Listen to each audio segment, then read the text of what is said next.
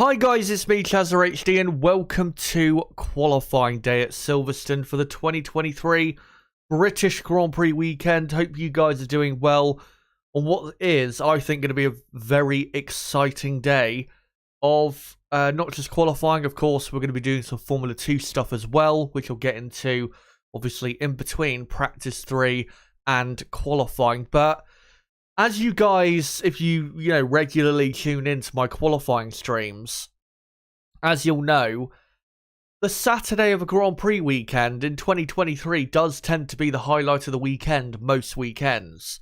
So this, I definitely think, could be just another really exciting day. We've had so many of the last few qualifying sessions this season just be so exciting. So many wildly mixed up grids, and looking at the practice results of FP2 yesterday, the last F1 session of course we've had before practice 3 gets underway in just under 15 minutes time, looks like it probably will continue with that mixed upness, if that makes any sense, this weekend. So yeah, it's going to be, I think, definitely an exciting day, whether it is dry or wet. Looking at the Sky F1 broadcast, it does look to be, I think, dry.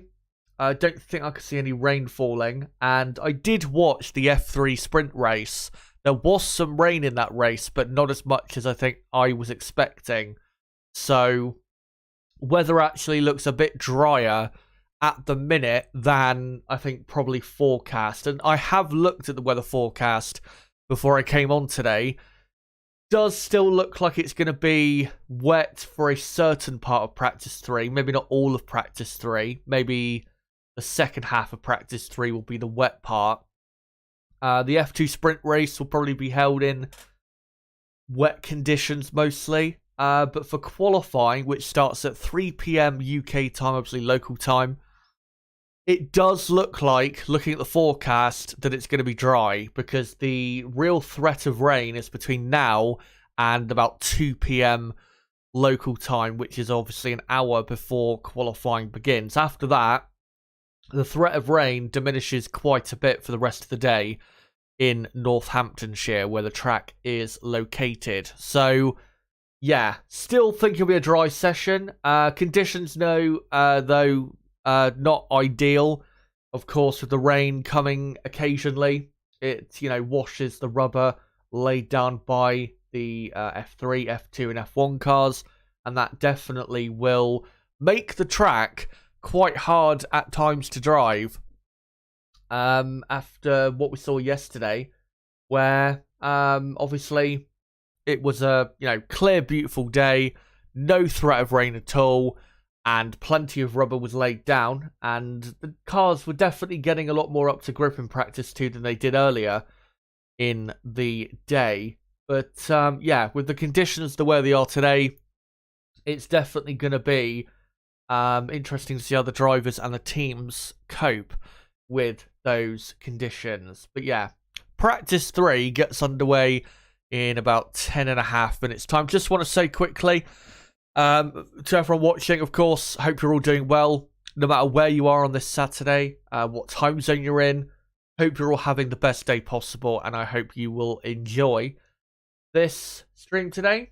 And of course, watch along and enjoy qualifying day at Silverstone.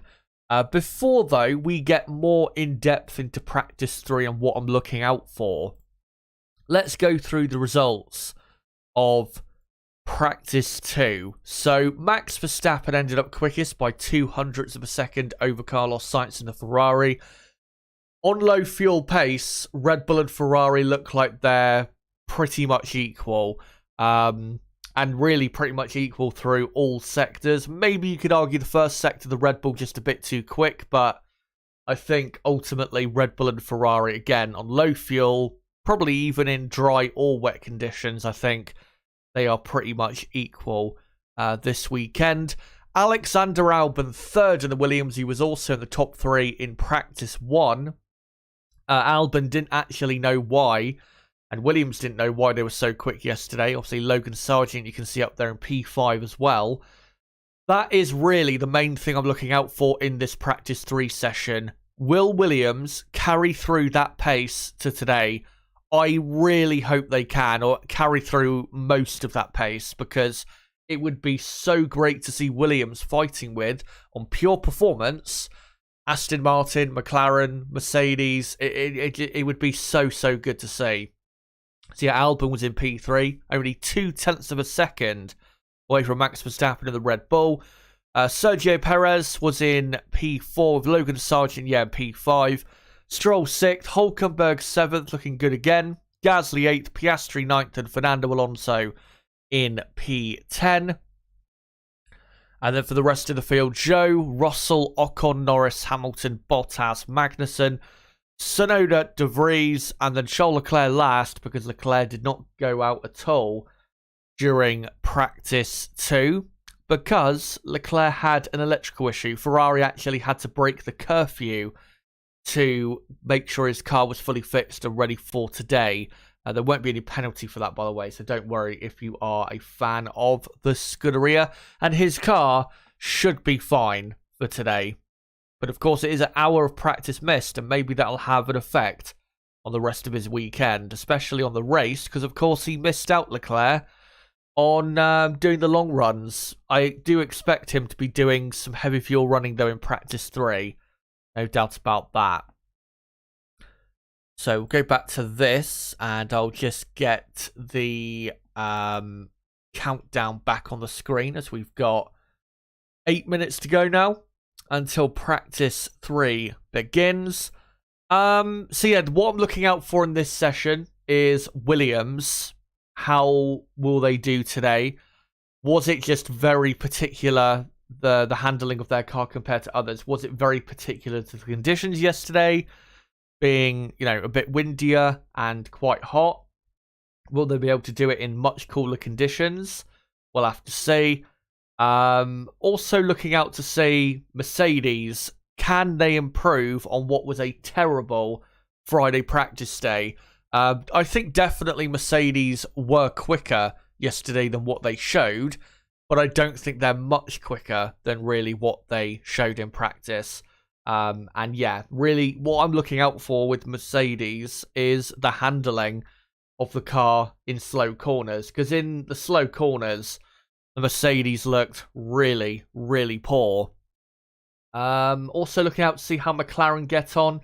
Lando Norris has the full raft of updates. Oscar Piastri does have now the new side pod and floor, but is not running the new McLaren front wing, which Lando does have. That new front wing, though, for McLaren, it's not a massive difference, really. Looking at the new front wing compared to the old one, it's only going to be a slight difference in pace, really, between the new front wing and the old front wing that Oscar is running. So, yeah.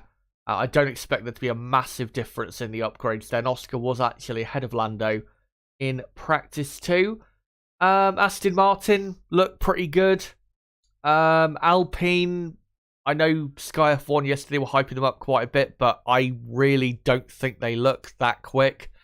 They've also brought a new front wing to this Grand Prix. Many new front wings. McLaren, Alpine, Aston Martin, we think, or at least reverted to a different design that they have previously brought to another race. Mercedes, of course, have got really the biggest front wing update out of any team. They've gone for a complete redesign on the wing elements, where, for example, you see here of the heart, you can see the MoneyGram sponsor words on the front wing. Yeah, around that area, Mercedes have made quite not an improvement, I would say, but they've redesigned that area quite a bit. Yeah, a lot of new front wings. Also Williams, new front wing for them. So yeah, loads of new front wings for the cars this weekend, and we'll see in practice 3 whether certain teams will keep up what we saw in practice 2. As still looks like it's dry at Silverstone. There are some dark clouds about. Still a threat of rain, but yeah, I think looking at the way the weather is actually playing out in reality, and also looking at the forecast, it does seem like today's going to be drier than expected. Again, not totally dry, but again, drier than expected. Which, to be honest, I mean, we can always have great qualifying sessions in the wet here at Silverstone. Last year was pretty exciting. We've had, some wet qualifying here in the past, which are really exciting as well. But I think even in the dry, it will be, very exciting as well, if not more exciting, given how the results were in practice 2 yesterday, of course, in dry conditions. As the F1 intro now begins to play, and we're just minutes away from third practice.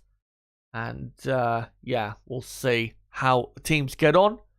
Just wanted to say, guys, as well, of course, I'm going to be live for the next, 5 hours today. Of course, after practice 3, we'll be getting into the F2 sprint race, which should be starting at about, 1:15 p.m. UK time.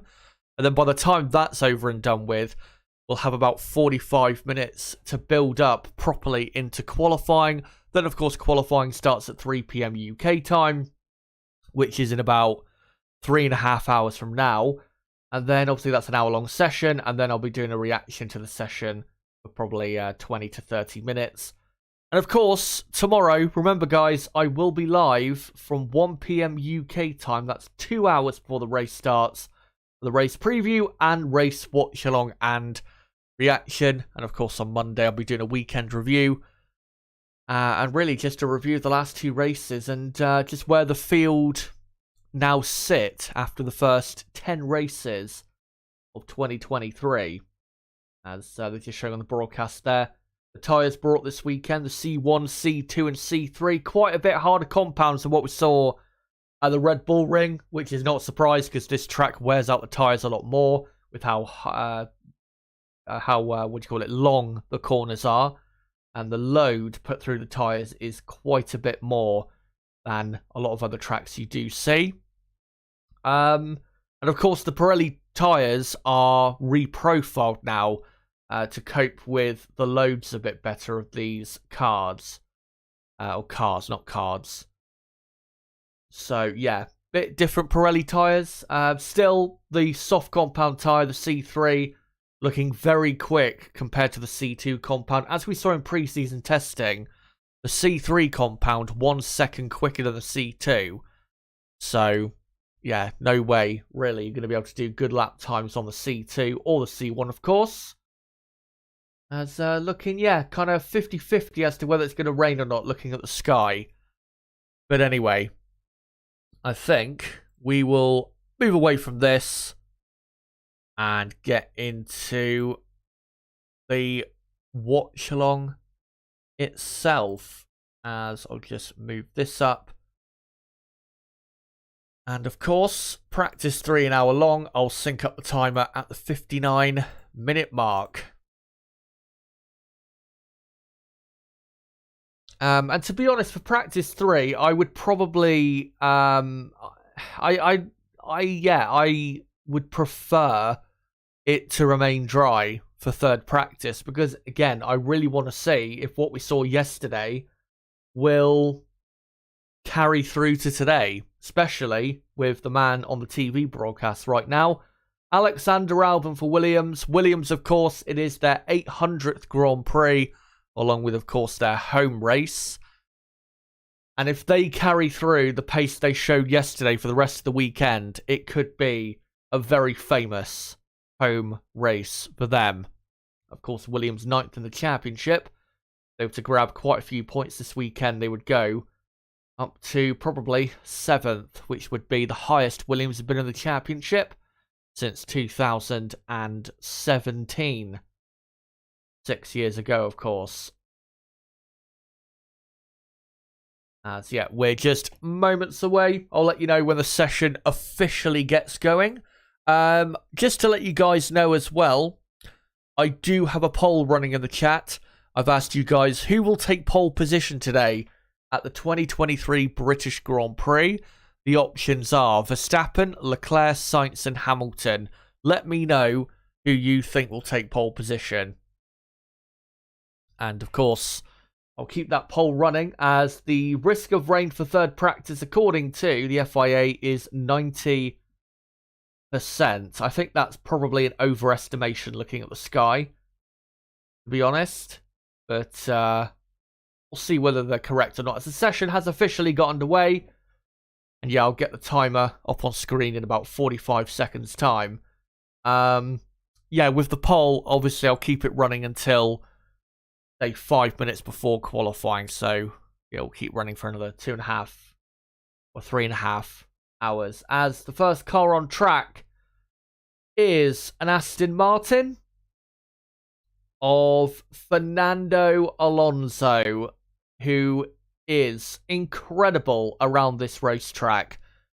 And Lando Norris looks like he has stopped on the exit of the pit lane. Let me just get the timer on screen. There you go. And Lando now gets away fine. So I don't know if that was just practice start that he was doing there, but that looked like he broke down for a second. Did Lando, as of course McLaren this weekend, running the mix of orange and chrome as a throwback to their chrome days. But yeah, Fernando Alonso is incredible around this racetrack. Of course, at the here at Silverstone, he has won here twice, in 2006 and 2011. He's had pole position here twice. And regularly, when in front-running cars, he has been here on the podium. Here in 2005, 06, 07, 2011, 2012, 2013 as well. And of course, 2012, he came very close to winning his third British Grand Prix until Mark Webber, with a brilliant drive, took it away from him in what was Mark Webber's final Formula 1 win. Sky F1 actually showed a full race replay of it on their TV channel. I watched some of it the other day. I remember watching it live. It's still amazing to look back and just look at what the cars were like back then, and also to realise that that was 11 years ago. Crazy. That was actually the first British Grand Prix weekend I ever watched, was 2012. And yeah, what a weekend it was. Still, again, 11 years ago, just doesn't sound right. Sounds crazy to me. Feels about 20 years ago at least. As yeah, most cars on track now. Lando Norris there was noted for what he was doing on the exit of the pit lane. Maybe they might give him a warning for whatever he was trying to do there. As here comes Carlos Sainz to start his first flying lap of the day. Of course, was very quick yesterday. And of course, a year ago on qualifying day, he was the king of qualifying, taking pole position, his first ever pole position in Formula 1 it was. Can he keep that up this weekend as he heads down to the first sector time beam, 28.4. The best lap time in the dry yesterday from Max Verstappen was a 1:28.0. So keep your eye on the lap time through this session, just to understand who genuinely is going properly quick and who isn't. Because, yeah, the order might end up being a certain way after the first 20 minutes, but everyone could be, obviously, then doing a much slower lap time than what they have done so far this weekend, as Carlos Sainz now completes the middle sector. Of course, it's the purple middle sector. As Sainz now through Stowe Corner. Thankfully, remembered the name of the corner, which I forgot last night. As Carlos Sainz through the final chicane. Ferrari car looking good, and to the line he comes and does a 1:29.0, slower than Max Verstappen, about a second off the pace he was doing yesterday. So Max Verstappen is quickest from Carlos Sainz in P2. Not anymore, because Charles Leclerc goes a tad quicker, a few hundredths of a second quicker. So Leclerc is now to second. Incident involving car 4, Lando Norris under investigation. Maybe Norris was actually doing a practice start from a position that he was not allowed to. That could be an issue for Lando, who is on track and currently in P5. Just ahead of Esteban Ocon in 6th. With Pierre Gasly in P7. And then Tsunoda in 8th. With Piastri. I can find him. There you go. Up in P9. And Nick De Vries in P10 at the moment. Can't tell you what the gaps are so far through the field because they're not showing them. But we are looking at Logan Sargent in the incredibly quick Williams on the medium compound tyre, starting what looks to be his first time lap of the day. Do watch out for Logan today. I know he wasn't maybe as close to his teammate in practice yesterday as he should have been. Was losing still quite a bit of time, but in the junior formula, Logan has a very good record around this track, and of course plenty of experience, so he could be one of the real surprises today. We'll see what he does for a first lap time on the medium. Of course, this track, a lot more important aerodynamically, but a lot of the corners here are high speed, and we know at high speed, Williams are, they do have an advantage of having such a great straight line speed. So, that definitely does help their performance this weekend. And I thought it would to a degree. My prediction was that they would be fighting with Alfa Romeo and AlphaTauri. Probably Williams would be like the 8th best team at the absolute best, but never thought they'd be as quick as what they've shown so far. As Logan Sargent goes P6 with his first lap time of the day, and that's a really good lap time compared to the others. Because Carlos Sainz, for example, 1.1 seconds quicker Sainz on the soft tyre, and the soft tyre is a second quicker than the medium, so that is a very good lap time from Logan Sargent on the harder compound. As we now look at the two Mercedes, have to have a much better day today. If they end up having as bad of a day today as they had yesterday, their season is pretty much over. But today is absolutely critical, as George Russell, someone we regularly called Mr. Saturday in the past, he's no longer Mr. Saturday. He's abysmal on a Saturday at the minute. Has been knocked out in Q2 in 2 of the last 3 races. As so far on this lap, looking good. Well, not looking good, but looking better, let's say. As he's only slightly slower compared to Max Verstappen, who's quickest on a 1:28.8. As Lando Norris is up to P4, Pierre Gasly is up to P5, and then Ocon is up to 6th. As George Russell comes to the line and goes 3rd.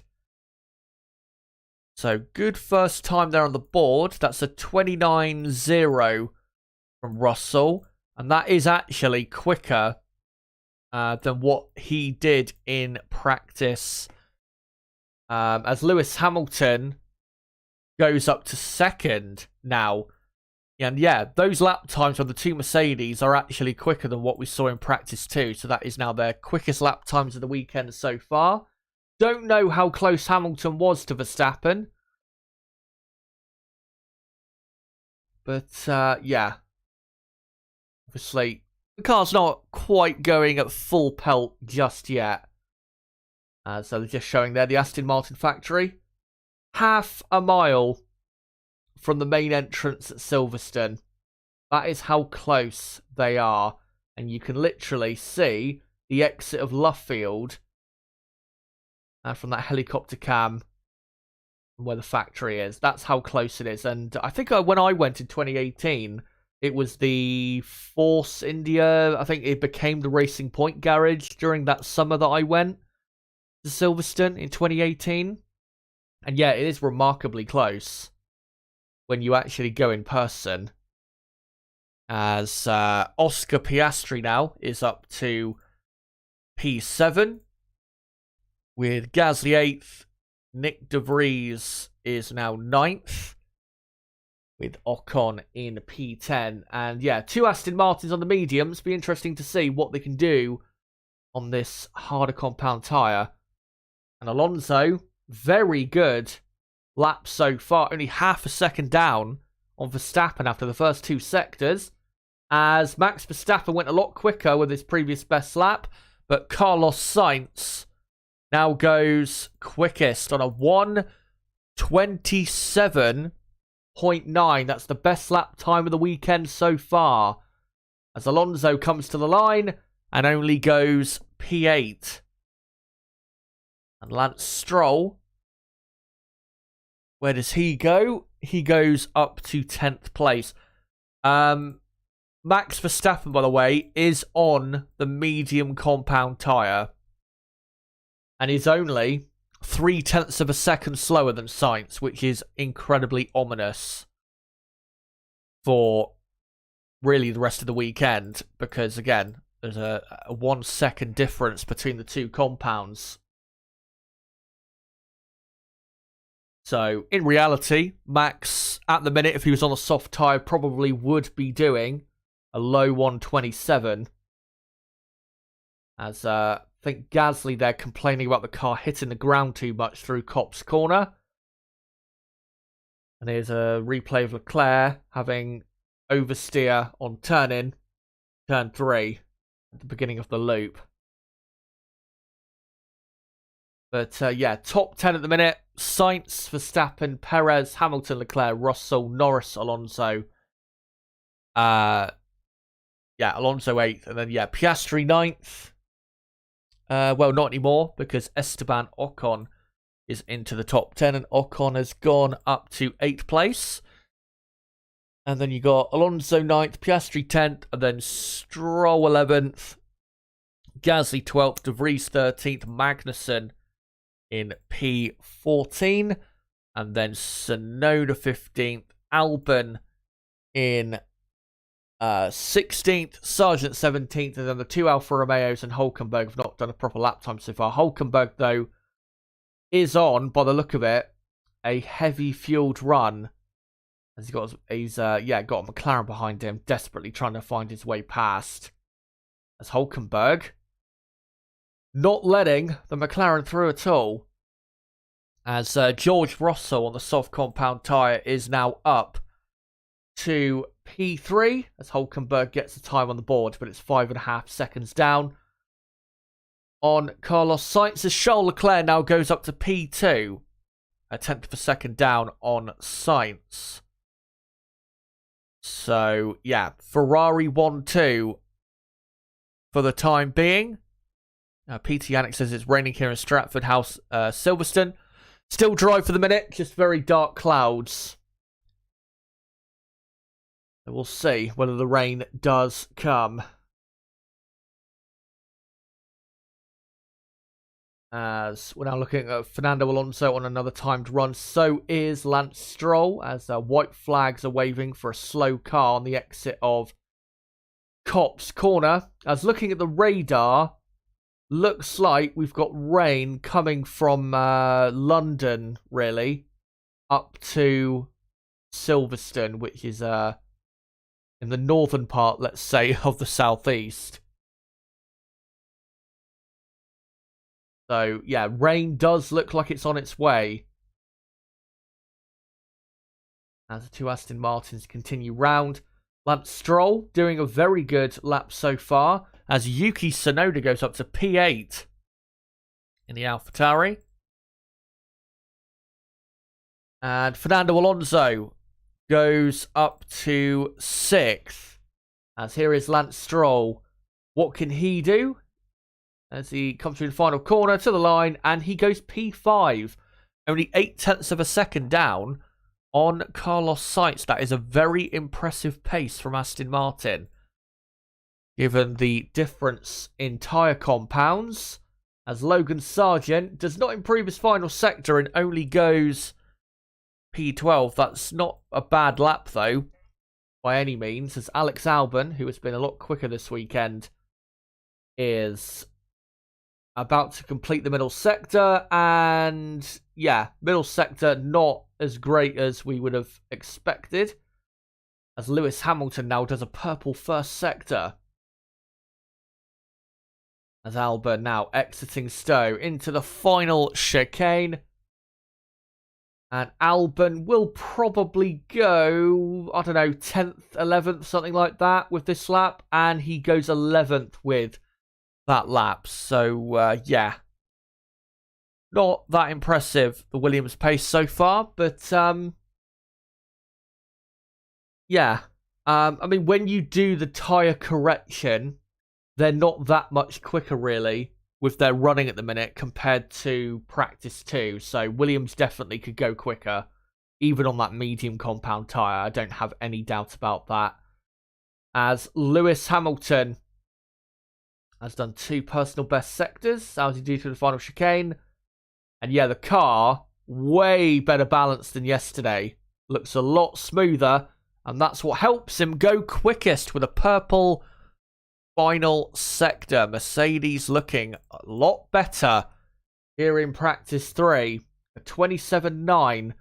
That is, what, 1.5 seconds nearly quicker than Hamilton went in practice 2. And we're not even midway through practice 3.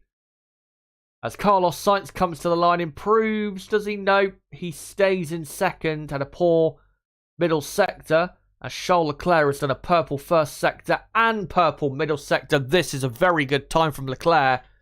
0.4 of a second so far up on Hamilton. As Kevin Magnussen is up to P12. And here he comes, Leclerc, through the final corner to the line. And it's a 1:27.4. That is a really, really strong lap time from Charles Leclerc. And that definitely will get Ferrari fans excited. I mean, still, Red Bull on the medium so far looking good. They're only, 8-9 of a second slower on a compound that is a second slower. So still looks good for Red Bull, but Ferrari's pace definitely still looks strong. As some work going on to Logan Sargent's car. Some duct tape I can see there. So maybe something is loose in and around the cockpit. But we've got, what, Valtteri Bottas now up to 18th. Zhou Guanyu has not done a lap time yet, I don't believe, which is interesting. As important to remember, so with McLaren, for example, their lap time so far is actually not that bad. Lando Norris only just over a second slower than Hamilton, so when you do the tyre correction, they're pretty much on the same pace, as Lando is actually now on a better lap. Piastri, down in 15th, has done his best time on the hard compound tyre, which should be a further half a second slower than the medium.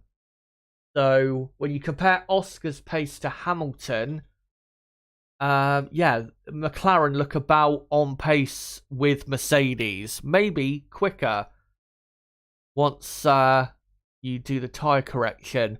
As Lando Norris through the final corner. Is it a better lap? Yes, it is. And Lando is up to 5th place, I think that is. That's a very, very good lap on that compound.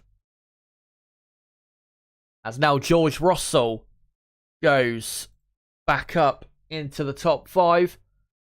And yeah, Lando 1.1 seconds slower than Leclerc on a tyre 1 second slower. So McLaren looking good, looking very good. I mean, that lap time was a 28.5 from Lando. The best lap time McLaren did yesterday was, I think, a 28.9 on the soft compound tyre. So, yeah, McLaren look very quick, what I can see. Sky F1 have gone to an ad break. Just want to see, have Channel 4 gone to an ad break? As thankfully, Channel 4 has live Formula 1 this weekend. And thankfully, at the minute, they have not gone to an ad break. I can keep up to date with what's going on for the moment until they go off for an ad. But, yeah, the order remaining as is. Yeah, Ferrari looking good so far. Mercedes looking better, but still not great, I would say, compared to the teams that really they want to be fighting. McLaren look good. Aston Martin look, I would say, with their qualifying speed, decent. And then, yeah, Williams not as good so far, but there is still time. Plenty of time left in this session. AlphaTauri looking good, though. Yuki Tsunoda in the top 10. AlphaTauri did bring a lot of new parts to this Grand Prix.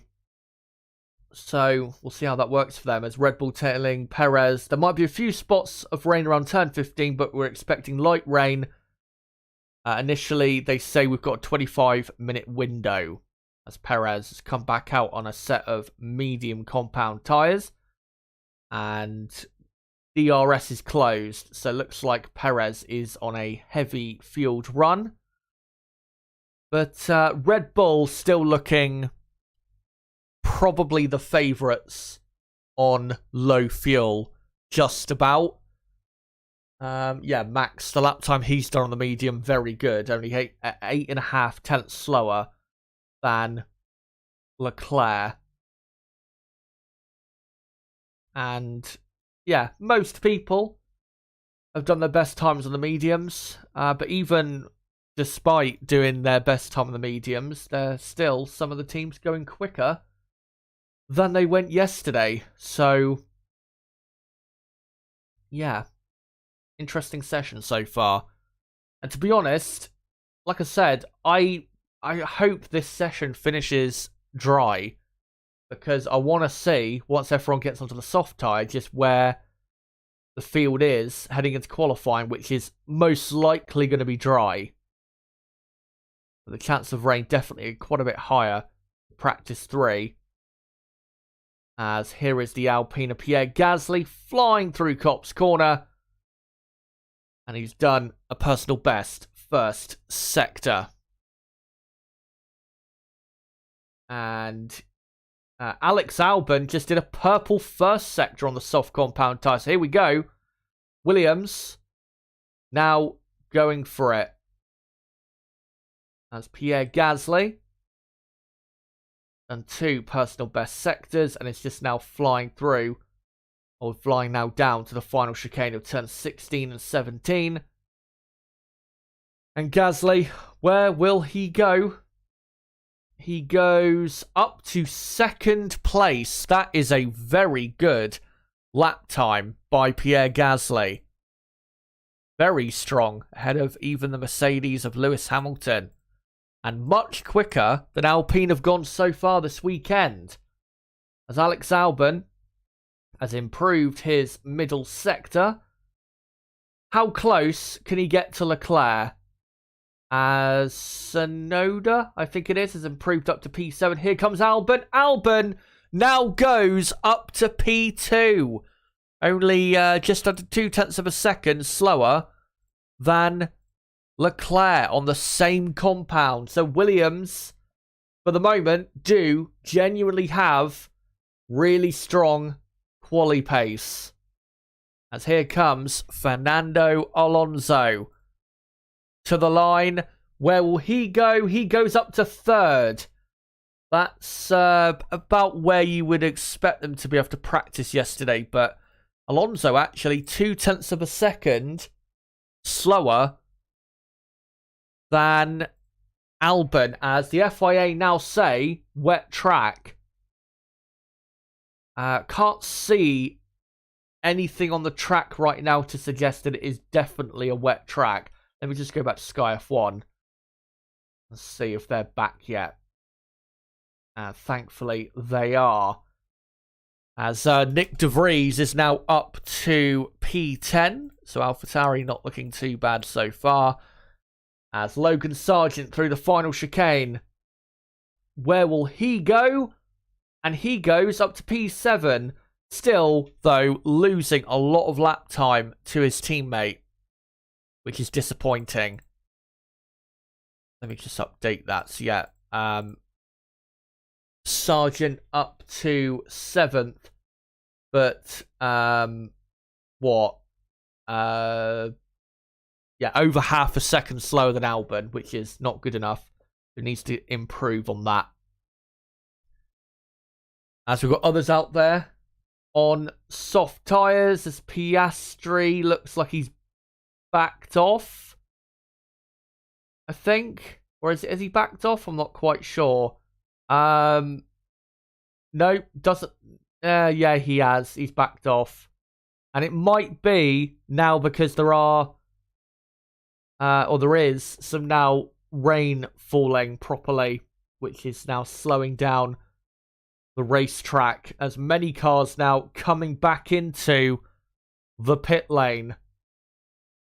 Kevin Magnussen, we're just looking at the visor cam of him, turning right into the pit lane proper. Yeah, cars now being wheeled back in. This rain, not sure how long it's going to last, so this could be really the end of the dry running, or if it could be really the dry of any running in any more running rather in practice 3. But really encouraging to see Alex Albon up in 2nd place. So Williams in the dry genuinely are very quick, and still, I mean, after last night's stream I said that I think they've got the 3rd best car in quali trim, and from what I've seen so far, still looks like that is the case. Obviously Mercedes, we haven't seen an improvement from them on soft tyres. Aston Martin, you know, they did a lap time there on soft tyres, but as yeah, Lando Norris, what he did on the exit of the pit lane, or I think what actually happened was there was something left in the rear of his car that McLaren forgot to take off. Some sort of cooling device, it looks like. But what was I going to say? Yeah, Red Bull and Ferrari still the 2 quickest teams, as Leclerc needs to come back into the pit lane because, yeah, it's definitely too wet now for those dry tyres. So, yeah, Red Bull and Ferrari, the 2 best teams, definitely still. As Leclerc is actually just going to continue on track. Maybe Ferrari think that this rain will just pass and then it'll be back to dry shortly. But it looks like really too big of a risk keeping Leclerc out on the track. Because if he has a massive shunt and it takes a bit of a long time to get the car back to the pit lane, then Ferrari are not going to be in a good place going into qualifying, dry or wet. Leclerc goes off there. And thankfully rejoins on the track, just going off slightly there at turn 3. So yeah, Red Bull and Ferrari still so far look like the 2 best teams. Williams, I would still say 3rd best. And then 4th best team, it's hard to say. Because, I mean, Aston Martin did a decent lap, though, with Fernando Alonso. Lando Norris, though, back down in P12, he did his best time on the medium compound tyre. Actually, only 0.3 of a second, Norris slower than Max Verstappen. So, yeah, I'd probably say McLaren have the 4th best pace in quali trim, then followed up by Aston Martin, and then probably Mercedes after that. So yeah, the top 6 teams in quali trim are about what I expected it to be, except for McLaren maybe just being a bit quicker than I expected over a single lap. But again, that's only so far. We've still got 30 minutes to go in practice 3, and you never know, could dry up still, the point where we get plenty more dry running. But at the minute, it is raining as Sky F1 go to an ad break. But yeah, as we're halfway through the session, just wanted to say, guys, again, if you are new to the channel, don't forget to subscribe for more content like this, because we do qualifying and race watch-alongs for every Grand Prix. Of course, we'll be live throughout the day for the rest of this session, the F2 sprint race and the qualifying session later, and the race tomorrow. And for everyone watching right now, don't forget to smash that like button. We're currently on 20 likes. Let's try and get up to 30 plus if we can in the next, say, 20 minutes or so. Rooksfoot saying in chat, did Williams bring some big upgrades, or is it just track specific? They did bring a new front wing, but it was only like a minor upgrade really to the front wing. Of course, we know in Canada they brought really just a new car. But yeah, it just seems like around this circuit, their car really works well. So, yeah, I mean, even if it's just for this weekend, then I'll take it. It's so great to see Williams in such a great position in 2023.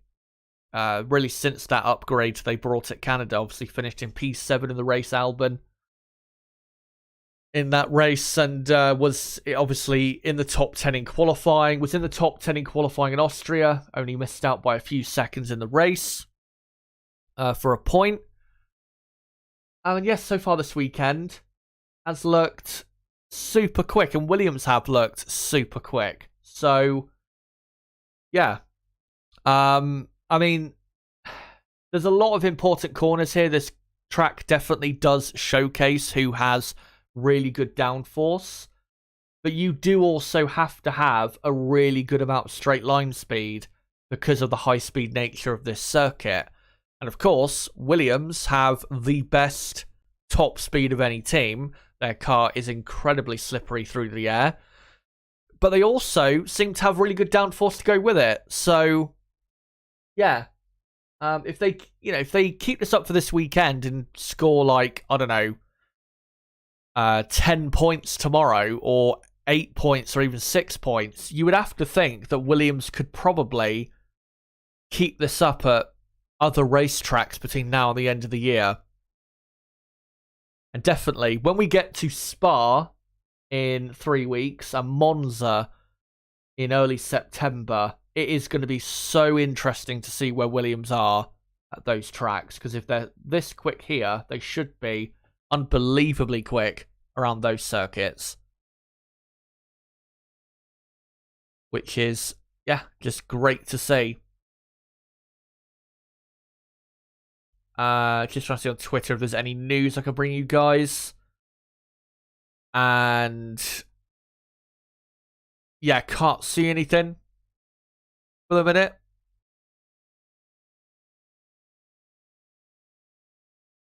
Apparently, I've just seen ESPN F1 have just tweeted about an hour ago saying that Mick Schumacher was working in the Mercedes simulator until 2:15 a.m. last night to try and help the team.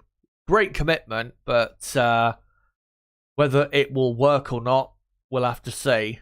Of course, he's doing exactly what is required of him, and actually someone quote tweeted that I follow, I think, saying this is literally what every simulator driver does most F1 weekends. Stop trying to hype him up for nothing, for fuck's sake. It is true. That's what reserve drivers do when they're back at team base. They spend many hours in the simulator, on a Friday night normally, because of course your car setup is not finalized until the start of qualifying. So obviously you're still working on the setup until the start of qualifying. So yeah, all the reserve drivers are working very hard in the simulator. Daniel Ricciardo, of course, for Red Bull. Mick Schumacher for Mercedes. Isn't Antonio Giovinazzi a reserve driver at Ferrari, I think? I think you got Robert Schwartzman as well. So yeah, that is really just what reserve drivers do. As Lando saying on the radio, yeah, surprisingly not that bad anywhere. And he's on the intermediate tyres. The track is wet, but it's not wet. It looks mostly damp. It's definitely wet enough for the intermediate tyres, but it's not, soaking wet. And if it stops raining in the next, 5 minutes, then it probably will dry out for a final 10 minutes or so on dry tyres. And through Cops there actually looks bone dry. So, yeah. Doesn't really seem to be that wet. And of course, at Silverstone, temperatures actually are pretty warm. So even if the rain does fall, with the air temperature being warm as well, it's not necessarily going to make the track super wet. And really, it's a warm weekend overall as Lando Norris comes back into the pit lane. Definitely still too wet for dry tyres, but yeah, if it stops raining very soon, then we'll probably get dry tyre running before the end of the session again. Or at least, let's keep our fingers crossed for that. But yeah, so far, with 23.5 minutes to go, it is Leclerc P1 by nearly 0.2 of a second from Alex Albon, and then Alonso 3rd, Gasly 4th, Hamilton 5th, Carlos Sainz 6th, Logan Sargent 7th, Verstappen 8th, Russell 9th, Tsunoda 10th, De Vries 11th, Norris 12th, Stroll 13th, Perez 14th, Magnussen 15th, Ocon 16th, Piastri 17th, Bottas 18th, Hulkenberg 19th, and Zhou Guanyu. They just showed there what was going on to his car. Clearly some issues at Alfa Romeo because, yeah, they're doing quite a bit of work on his car. Let me just check Alfa Romeo's Twitter to see what they're saying. Right, no news from them as to what the issue is.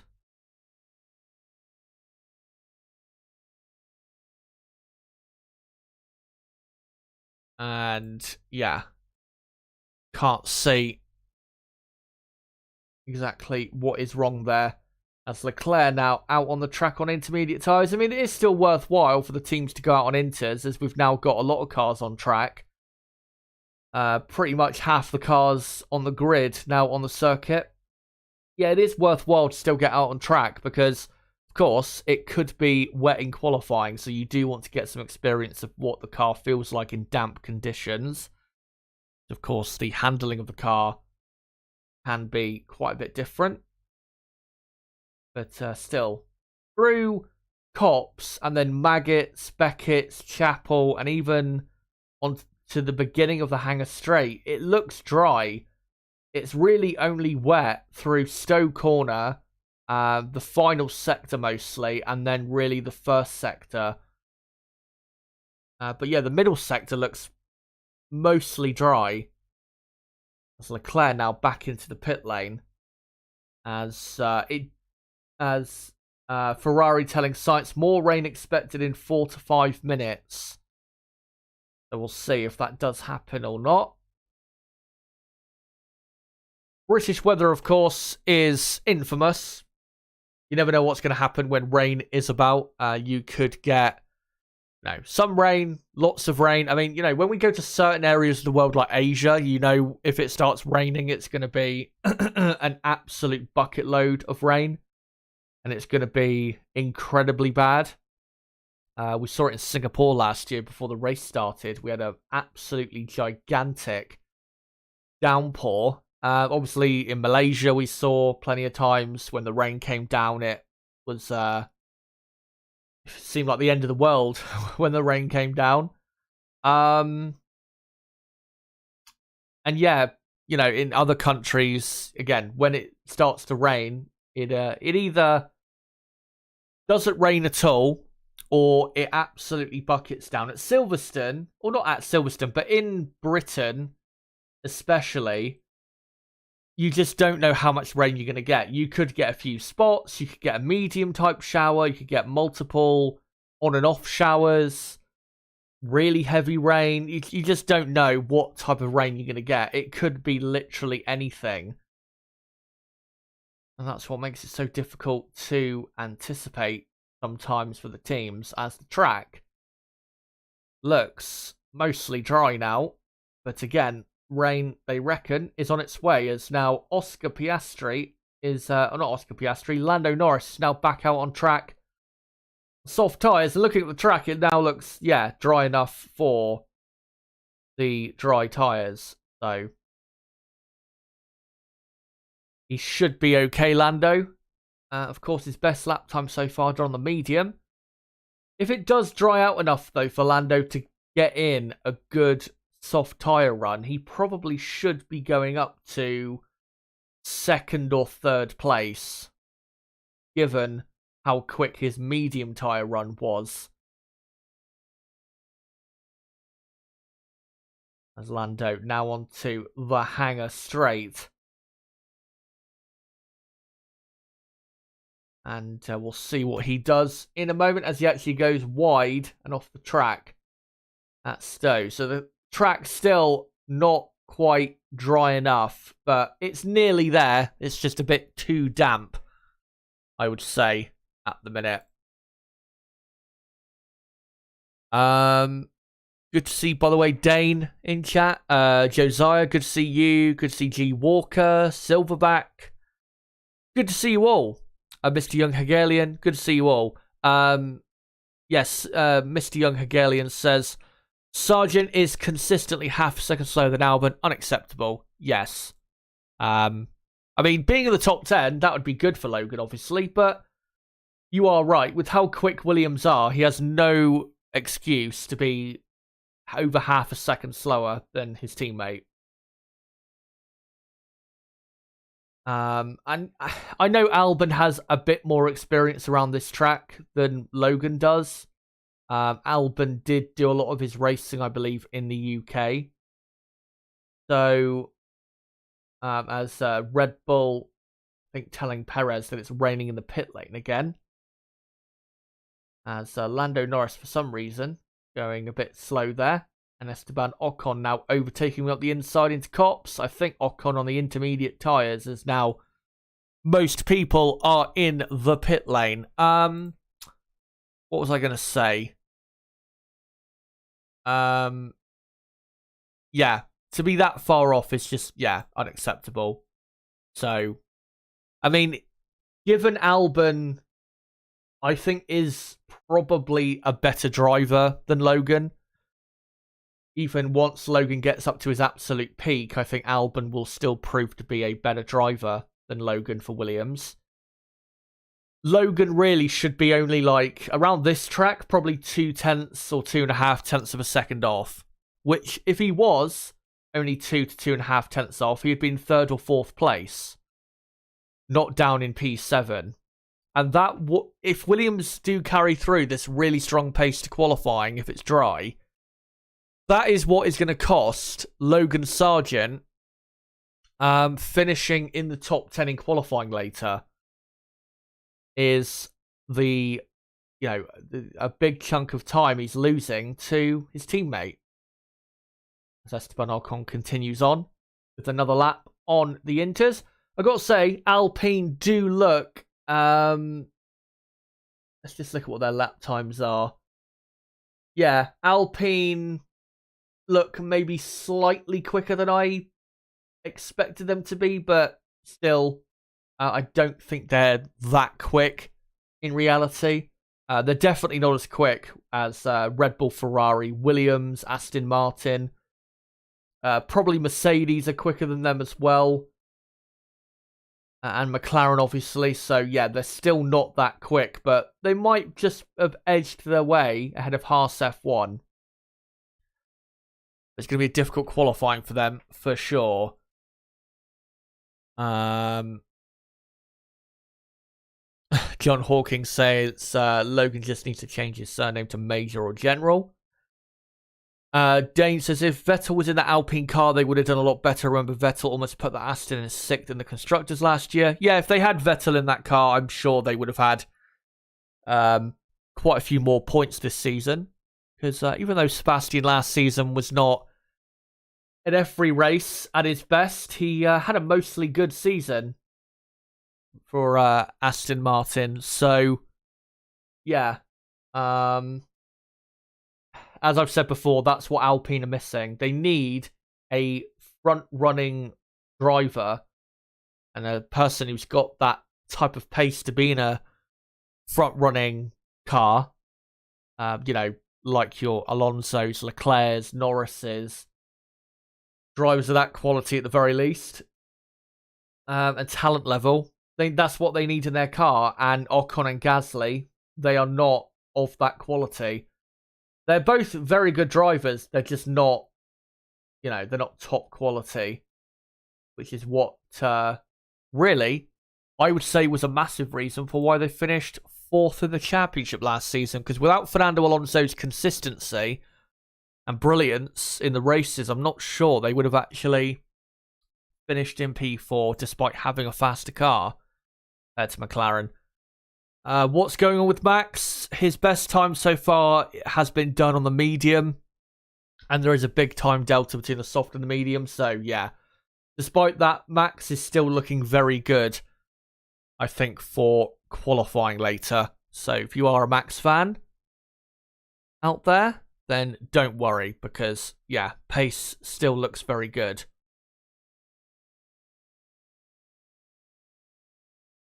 Dane also saying, I do have to say Alpine is now 6th, 7th fastest team, which is embarrassing considering they were on pace earlier this season to compete with Mercedes and Ferrari.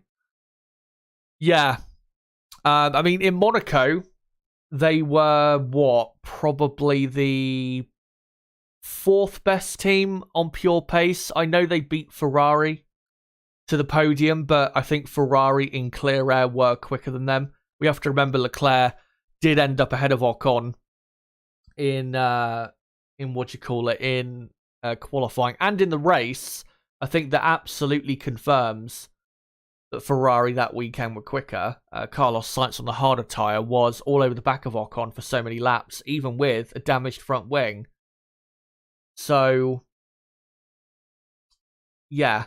They were definitely, I would say, 4th best team in Monaco. In Spain, they were probably, I don't know, 4th, 5th best team. But now, yeah, you'd have to say they're probably the 7th best team here this weekend, which is really embarrassing. Really embarrassing for them to drop off that quickly. And simply, again, it's because they've just not kept up with the rate of development of the other teams. The only new part really they brought since that Monaco podium was a new front wing, which they brought this weekend. But from what we've seen so far, their pace is not really any better.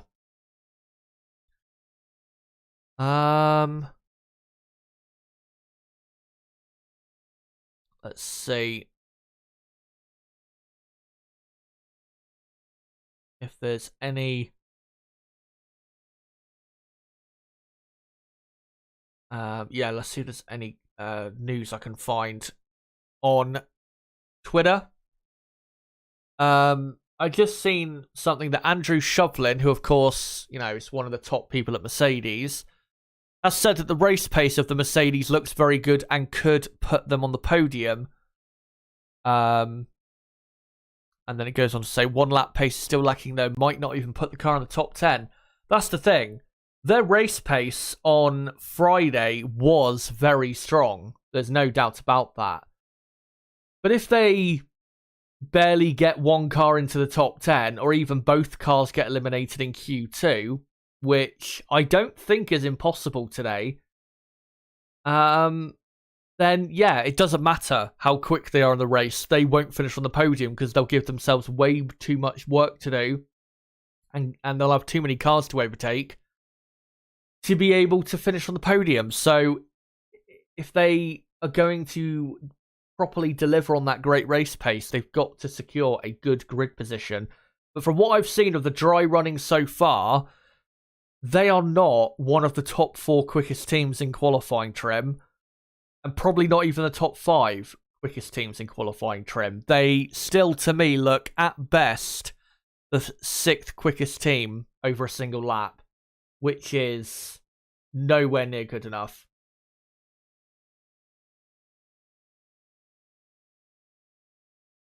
As Red Bull telling Max tyres in these conditions will be good for 2 laps, and Max saying no, just 1.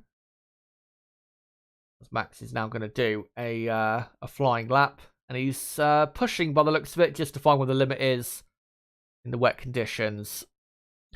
And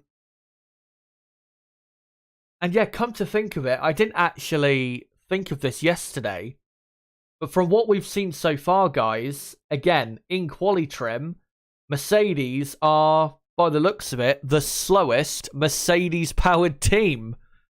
Because obviously, Williams, Aston Martin and McLaren, all Mercedes-powered. And by the looks of it, they're all quicker in dry conditions. So, yeah, that is incredible. I never thought that was even going to be a possibility, really, ever this season. If not ever, to be honest, given how slow Williams have been in the last few years. I do think, though, with Williams, because obviously they're upgrading Canada, which really improved the pace of their car a lot. And, you know, that definitely can explain why they're so quick here to a certain extent. I do think Williams' progression since the start of 2022 to now really does show just how well these budget cap restrictions and also the wind tunnel restrictions in terms of who can use the wind tunnel more compared to other teams. And obviously Williams, you know, have been really in the last year and a half a team that have been allowed to use their wind tunnel the most of the time out of any team. That's really helped bring Williams a lot further up the field. So maybe some people still think that the budget cap hasn't worked, and the wind tunnel restrictions that we have where the top teams can't use the wind tunnel as much as the lower down teams. Maybe, they think those haven't worked. But I think, again, Williams are a clear example that they have. Aston Martin as well. Clear example. I'd say McLaren to a certain extent as well, because the top teams with massive budgets have not been allowed to get too far away from McLaren to where McLaren, with this now massive upgrade they've brought, which has massively improved their car, they can now be one of those front-running teams rather than still being stuck in the midfield. So, yeah, budget cap and wind tunnel rules are working. Zero doubt about it. As Fernando Alonso now out there on Inters. And to be honest, guys, looks like practice 3 is probably going to end in wet conditions, because the track still looks a bit too wet for the dry tyres. It is raining, but just very lightly. Rook's saying Merc turning into old Renault. Need a chassis supply for the engine supplier.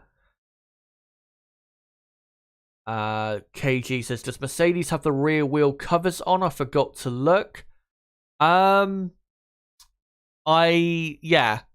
you're talking about the new thing they're testing for wet conditions, then I don't know, to be honest.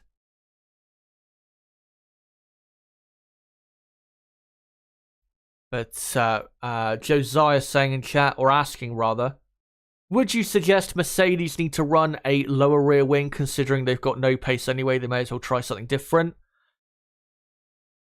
I mean, as long as it doesn't affect their race pace tomorrow, which does look initially, quite good, if not very good, then yeah, I think if I was Mercedes, I'd probably go for a thinner rear wing, because, again, if you start way too far back on the grid, it doesn't matter how quick your car is. in the race. You're not going to get the maximum result you could get.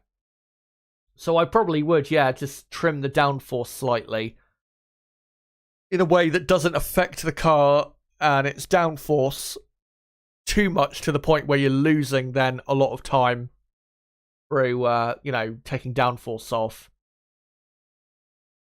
We'll see what they do there with Mercedes. I haven't seen any of the top speeds, obviously, so far this weekend. So I have no idea how they're doing in on that front. But, yeah. Still, Mercedes don't look that great to me. And this is going to be definitely coming up in, 2.5 hours from now. Going to be a very tricky qualifying session for Mercedes in dry or wet conditions, because even in the wet, I mean, I trust Lewis Hamilton to do the best he can in the wet, of course, at Silverstone, but that car, I do not trust whatsoever. It does not look like something that you would want to put your money on getting into a certain position. And I would not be surprised if they ended up getting a car eliminated Mercedes from in Q2. Would not be surprised at all, given their pace so far this weekend. And really, I think Mercedes have got to pray for rain, because their drivers will have a much more of an effect then in wet conditions, which will give them a better chance of a better grid position. And if they are still losing quite a bit of speed on the straights and in the high-speed sections to, Red Bull and Ferrari, yeah, wet conditions would help that. Sergio Perez here completing his lap. So we've got 3.5 minutes to go until practice 3. Yeah, once we're done with practice 3, reminder, we will be getting into the Formula 2 sprint race, which, by the looks of it, will start in wet conditions. The Formula 2 sprint race, I think, starts in about 40 minutes' time, or 45 minutes' time. We've still got plenty of time until then. And then, of course, once we're done with the F2 sprint race, we'll have about 40 to 45 minutes to build up to qualifying. And then we'll be straight into the session. So we've got almost every car on track now. Just trying to feel out the grip on intermediate tyres in case, of course, it is a wet session later. And as Vinster saying in chat, great to see you, of course, mate. Yeah, don't forget to smash the like button if you are watching, and of course you enjoy the content. We're currently on 34 likes. Let's try and get up to 40 plus if we can in the next 10 minutes or so. That'd be good if we could.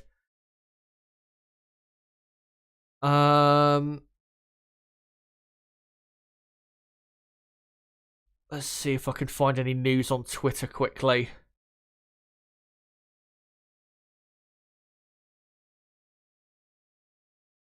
And no, can't see anything at the minute.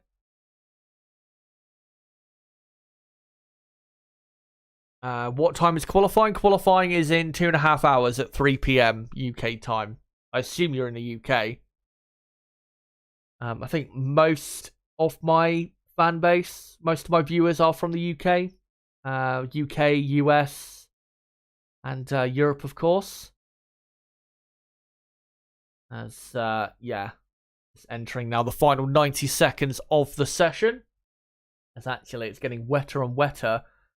Still not obviously wet enough for full wet tyres or anything, but yeah, it's properly now a wet session out there. Let me just check the weather forecast again, see if it's changed around any.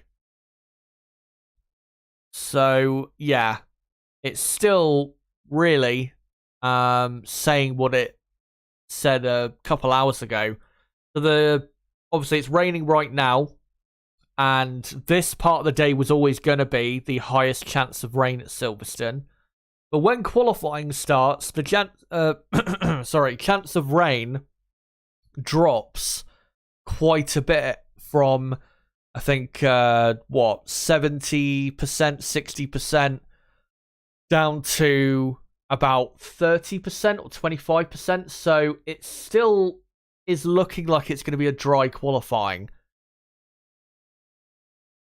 Or maybe, I don't know, a wet Q1 and then a dry Q2 and Q3. But yeah, mostly dry, if not fully dry, qualifying session is what it looks like it's going to be. Because from 3 p.m. on, or even between 2 and 3 p.m. onwards to the rest of the day, the chance of rain continues to diminish. And looking at the radar on BBC Weather, there isn't, or the rain that is in the area is a lot further away from Silverstone than it is at the minute, where obviously the rain is currently passing through. So, yeah. Good to see you, by the way, Will Chan, who says Chazza. Let's see if there's any other comments here I can read out. Vince just saying, since Williams is so high on the list, we can safely assume the lap times from expected leaders will go down quite a bit. Well, I'm not sure if you've been paying much attention this weekend, but I'm not sure that's really the case. Williams have been genuinely quick all weekend. Albon in the dry on Friday was third in practice 1 and practice 2. And before it started raining, went up to P2. So Williams are genuinely quick in dry conditions. And probably even in the wet, I think Williams won't be that bad. They definitely won't be as strong in the wet because their car, I don't think suits the wet conditions as much. But Williams are genuinely quick. As the session, guys, is now over. Everyone now meeting the checkered flag. And let me read out your final finishing order of the final practice session before qualifying. Charles Leclerc ends up quickest from Alexander Albon second. Watch out for Albon in qualifying. He is the man to look out for, really, because he has been so good this weekend. Fernando Alonso third. Gasly fourth. Hamilton fifth. Sainz sixth. Sargent seventh. Verstappen eighth. Russell ninth. Tsunoda 10th. Remember, Verstappen did his best time on the medium. Everyone else in the top 10 best time on the soft. And the medium compound 1 second slower than the soft compound. So Verstappen is still looking very good for qualifying later, dry or wet. And then the rest of the order, De Vries 11th, Norris 12th. Norris's best time, though, on the medium. And then Stroll 13th on the soft. And then Perez 14th on the medium. Magnussen 15th on the medium. Ocon 16th on the medium tyre. Piastri 17th on the hard tyre. Definitely think Piastri will be very quick in qualifying. And then 18th Bottas on the hard. 19th Hulkenberg on the medium. Very slow lap time he did. And Zhou Guanyu, sadly, never made it out onto track. And ended up in 20th. Yeah, there you go. That's practice 3 for you. And before I change the title of the stream, what I'm going to do is I'm just going to do the gaps through the field and display them on screen for you guys so you can see what the gaps were in practice 3. So, right. So Charles Leclerc was quickest on a 1:27.419. That is the quickest lap time of the weekend so far. Alex Albon, he ended up just under 0.2 of a second slower than Charles Leclerc. Very impressive lap time, and Williams are genuinely quick. There is zero doubt about that in the dry, that their pace is definitely good enough to see at least one car into the top 10. And if Logan can step up a bit, then really both cars should be getting into the top 10. And then you've got Alonso, a couple tenths away from Albon. Aston Martin, those still look decent, I would say, with their quali speed. And pretty much their speed is where it looked to be yesterday. Gasly up in 4th, but I really don't think Alpine are that quick in reality. And then you've got Lewis Hamilton in 5th. And yeah, Mercedes also still not looking very quick, and they're going to have a really tough session, dry or wet. Logan Sargent, then in P7, and yeah, Logan just too far away on lap time. 5.5 tenths slower than Albon. That needs to come down if he's going to put himself in the top 10. Which really, he should be getting into the top 10 in qualifying if it's dry. I don't think Logan really has an excuse if Williams do indeed carry this pace through to qualifying, which it looks like they will. And then also, yeah, Verstappen 8th on the medium compound. Verstappen is, I would still say, just about the favourite for pole position. And then you've got George Russell down in 9th. Russell still not looking really that quick.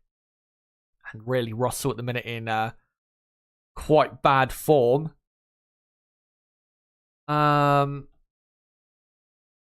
then you've got Yuki Tsunoda completing the top 10.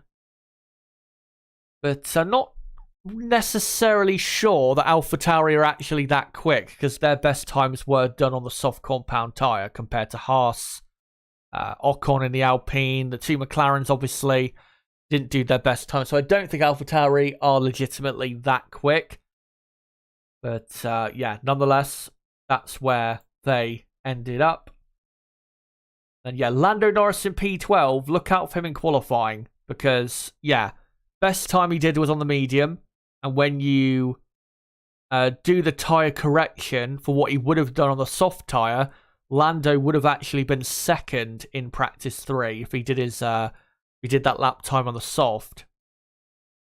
So McLaren are genuinely very quick here. There is no doubt about that. They're one of the contenders this weekend. Lance Stroll surprisingly far down on the soft compound tyre. Not quite sure why. Maybe just met the rain at the wrong time. Perez, I got to say, alarmingly slow. Perez, 6 tenths of a second slower than Verstappen. That is definitely not good enough from him. And he was only about a third of a second slower than Max yesterday in the dry. And then you've got Magnussen, Ocon, and then Piastri 17th on the hard tyre. And Piastri 2 seconds down on Leclerc. But yeah, the difference between the soft tyre, the C3 compound, and the C1 compound, the hard tyre that Piastri did his best time on, the difference between those two tyres should be at least 1.5 seconds. So Oscar is quick, and the McLaren, yeah, overall is quick. And then just behind you've got Valtteri Bottas. And then, yeah, Nico Hülkenberg 19th in a very slow lap time, as he was doing, I think, a heavy field run was Hülkenberg. And then, yeah, Zhou Guan Yu didn't do a lap time. So I'll just quickly display this on screen. There you go. That's all the gaps through the field. You guys can get a decent idea as to what we're possibly going to see in qualifying. But let me just change the title of the stream. And yeah, in what do you call it? In what? About 30 to 35 minutes, we're going to be starting the Formula 2 sprint race at Silverstone, which should be good. I mean, obviously the driver's very talented. Wet conditions out there definitely will make it interesting. So, yeah, it's going to be a very interesting F2 session. And we've got, as well, as usual in F2, a bit of an interesting grid, obviously for the sprint race, where the top 10 is reversed from qualifying. But let me go back to these pictures and let me just replace this text. There you go. Let me just check exactly when the F2 sprint race does begin. Because I know it's either 10 past or 1:15. But I just need to check officially. So just hold on a sec. And it's 1:15. Right, so we have got what? We've got what? 34 minutes to go? Yeah, there you go. 34 minutes to go until the F2 sprint race begins at Silverstone. So still quite a bit of time. And the sprint race will be 21 laps.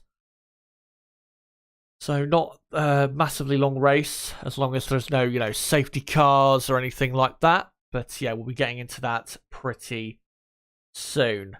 But if you guys, for the next few minutes before we get properly focusing on Formula 2, and I go through what the championship standings look like, what happened in qualifying yesterday, and what our top 10 will be on the grid, which we'll get into in like 20 minutes from now.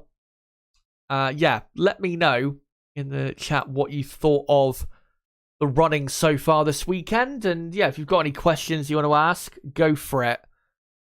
As we have obviously a slight lull here as we wait for the F2 sprint. Seiragara, good to see you, mate, asks, who do you think will finish second in the constructors from here? It's hard to say. I mean, it's definitely between Mercedes, Aston Martin, and Ferrari. I know McLaren are genuinely as quick as Aston Martin, Mercedes now, if not quicker.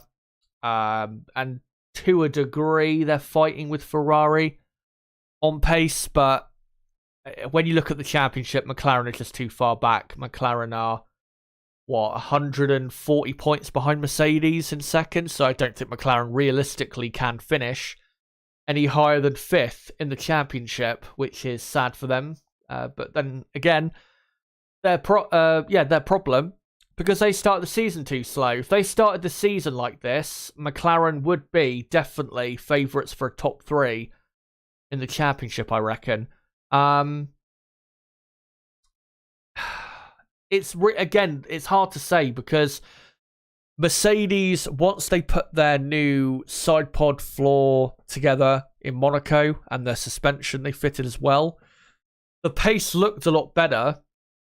But with the other upgrades other teams have brought, they've now gone back to really where they were before that upgrade, where they were looking a lot closer to midfield runners rather than front runners.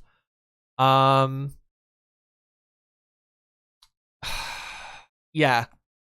It's hard to say with Mercedes at the minute. It really depends on this front wing upgrade they've obviously put on and how it genuinely performs in qualifying and the race. Not just this weekend, but for the next couple of races as well. And Mercedes will be bringing one last big upgrade, probably, to the Dutch Grand Prix at Zandvoort, which is the first race after the summer break. So, really depends on that as to where Mercedes will finish. I think Mercedes are... It's hard to say. Again, it's hard to say. I think at the minute, I mean, given especially the gap is only 3 points between Mercedes and Aston Martin, I'd have to say right now it's a 50-50 as to who will beat or who will finish ahead out of Mercedes and Aston Martin. I really can't call it because Aston Martin do seem right now to have a faster car and really have had a faster car since Canada, where obviously Aston Martin brought their first big upgrade of the season, new side pod and floor. Yeah, Aston Martin are quicker, but Mercedes have a much better driver lineup. So yeah, it's really just a 50-50 between those two teams. Really, at the minute, though, is 24 points behind in 4th place. I think Ferrari, at the minute, on pure performance, are the favourites to finish 2nd in the championship. Because right now, definitely in quali trim, Ferrari are way quicker than Mercedes and Aston Martin. And we even saw in the race in Austria, even though they were quite a bit slower than Red Bull, they were miles quicker than Aston Martin and Mercedes. I know that track suited them quite well, but, you know, for them to finish as far ahead of Aston Martin and Mercedes as they did, I mean, Leclerc was 25 seconds clear of Alonso in the race in Austria. And before Hamilton's penalty, I think the gap between Leclerc and Hamilton in the end was over half a minute. Ferrari were, quarter of a second quicker in the race than McLaren and Aston Martin. And probably about half a second quicker, or closer to half a second quicker, than Mercedes during the race. So, yeah, Ferrari, I'd say right now, are the favourites to finish 2nd in the championship, because right now they do have the faster car. And remember, guys, even though they're not going to be able to bring a load of developments, really, between now and obviously the end of the season, Ferrari's developments really should come to a close either at their home race, around their home race, or at the very start of the Asia part of the season where we go to Singapore and Japan. They might bring something there, the Ferrari team. But what was I going to say? Yeah, we have to remember with Ferrari, in terms of the second half of this season, because on June the 30th, they were 4th in the Constructors, and of course they still are, they have, compared to Mercedes, 10% more wind tunnel time for the second half of this year than Mercedes do, and 5% extra compared to Aston Martin. So if they can bring another big upgrade like they brought in Spain, which they've now realised the potential of, they didn't quite realise it in Spain. It took really for them a couple weeks to really get the best out of it. If they bring another big upgrade and it does work like that one did, then maybe with another minor-ish upgrade or a medium-sized upgrade, because they've got those extra wind tunnel runs, maybe they'll be able to bring that after the European season finishes. That might just be enough to put Ferrari into 2nd place in the end. Of course, Ferrari do have a strong driver lineup. I mean, excluding what their race pace is like, their car is very quick still. Very good power from the engine. Straight line speed, we know, has been a strength of theirs last year and a half. And at least when it comes to qualifying, the amount of downforce they've got compared to other teams is quite good. And actually very good. Again, the issue is they do suffer quite a drop-off in pace in the race still, at least compared to Red Bull. But it has improved a lot compared to Aston Martin, Mercedes, and McLaren and Alpine, teams like that. So, yeah, at the minute, I would say Ferrari are the favourites for 2nd in the championship. Of course, they finished there last season. And really, if you exclude what happens with the race, by far, the team that can get closest to Red Bull is Ferrari in qualifying. I mean, we saw in Austria, they were pretty much dead level on pace. In Canada, I think if it was dry in qualifying, Ferrari would have been probably in the same position. They may have even gotten to pole position. We've seen other races as well this season. Obviously, Leclerc got pole in Baku. Bahrain and Saudi Arabia, they were pretty quick. So, yeah, when it comes to qualifying, Ferrari have got a very good car. They just need to keep working on their tyre management and their race pace in general. And if they can get it to a level where they're able to match their pace in the race compared to what they do in qualifying, relative to the other teams in qualifying, then Ferrari will be back to being, like they were last season, really, the second best team. And maybe even at times the quickest team. Because really, that is at times what has been the thing holding them back from fighting Red Bull. Because in Baku, for example, Leclerc and Ferrari was, wonderfully quick there. If Ferrari had the race pace to fight Red Bull, Leclerc probably could have won the Azerbaijan Grand Prix. So, yeah, if they can just fix that, I think Ferrari have got, definitely, at most circuits, a good enough car to fight with Red Bull. And of course, I think the issues, or why their race pace is not so great and they don't have the best time management, is more of a fundamental design flaw with the Ferrari car, which probably, if it's going to be fixed, won't be fixed until next season. So most likely, Ferrari, won't make serious gains on that until next year. I mean, they've made good gains on that, the last month or so, but it's not been a massive gain. And they're still losing just a bit too much compared to Red Bull, of course, the team they want to fight with.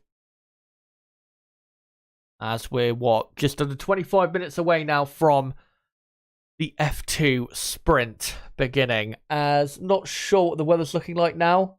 Still umbrellas up in the paddock, so appears to be raining still. Inside 404, what do you think about Sebastian Montoya? I believe that's Juan Pablo Montoya's son. I did watch the F3 race earlier, and yeah, he was leading, and then they made the wrong decision on pitting for... Well, no, he didn't pit. He went off track on the restart of the race, and then ended up losing loads of positions. Came back to 8th, but yeah. Let me see if I can find his wiki and see what his results are. So, well, last season he didn't have a great season in F3. One podium, 21st in the championship. Of course, there are 30 drivers in the F3 championship. He is only 18 though, so he's got plenty of time to develop. He is a member of the Red Bull Junior team.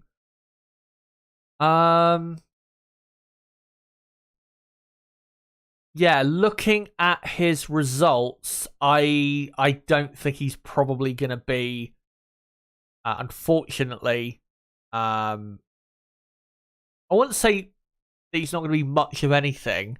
I wouldn't say that, but I don't think he's going to be Formula 1 quality. 2021, he was 4th in Italian F4. Who else was racing in that series? You got Charlie Wirtz, that's obviously Alexander Wirtz's son. Luke Browning's in F3 now. Oliver Behrman. And Oliver Behrman actually won the F4 title that year. What were the championship standings? Yeah. Montoya was nowhere near Behrman. As Behrman won by over 100 points that season. Wow. Didn't know he was that dominant, but yeah, he's a decent driver. He probably will make it to Formula 2, but I don't think he'll make it to Formula 1. I'd be very surprised if that was to happen. Oliver Behrman, though, a driver that we're about to see in the F2 sprint race, he is the next British F1 driver. There is no doubt about it in my mind. He is only 18 years old. This is his first season in Formula 2. He's won the ADAC Formula 4 and the Italian Formula 4 Championship, both in 2021. Obviously raced in Formula 3 last season, and last year he finished 3rd in the championship. And yes, so far in Formula 2, he's had a great season. He's 4th in the F2 Championship. He's not actually that far behind Frederick Vesti, who's leading. 44 points, I think it is, the gap. And he has won 3 F2 races this season. So from a British perspective, watch out for Oliver Bearman, who is part of the Ferrari Driver Academy. And I would say is not only the best British prospect at the minute outside of Formula One, I would say he is probably the best prospect Ferrari have in their driver academy. And yeah, only 18 years old. Such an impressive start to his Formula 2 career. And we'll see, of course, this weekend what he can do. He's starting in, I think, 5th place for the sprint race. And I think he's going to be starting 5th for the feature race as well, because I think one of the drivers has a penalty for from qualifying. I think Zane Maloney it is. So that's why Bearman will start pretty much in the same position for both races. So watch out for Bearman. He could really rise up the championship. Francisco says, I've watched him in a couple of endurance races. Sebastian did not impress me much. Yeah, looking at his results, it's not bad, but it's not anything really noteworthy. Talking of young drivers, though, let me give you guys an update on what is the best prospect outside of Formula One right now. The young 16-year-old Andrea Kimi Antonelli. I think I've mentioned him before. Yeah, he is by far the most exciting prospect in the junior formula. He won the Italian F4 title last year, also won ADAC Formula 4 and the FIA Motorsport Games Formula 4 as well, and also the Formula Regional Middle East Championship in 2023. So he's already won loads of titles, and I think he's racing in the Formula Regional European Championship Alpine Series this year, and he did win one of the races at Spa. Of course, Spa was a really bad weekend for that series with the passing of Delano Van't Hoff. Obviously, condolences once again to everyone affected by that.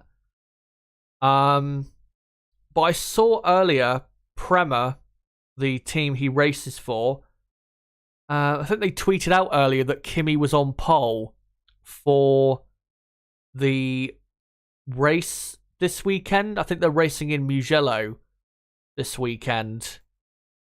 So, yeah. He is currently, if I can...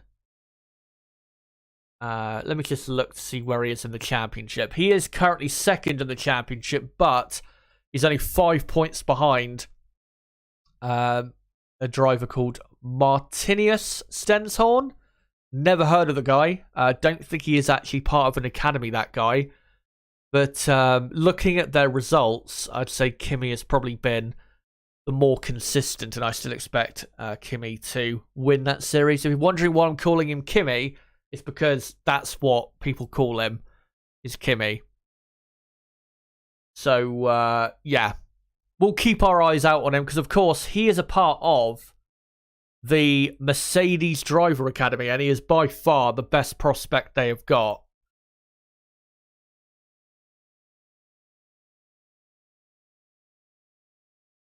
Yeah, Francisco saying, I've heard Martinius Stenson is good as well.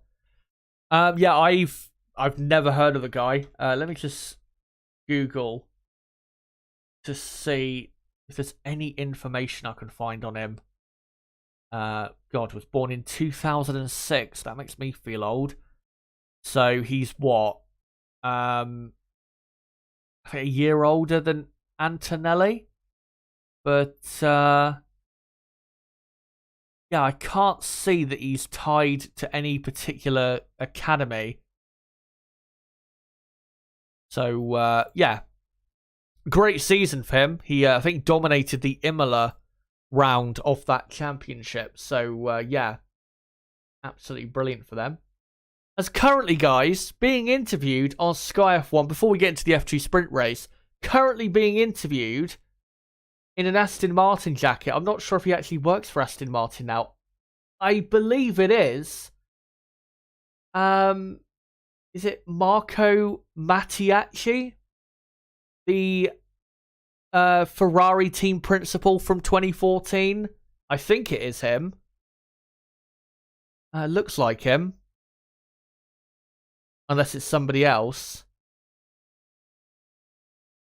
It might be someone else, I'm not sure. But to me, for some reason, it looks like him. So maybe it is him. Yeah, it looks like Mattiacci to me. Which, yeah, it's surprising to see him. Francisco saying, Kimi Antonelli's been driving AMG GT3 as well in Italy, won races against some factory GT drivers. Yeah, I've heard about that. And that's also incredibly impressive. But guys, trust me, if there is one name to look out for in the junior formula in the next 2 to 3 years that you need to look out for as not just a great talent that will probably make it to Formula 1, but a generational talent, Andrea Kimi Antonelli is probably one of the only generational talents I can see out there at the minute in junior formula. And by the time he makes it to Formula 1, he's probably going to be, 19, 20 years old? He'll probably, I'd imagine his first team that he races for will probably be the Williams team, if they're still powered by Mercedes. So, yeah, watch out for him. And of course, if he makes it to Formula 2 in a couple years, I'll be covering him on the channel. So we'll see how he progresses. If he does win the Formula Regional European Championship by Alpine series, a long name, of course, that series. Yeah, if he does win that series, I do expect him to be racing in Formula 3 next season. Because I think, winning Italian F4 and then the Freca series, as it's the shortened version of that name. If he wins those two in back-to-back years, I think the only step up then has to be Formula 3. But we've got, 12 and a half minutes to go until the F2 sprint begins. So, let me just quickly post a link of the stream out in a couple places, and then we'll get into this F2 race and get into, the championship standings and what your starting grid will be. Let me just post it out quick. Come join us here for a wet Formula 2 sprint race at Silverstone. And in terms of generational talents in the junior formula, the only other person I can see at the minute that would maybe you could put in there is Oliver Bearman, because of just how spectacular he has been at such a young age. So yeah, I think you could probably put him up there as another person who could be a top Formula 1 driver. Other than those two, though, Antonelli and Bearman, I'm not sure if anyone else that I've seen in the junior formula is has proven to be capable of that just yet. But yeah, I'm really excited about Bearman, and if Bearman does not win the F2 championship, which to be honest would be the best thing for him, because I don't think there's really going to be any seats available for him in 2024. Yeah, if he can, finish in the top 3 of the championship, say, this season, then I think sets himself up for probably an F2 title victory for 2024, which would be really good. Come join us here to watch along the wet F2 sprint race. At the British Grand Prix. And I'll just do a couple hashtags. And then we will get into it. And yeah, there you go. So, let's now get into Formula 2, as we're just under 10 minutes away from the beginning of the Formula 2 sprint race. I'll just quickly hide the timer. So, let's get into, firstly, the championship standings and how things look going into the... what race is this on the calendar? This is I think the 7th race of the season for Formula 2. We've only got, after this weekend, actually, 5 more Formula 2 weekends. So time is running out for other drivers to secure great finishing positions in the championship. But this is how the top 10 looks after the Austrian Grand Prix. So Frederik Vesti, now 20 points clear of Théo Pourchaire. And looking very good for Vesti, especially after qualifying so far. Vesti only ended up a couple positions below Théo in qualifying. And Vesti, despite breaking down at the end of qualifying, as there is a massive rain shower going over Silverstone right now, so we might actually get a delayed start, possibly, to the F2 sprint race. As track looks a lot wetter now. What was I going to say? Vesti broke down at the end of qualifying, had some sort of issue, and ended up qualifying in P10. But of course, that means he has pole position for the sprint race today. Théo Pourchaire will be starting in 3rd. So as long as Vesti wins the sprint today, and Théo tomorrow in the feature race doesn't really have a great race, then Frederik should probably pull away in the driver's standings. 20 points is a very healthy gap for Frederik to have. Of course, Frederik is part of the Mercedes Driver Academy, and you never know, could be a Formula 1 driver in the next 2 or 3 years. He is a good driver. Not sure he's necessarily good enough for Formula 1.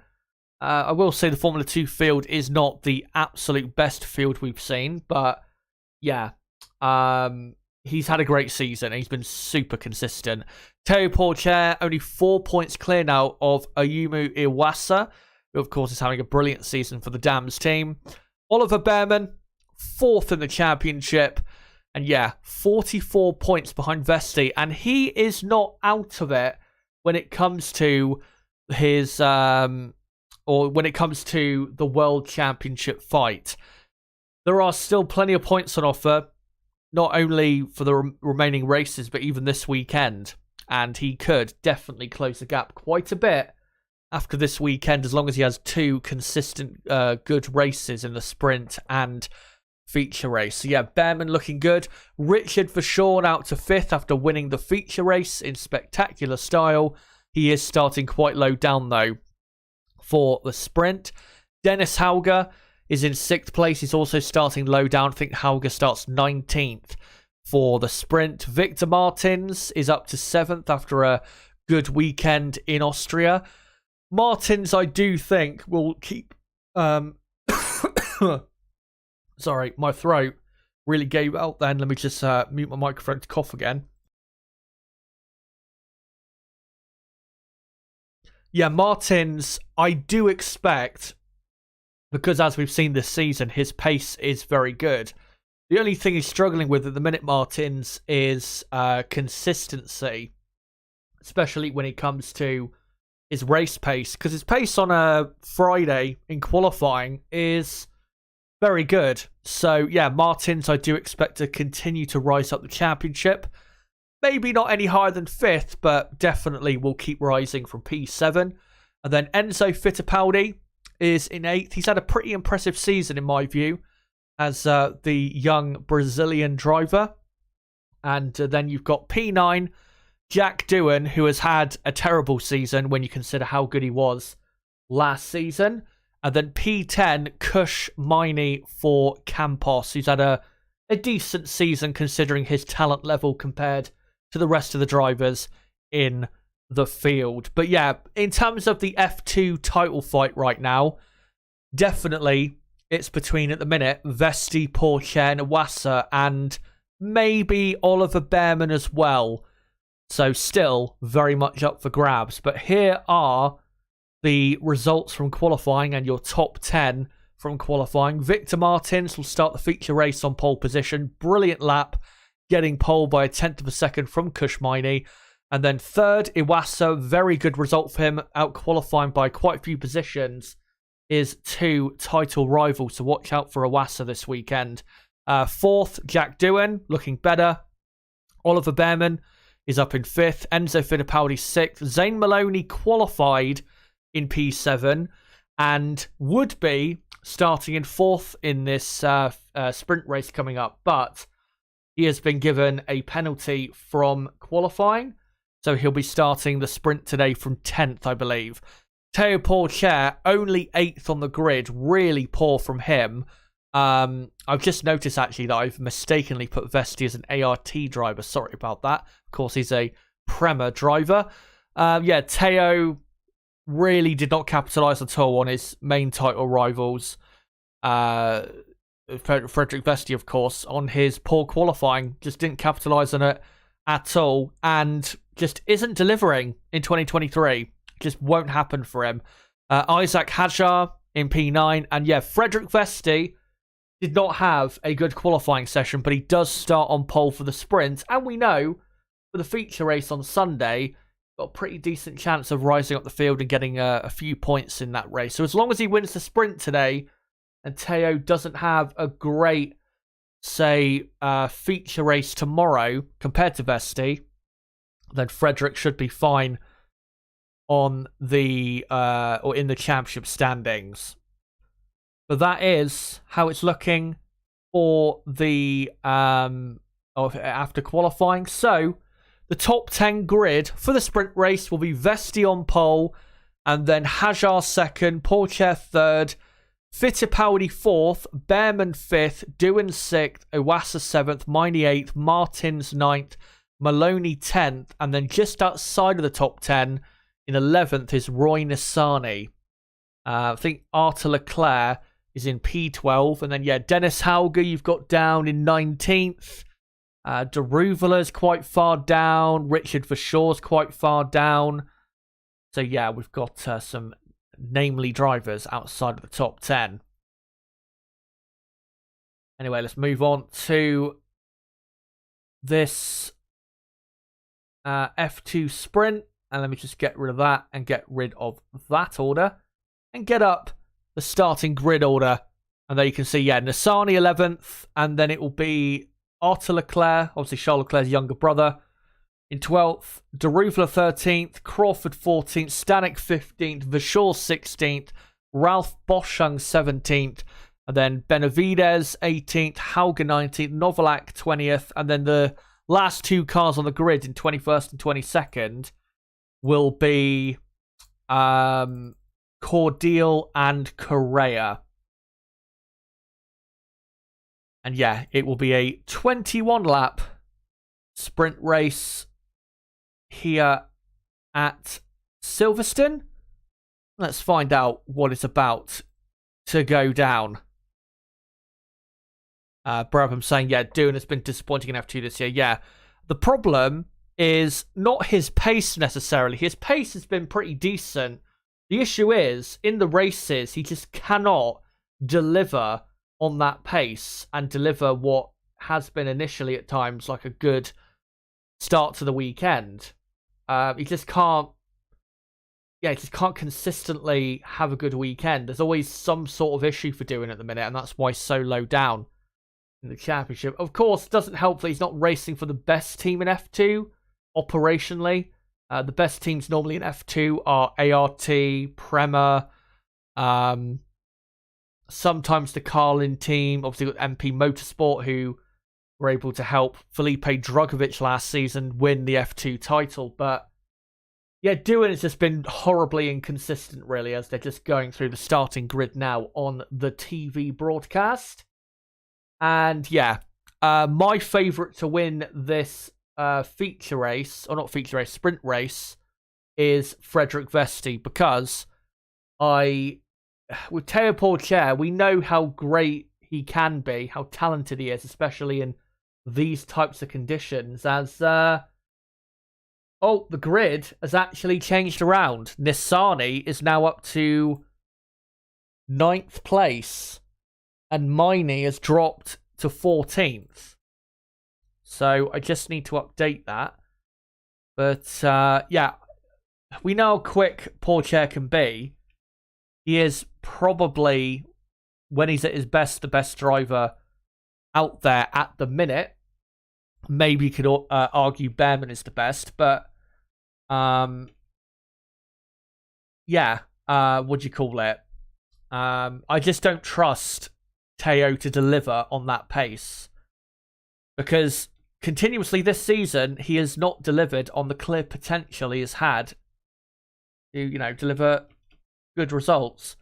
So yeah, Nissany will start 9th, Maloney 10th, Leclerc 11th, Deruvala 12th, Crawford is 13th. As the formation lap, guys, has started, and it will be a wet race by the looks of it, as there is quite a bit of water on the track. 14th, yeah, Kush Miney. Bit disappointing he's dropped so far down, but he will still be, I believe, on the front row for the feature race. So that's not, it's not the end of the world for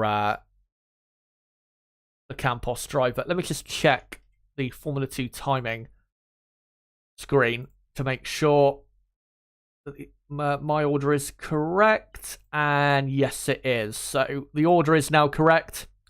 And we will be, in a couple minutes' time, starting this sprint race. And given how exciting the Junior Formula racing can be around this track in dry or wet conditions, I am expecting an exciting sprint here. The formation lap, by the way, is being led by the safety car. So they're just doing that just to make sure the conditions are not too bad to start this sprint. But, I mean, the conditions, they're wet, but I don't think they're wet enough to, not start this sprint race. It's it looks safe enough to me from looking at the broadcast. There is a lot of spray, but of course there is going to be in the wet. But we'll see when the race actually does get going. And yeah, the really heavy rain that's been hitting the track for the last, say, 45 minutes to an hour should really, by the looks of it, actually is just about coming to a close. And after that rain has gone, it does look like for the rest of the day it's going to be dry. So it will be interesting to see for the F1 qualifying session later whether this track will, whether it will dry out quick enough, as they're still following the safety car. So the formation lap continues. But yeah, I'll let you guys know when we officially get underway. And whilst we wait, let me have a sip of water before we get into this. Good to see, by the way, despite it absolutely pissing down, there is a really big crowd for this F2 sprint. Of course, they're waiting for the main event of qualifying in, an hour and 45 minutes from now. But, yeah, still impressive that we've got such a big crowd for Formula 2. And the British fans, along with a lot of European fans, they do love their Junior Formula action. So, yeah. Good to see. Just showing a replay of the spray at low speed. But yeah, I'll just have a quick sip of water.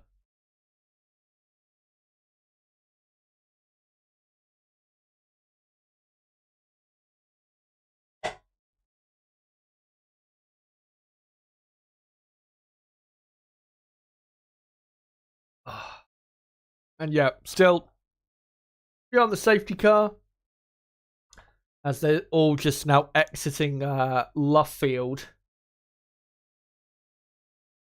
As a high tech there, I think using the Ferrari pit wall. Of course, the F2 teams do use the Formula 1 pit walls to do their thing. As the formation lap continues. No information as to when we will be officially getting underway. Of course, they won't want to be leaving this, too long. Because, of course, the F2 sprint race is only supposed to be about 45 minutes long. And with qualifying only an hour and 40 minutes away, they don't want to be waiting too long to get this F2 race in. So really, given that it's going to be wet, they need to be starting, I would say, the sprint race in the next 5 to 10 minutes. Because, yeah, if there's a delay that goes on for another half an hour or so, because they think it's too wet, then I don't really see how we're going to get in the full 21 laps, or really the F2 race at all. As there is a car coming into the pits. Well, can't be for a different set of tyres, because they're already on the full wet tyre. As it's Richard Verschoor. Maybe he's got a problem with his car. And yeah, comes in, and what's he going to do? They're going to just put on a new set of full wet tyres. I'm not quite sure if that's going to do anything. Right, safety car will enter the pits at the end of this lap and will have a rolling start. So not a standing start, a rolling start here at Silverstone. So with Verschoor pitting, let me just correct the order.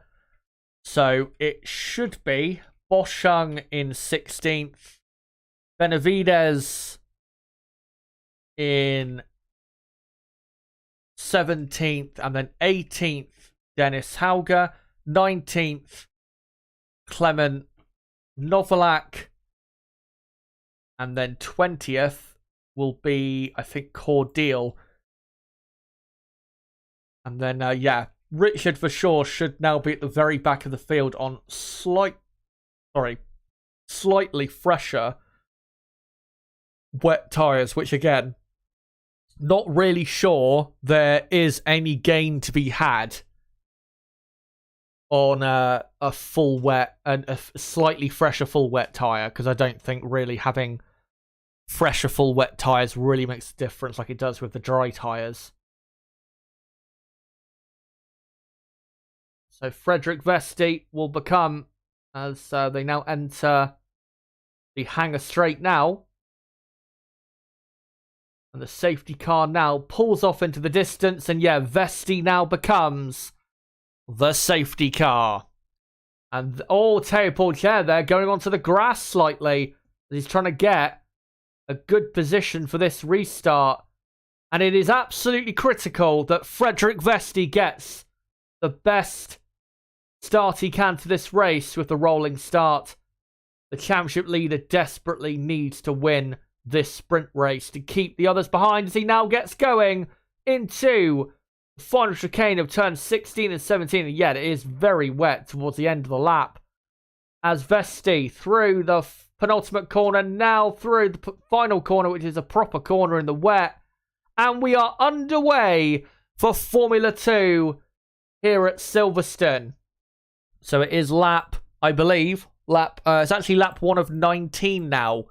So they've knocked off a couple laps because of the extra couple laps done, obviously, behind the safety car. So there you go. Lap 1 of 19. And by the looks of it, Théo Pourchaire's overtaken Isaac Hadjar for second. As there's a Red Bull livery car there who clearly has a problem. He's letting through so many cars. I don't know who it is. Contact there. Benavides, I think it is, has been spun around by someone on the exit of turn 4. And he's now spun to the barriers. And yeah, he is, by the looks of it, out of this race. And no, actually, Pourchaire is not past Hadjar. Hadjar is way ahead of Pourchaire and actually quite close to Vesti. It's actually Pourchaire who has Fittipaldi all over the back of him. As, yeah, it is very wet out there and quite difficult to see who is where. As Behrman, obviously the highest placed British driver on the grid, all over the back of Fittipaldi, and what an overtake that is! Through the exit of Maggots into Beckett's, just sails around the outside of Fittipaldi like he's on a different racetrack. That was incredible. What an overtake, and Behrman now up to 4th. That would be incredible if he could do that to Teo Pourchaire. As we now have a safety car, and that'll be for Benavidez's stopped car. And there was a Red Bull livery car. I'm not sure who it was. Oh, it was Iwasa. That's who it was. It was Iwasa. That's who had the problem. So I think Iwasa might be out of this race because he was going very slowly and just letting everybody through. As Behrman has gone back down. Oh, no. No, he's back up to 4th. For some reason, they showed him in 5th place. So let's just see a replay of what happened as they entered the first 2 or 3 corners. And yeah, I don't know what went wrong with Iwasa's car. Just seemed like something broke and he just slowed down. As we're now under a safety car on lap 2 of 19. That is really bad for Iwasa because obviously he's only 24 points behind in the F2 Championship as he now enters the pit lane. Right, so lap 2 out of 19, safety car is out, and we've got Vesti leading from Hadjar, Pourchaire, Behrman, Fittipaldi, Doohan, and then Martins in P7, and then Nissani in 8th, and yeah, Iwasa, as they got the laptop now on the car, and they're going to try maybe and reboot the thing, maybe get him going.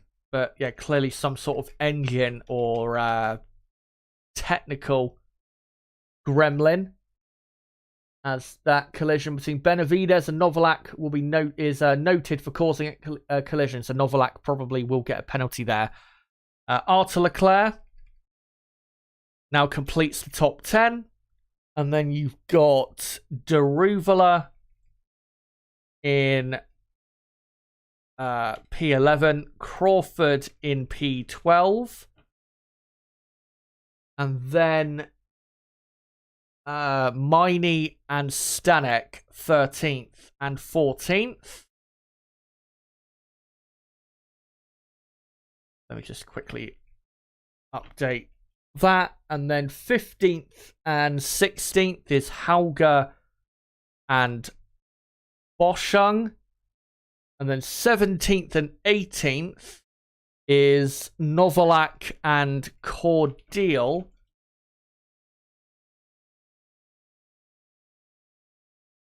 As the safety car taking the cars around still. They're about to begin lap 3, still behind the safety car. 19th is Juan Manuel Correa. And I think 20th will probably be Richard Verschaw in the Van Amersfoort car. So, yeah, that is your top 20 on now lap 3 out of 19. So, we haven't really properly got going yet in this F2 sprint race.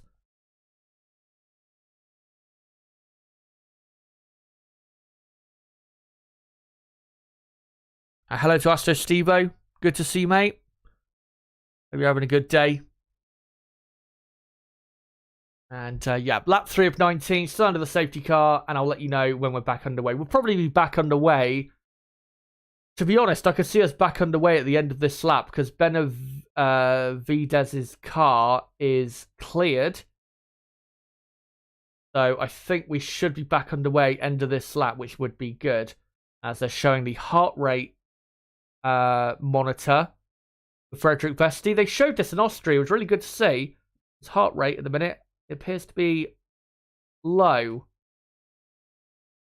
So clearly very relaxed. I would love to see that brought to Formula 1 because I think it would be really interesting to see. who gets really stressed, let's say, when racing, more so than others.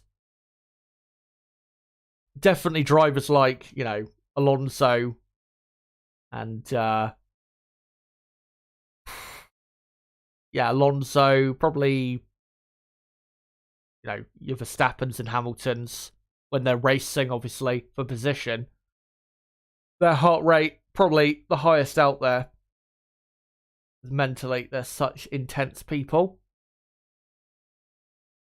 Safety car staying out for another lap, I believe. No, safety car is ending. That was a very late call by the FIA race director.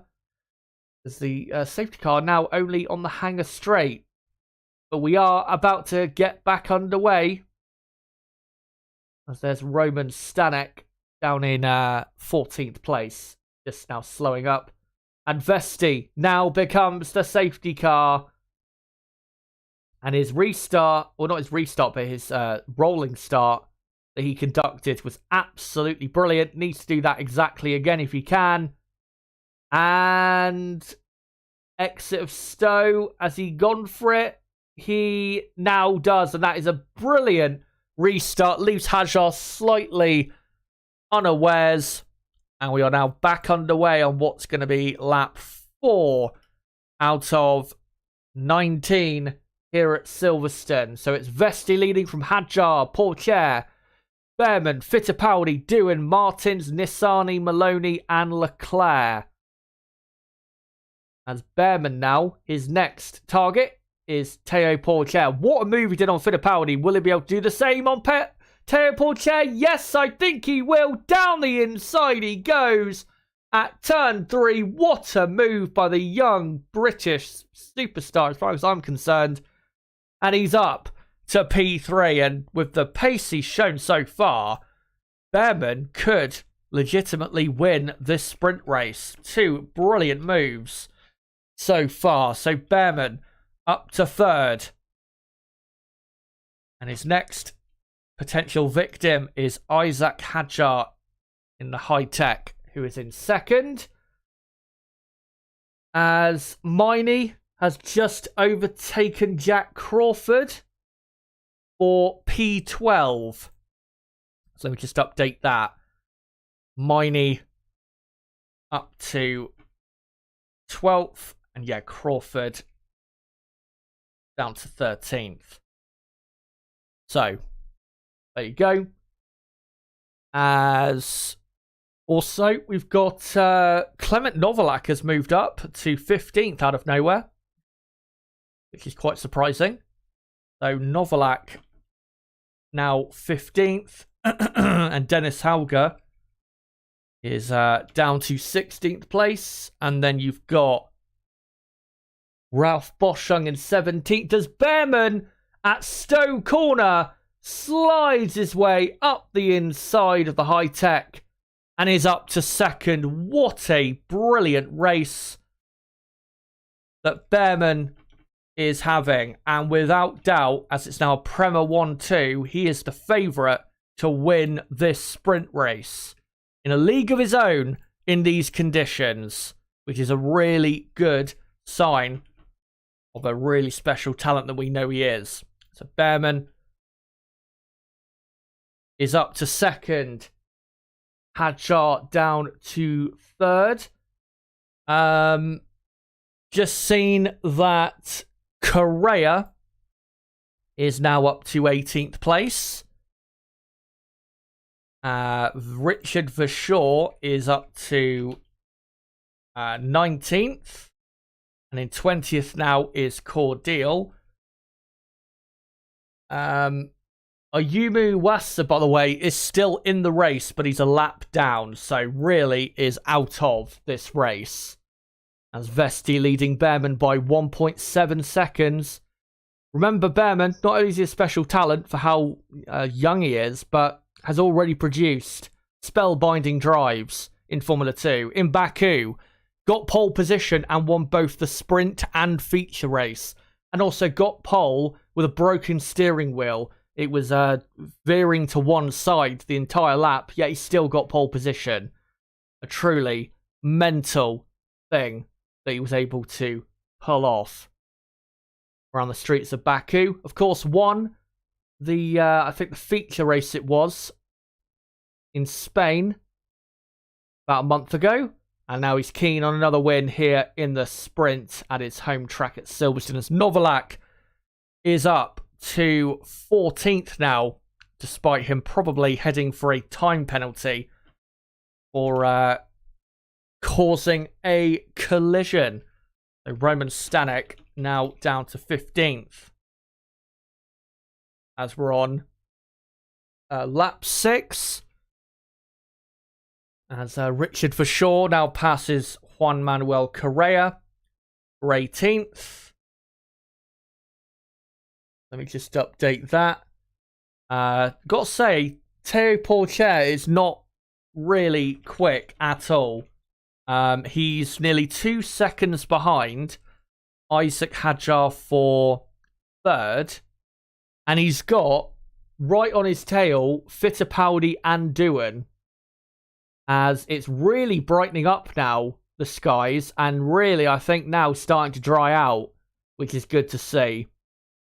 Definitely in the first sector, drying out quite a bit.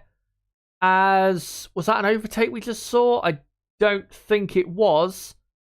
As Frederick Vesti just did the fastest lap, and Vesti is now 1.9 seconds clear of Behrman. So Vesti vitally keeping that gap to a good one. And really, Vesti needs this win more than Behrman does. With Théo, you know, so low down. Well, not so low down, but, you know, a few positions down. There's brilliant overtake there by Novalak on his teammate. Roman Stanek, both in the Tridents, I believe it is. Through Beckett's, I think that was. Brilliant overtake. Some really skilled driving going on out there. As we're looking at... This is Crawford and Novalak back in 13th and 14th. Just behind that, you've got Stanek and Hauger. And Hauger looks a lot quicker than Stanek. And probably will be overtaking him, will he, into Stowe Corner? We'll see. And the stewards are now investigating the collision between Novalak and Benavides. So Novalak will probably get a penalty there. As Behrman has made a mistake, I think, at the final corner. And is now down to 2nd. He was only 1.7 behind, I saw, compared to Vesti. And now he's down to 3rd and has lost, I think, about 3 to 3.5 seconds. So clearly made a mistake there. As side by side there, you've got, who is that? I think Doohan. Yeah, Doohan and Fittipaldi racing hard over P5. And Doohan thinks about going around the outside, and he tries to, but yeah, the gap just isn't there. So now on lap 7 out of 19. So Isaac Hadjar is back up to 2nd with Behrman. I mean, despite that mistake, whatever mistake it was, he's still in a good position in 3rd. So just needs to calm down and get back on with it. What are the position changes have we got? Hauger is up to 15th now, ahead of Roman Stanek. Hauger, obviously, normally a lot quicker than where he is in the field. And here is a replay of what Behrman did. And exit the penultimate corner. Yeah, I think he just applied a bit too much throttle and maybe just clipped the white line. Did a full 360. Thankfully, spun around the right way. And yeah, got going again. And now he's got Théo Pourchaire all over the back of him to the final chicane. Pourchaire going to try and go round the outside. But Behrman forces his way back up the inside to block him off. Pourchaire gets a much better exit of the penultimate corner. And Théo Pourchaire is up to third place as Jack Doohan has just passed Enzo Fittipaldi for fifth, as this track really starting to dry out now, as it really has brightened up. Still very high humidity. So, yeah, if it's not raining, the track will dry up, as Martins and Fittipaldi very close to each other, side by side through turn 4. And Martins very riskily on the outside through turn 5. Does he keep his foot in it? Yes, he does. And they're now side by side as they come down to turn 6. Still side by side as Fittipaldi forces his way back up the inside. Martins takes the grippier karting line. But Fittipaldi now has that grippier karting line through Luffield. Who gets the position? They're still side by side. There's nothing to separate between the two as they're now side by side coming into Copse Corner. Surely Martins will keep it. No. Fittipaldi still hanging on around the outside. And still side by side. Fittipaldi just about gets back ahead. That was incredible racing. They were side by side for literally half of the lap. It's a testament also to how great this track is, because you can continue fighting with another driver for so many corners around here. So the track does have a really beautiful flow. But yeah, Doohan is now up to 5th. Fittipaldi is now in 6th position as we're on lap 9 out of 19. Frederick Vesti leading by 5.2 seconds over Isaac Hadjar. So Vesti just needs to really keep it on the island, and I think he'll win this sprint race, which is great for him. As looking down the field, Hauger has passed Novalak now for 14th place. So let me just update that. So Hauger up to 14th. Hauger did have a penalty from qualifying, which dropped him down to 19th. Still, there was a terrible session for him. As now, following closely in the slipstream, Théo Pourchaire on Isaac Hadjar. Hadjar goes wide through turn 6 there, now into Luffield. And Pourchaire really setting up well, possibly for an overtake, as Behrman has now dropped over 2 seconds behind Pourchaire. Behrman, since that mistake, really lost a lot of confidence. Right, so just want to update that we've now got Richard Verschoor up to 17th place. Up to 18th is Cordial. And then 19th is Ralph Boschung with Correa in 20th. Iwasa is still out there, as Miney has, I think, attempted an overtake on Maloney, or Maloney actually has lost a position to Arthur Leclerc. So Maloney now down to P10. Didn't quite see why, but it appears it was just a clean overtake. As here's a replay of how it happened, and brilliant move from Arthur up the inside through Copse Corner. Of course, his older brother has previous form in Copse Corner for brilliant overtakes that we saw last year. Probably one of the best overtakes of all time from Charles Leclerc last year, round the outside of Hamilton on older tyres. As, Miney, I think, did briefly overtake Jack Crawford. Not Crawford, sorry. Jan Deruvalo, I think he briefly overtook, but he is behind him still. Frederick Vesti now nearly 7 seconds clear of Hadjar. The Vesti has got this really sprint race on lock. As now Doohan putting Behrman under quite a bit of pressure. Behrman trying to re-find his form from the start of this race, where he was on a different planet, really, compared to everybody else until that spin. As Doohan deliberately taking his car offline to pick up the water to give those wet tyres some life. As yet, the track drying out very quickly. As Doohan flying through. Maggots, Beckett's, and now Chappell. And will he get a good enough exit? No, not quite. Or actually, no, he doesn't get too bad of an exit, but I'm not sure he will get a good enough slipstream up to Stowe Corner. No, he won't. It's just a bit too far back. But Doohan looking good in this F2 sprint. Dayton Cooper asking how much time until qualifying. Qualifying begins in an hour and 15 minutes, so we're not that far away. We're probably another... probably another 20 minutes away, I would say, until we finish the F2 sprint here. So, yeah, once we finish this, we'll then be getting straight into building up to qualifying. So don't worry, we will be getting into that very, very soon. As Doohan, all over the back of Behrman through turn 1 and 2. Now goes for the outside line through turn 3.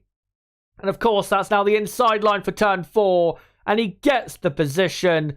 And Doohan is up to 4th, but Behrman gets a brilliant exit from 4 into turn 5, and Behrman muscles back ahead. Great racing between the Brit and Aussie, of course. The Brit and the Aussies at war for in different sports at the minute, and they're doing battle here on the racetrack. As this battle continues, as Fittipaldi and Martins not too far back. As Vesti, I have to say, his pace is absolutely incredible. He is now nearly 8 seconds clear of Hadjar, and he is, and I know, of course, he has no spray ahead of him to distract him, which obviously does help in the wet, but his pace, he's on a different racetrack at the minute to everybody else. He's not just quicker than everybody else. He is really seconds quicker than everybody else. He's pulling away from Hadjar at well over a second a lap. He's got to be a couple seconds a lap quicker than Behrman. And way quicker than the rest as well. What a drive from the young Danish driver. As Pourchaire setting up for a switchback on Isaac Hadjar on the exit of Stowe. Now into the final chicane. Will Teo think about the outside line? Nope. Hadjar does go wide though. Through the chicane. Will Teo do the same to Hadjar that he did to Behrman? Yes, he does. And Teo Pourchaire is up vitally for his championship, up to 2nd position. And limits, for now, he keeps this position. He limits the damage done to his title campaign. So Pourchaire now up to 2nd. I've got to say, though, Hadjar is having a good race as Doohan and Behrman still doing battle out there on the racetrack.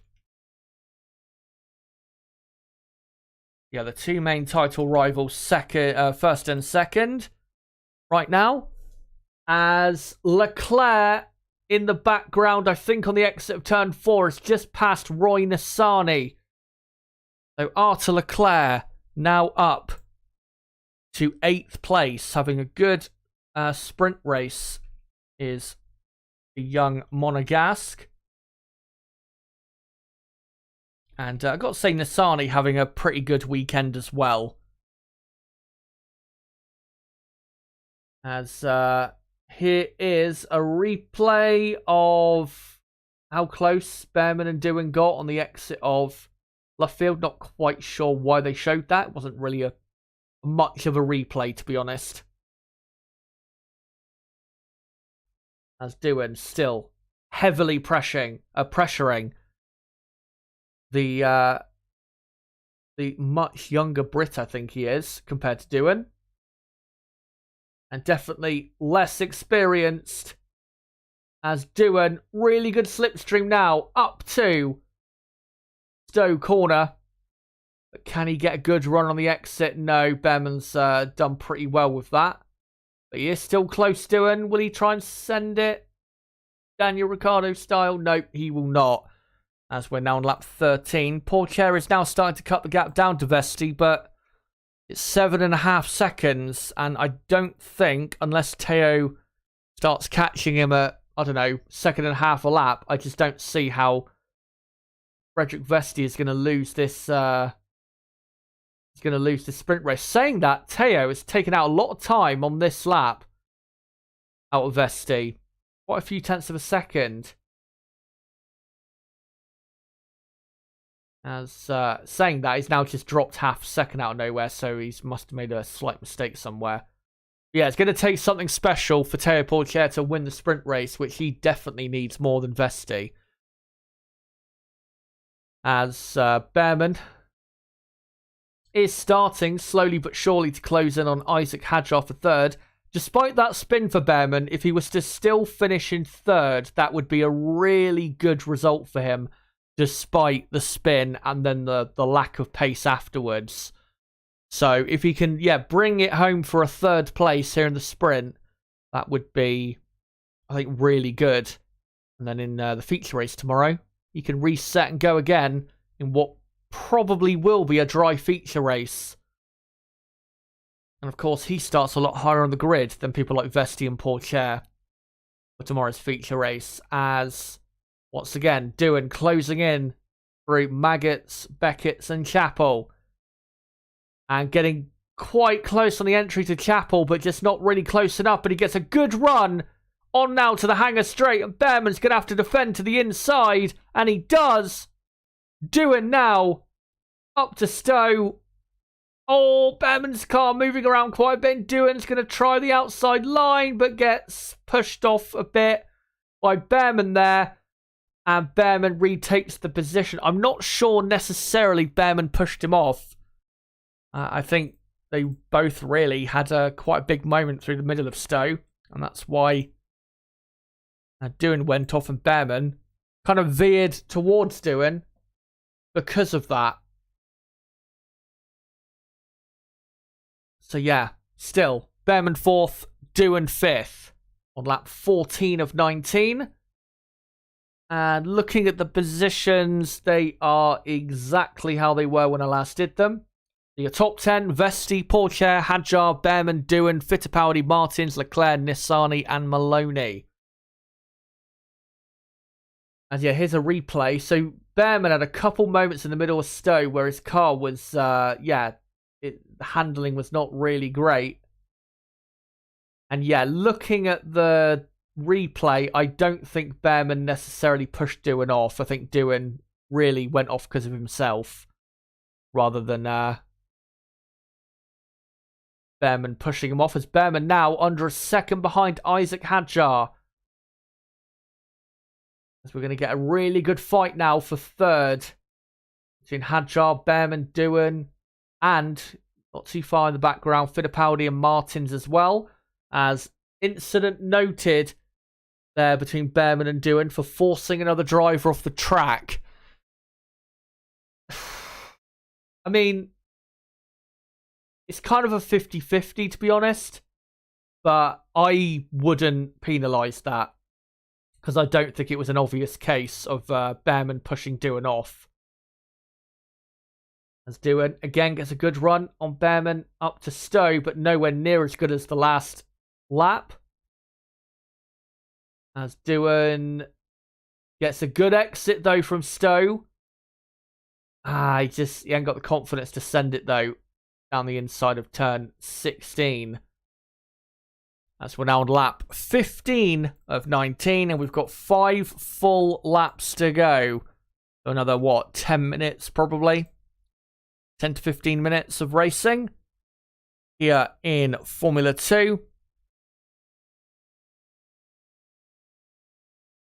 And yeah, really great fight here now for the final podium position. And it would be great for Hadjar to hold on because he's not had the greatest season. And he's not in, I don't believe, the top 10 of the championship. So it would be great for him to finish in third, but it is not looking likely with this pack of incredibly talented drivers right behind him. Also now Arthur Leclerc in this group as Hauger passes Jack Crawford for 13th place. So Hauger continues to make progress. There you go. As now some slipstreaming into Copse and Behrman up the inside of Hadjar through Copse corner. Has he got the move done? I don't think he has. Hadjar still there. No, yes he has. Behrman now up to third. He must have got a superb run off Luffield to get that done. And now Doohan all over the back of Hadjar as well and gets a brilliant run on the exit of Chapel. And can Doohan now get this overtake done as Behrman now is up to P3. Doohan up the inside. And does he get the move? Not quite, as Hadjar fights back on the exit. And does he keep the position? Doohan thinks about going around the outside, but no, it is not doing there. So Behrman is now up to third, and that would be, again, a great save for him after that spin. So Behrman third, Hadjar in fourth. As now Doohan's got Fittipaldi right on his tail on lap 16 of 19. And this is a now multi-car fight for some of the points paying positions as Cordeal down the order has just overtaken Richard Verschoor for 17th place. So I'll just quickly update that before we get any more overtakes. As Doohan round the outside of turn 6. Can he get it done? He's got the racing line now. And yes, Doohan is up to 4th place. Brilliant overtake. And can now push back after Ollie Behrman. So Doohan, yeah, up to 4th. And Hadjar in 5th. As at the minute, Fittipaldi unable to get past. There's also Cordeal and Verschoor incident with them in through Stowe Corner noted for forcing another driver off the track. And the stewards have deemed the Behrman and Doohan incident not needed for further investigation, as now Doohan right on Behrman's tail. So Doohan really quick now towards the end of this race.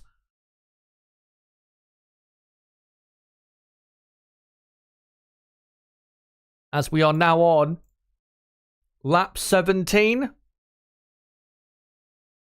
And yeah, we've now got a great fight for the final podium place. As Hadjar still holding back Fittipaldi, Martins, Leclerc and Nissany in the fight for 5th now.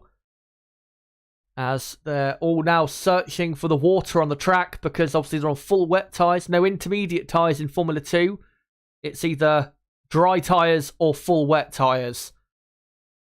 And this track definitely in intermediate tyre type of condition as Martins absolutely sends it at turn 3 on Fittipaldi but doesn't get the move done. As Doohan, great exit from turn 5. Surely he can at least attempt to overtake Behrman for 3rd. He will try that in outside line and he's going for it again. But Behrman holds him off. This is great racing between these two. And Doohan just needs a better exit here.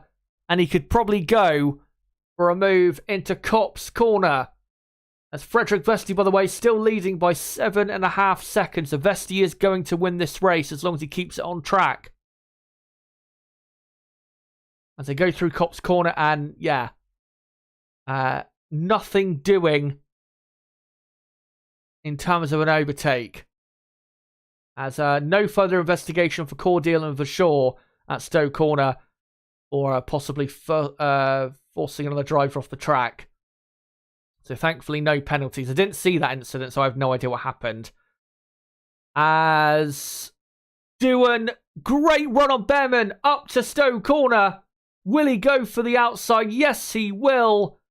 But Behrman gives him the space, and Doohan completes an amazing overtake. But Behrman then, Behrman, I thought he sailed back around the outside, but he went way too deep on the brakes.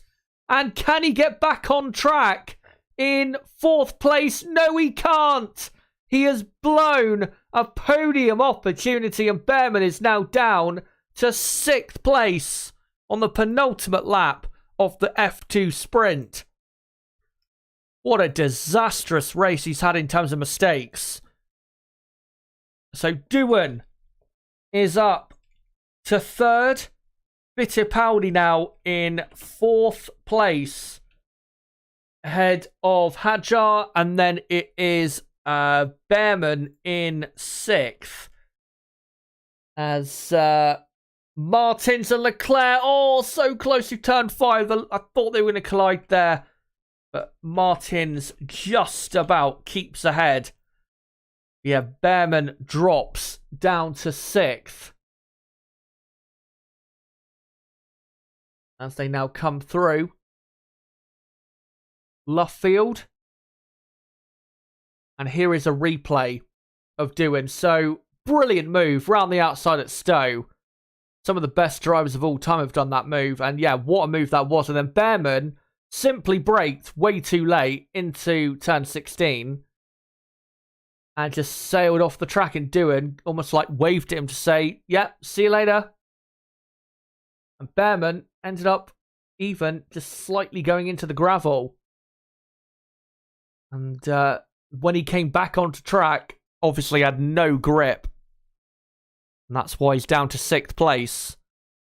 Really, yeah, since that mistake on lap, what was it? Lap 6 or something? He has had a really bad race since then. As we are now on, guys, the final lap of the F2 sprint race at Silverstone. What a race it's been. Some great racing throughout the field.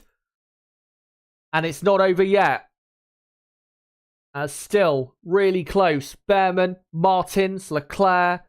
And not too far behind is Roy Nissany. And Behrman is not even that far behind Hadjar ahead. So we could get still many position changes on this final lap. As it stands, because Frederik Vesti has the fastest lap and is now 14 seconds clear of Teo Pourchaire. So Teo has clearly made a mistake, as Behrman has been noted for rejoining the track unsafely. I don't think that should be a penalty. I don't think he rejoined unsafely. The other cars could see him coming, and I think he came back on absolutely fine. So I think that should be okay, to be honest. But yeah, Pourchaire has clearly made another mistake out there. As Frederik Vesti heading for 11 points with his fastest lap and what is about to be a win. No, the fastest lap now has been took away by Ayumu Wassa, who is still a lap down in last place in 21st. As still racing hard, Hadjar and Behrman through Copse Corner. But we should very soon now cut to the ART of Frederik Vesti. Hopefully they will in a second, as he's way ahead of this battle. And here we go. Vesti out of the final corner. What a performance. What a victory. And he extends his lead at the top of the Formula 2 Championship to, I think, now 27 points. Teo Pourchaire, though, limits the damage and finishes in second, quite far behind Vesti, but at least he starts the feature race tomorrow ahead of Vesti, so there is a good chance for Pourchaire to catch Vesti overall. After this weekend, as Doohan third, Fittipaldi fourth, and Hadjar just about finishes in 5th place, with Behrman 6th Martin 7th, Leclerc 8th, Nissany 9th, and then it should be Maloney 10th, Deruvala 11th, Hauger finishes in 12th place, with Miney in 13th, and then 14th is Jack Crawford. Cordial ended up finishing in 15th place, and then Stanek 16th, Novalak finishing in 17th, and then 18th Richard Verschaw, 19th Juan Manuel Correa, 20th is Ralph Boschung, 21st, the last man to finish, Ayumu Iwasa, a lap down with the fastest lap. And the only retirement, Brad Benavides in the PHM racing car. But there you go. That is the F2 sprint race. Was a good race. Really good race in the wet there. And yeah, we are now done with that. I'm sure some of you will be pleased with. I'll just get back to these pictures and get rid of that, and also get rid of this F2 stuff so the stream can run a bit smoother. But guys, it is now time to start building up to the main event of Saturday. Qualifying, of course, for the British Grand Prix. So let's just get this timer going on the screen. We have got 53 minutes to go until qualifying starts. There you go. 53 minutes to go until the start of qualifying. So let me just see if there's any comments in chat that I need to quickly read out before I properly get going on the build-up here. Skillany says, think Lewis is going to put it on pole every year. He doesn't show his hand in practice. I think he's going to pull some magic in qualifying, especially in the wet. To me, the front wing looks extremely impressive. I think you're being extremely ambitious, to be honest. I think the Mercedes car really doesn't look good from what I've seen so far. So, yeah. One thing I will look at, though, quickly, because as we saw there during the F2 sprint, the track did continue to dry out, and we've got now, obviously, just over 45 minutes to go until the qualifying starts. Let me just check the weather. Yeah,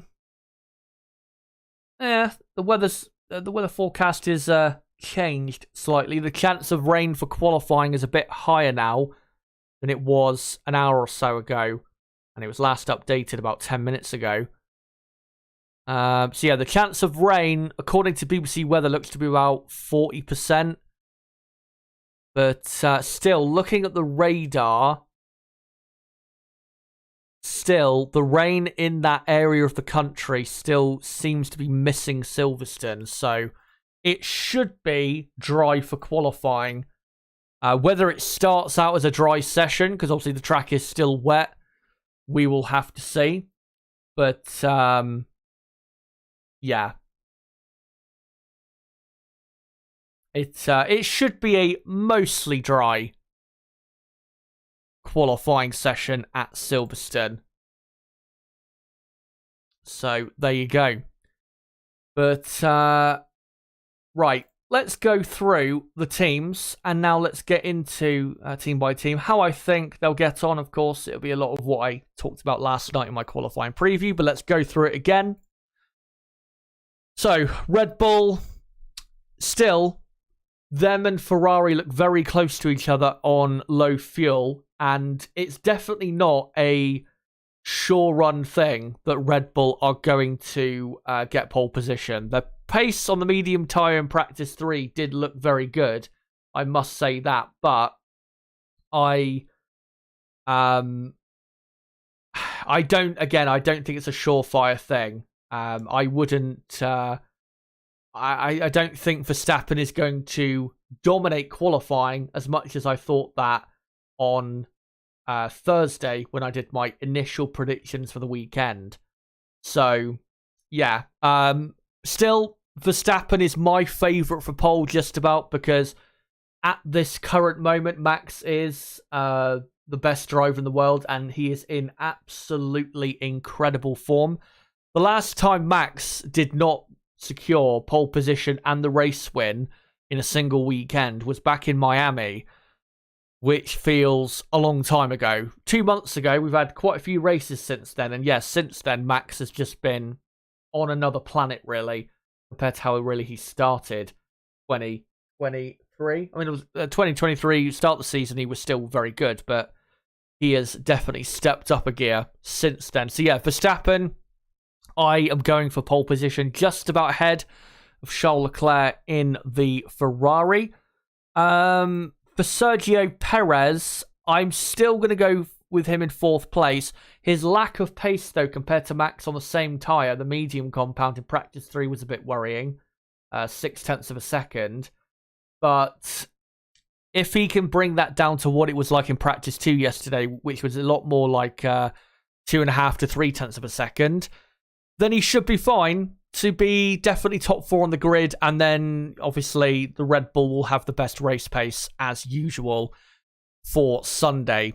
So it'll be a great position there for Perez. But yeah, Red Bull, without a doubt, they have got to be the favourites. But do not count out the prancing horse, the Scuderia Ferrari team. Of course, historically, Ferrari have always been very strong at Silverstone, no matter the era.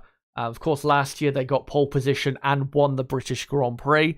And so far this weekend, they have looked very quick. They topped practice 3. Charles Leclerc doing the best time of the weekend so far, a 1:27.4.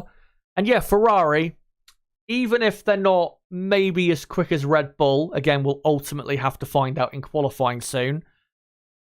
Even if they're not as quick as Red Bull, they are 100% quicker than Mercedes, Aston Martin, McLaren. There is no doubt about that. They're definitely quicker than those teams. Not by a country mile necessarily, but it's not really up for debate from what we've seen so far, that on low fuel, Ferrari are, at worst, the second best team here at Silverstone. Both drivers look good.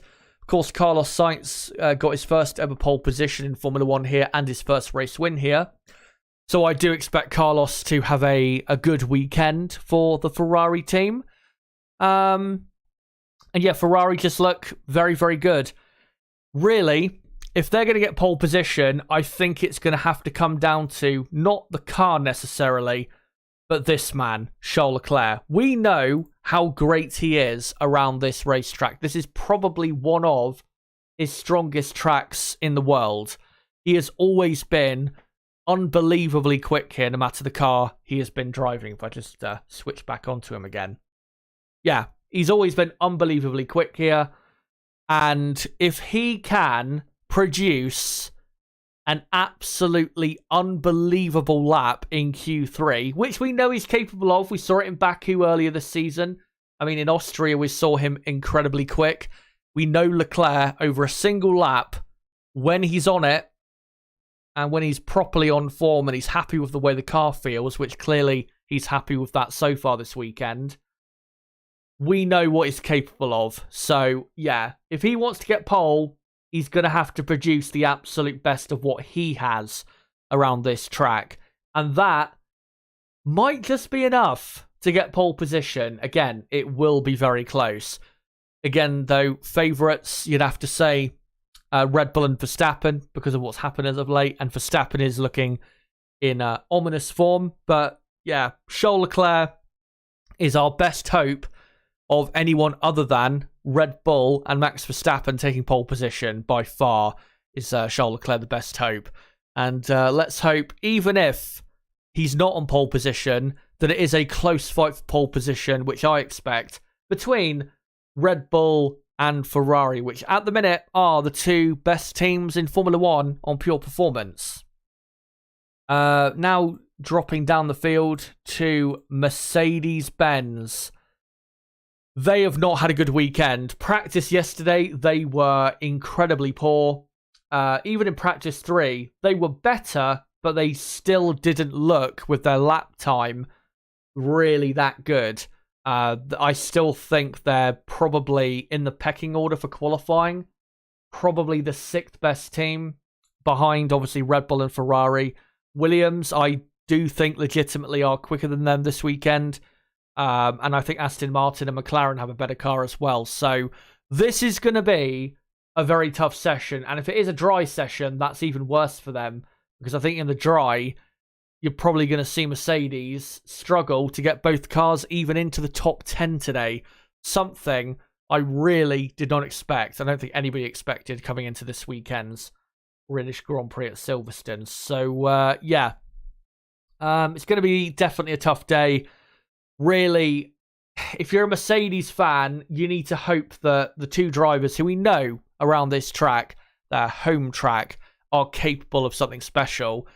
You're going to have to hope they produce something special, because that's really, I think, the only way Mercedes can get like a really strong qualifying position today is if one of the drivers or both drivers really pull out an amazing lap in Q3. Of course, if they get there. Because, yeah, they're not looking very quick compared to the rest of the teams. So, yeah, really tough day this is going to be for Mercedes. And this could be not just their worst qualifying as the Mercedes Works team ever at Silverstone. This could be their worst qualifying session, really, in terms of the performance of their car in a very, very, very long time. We're talking, 11 or 12 years type of bad since, the last time they were maybe this bad with their speed around any type of circuit. It really could be that poor. So if you're a Mercedes fan or Hamilton fan, Russell fan, when you go into this session, the best thing to do is to have no expectations, because Mercedes do not look like real contenders this weekend. Their race pace does look a lot better, but of course, if they end up with a very, very poor qualifying position, then having great race pace doesn't really matter, does it? Because you'll give yourself too much work to do then for the 52-lap race tomorrow. But yeah, Mercedes, I think the best I can see for them is Lewis Hamilton. I'm going to go in 8th. And then George Russell, I think, will end up in either 11th or 12th place. Again, that might sound surprising, that prediction, but given their speed this weekend, I think that's about where they'll be at the absolute best with their car. And it is definitely tough times at the Silver Arrows. Aston Martin next up. Their pace is not amazing by any standard, but they're definitely quicker than Mercedes are. And they're about on the pace of McLaren, I would say. But over a single lap, they're definitely not as quick as the Williams team. So yeah, Aston Martin's pace is okay, I would say. I think for quali, they've probably got the 5th best car. I think the McLaren is probably just a tad better for qualifying. Of course, we know in the races, the Aston Martin comes alive a lot more than a lot of other cars out there in the field. So for Fernando Alonso, who should be the quicker Aston Martin driver this weekend, if Alonso can qualify in the top 6 on the grid, then that would give him a good chance of a podium on Sunday, because Ferrari, you would expect their pace to drop off in the race, and Aston Martin, of course, we know their race pace is normally quite strong, and they do look after their tyres well, which is a very good advantage to have around a track like this. So, yeah, I think if Alonso can get a top 6 starting position, that would be really good for the race. My prediction, though, I think that I went for, I will show it on screen once I've gone through all the teams, but I went with Alonso in P7 and Lance Stroll in P9. Stroll has actually looked pretty decent for most of this weekend. Yeah, I think he'll be in the top 10. will Stroll. And even, to be honest, 7th and 9th would not be that bad. Because really, at the minute, I know Ferrari, are not too far behind Aston Martin in the championship.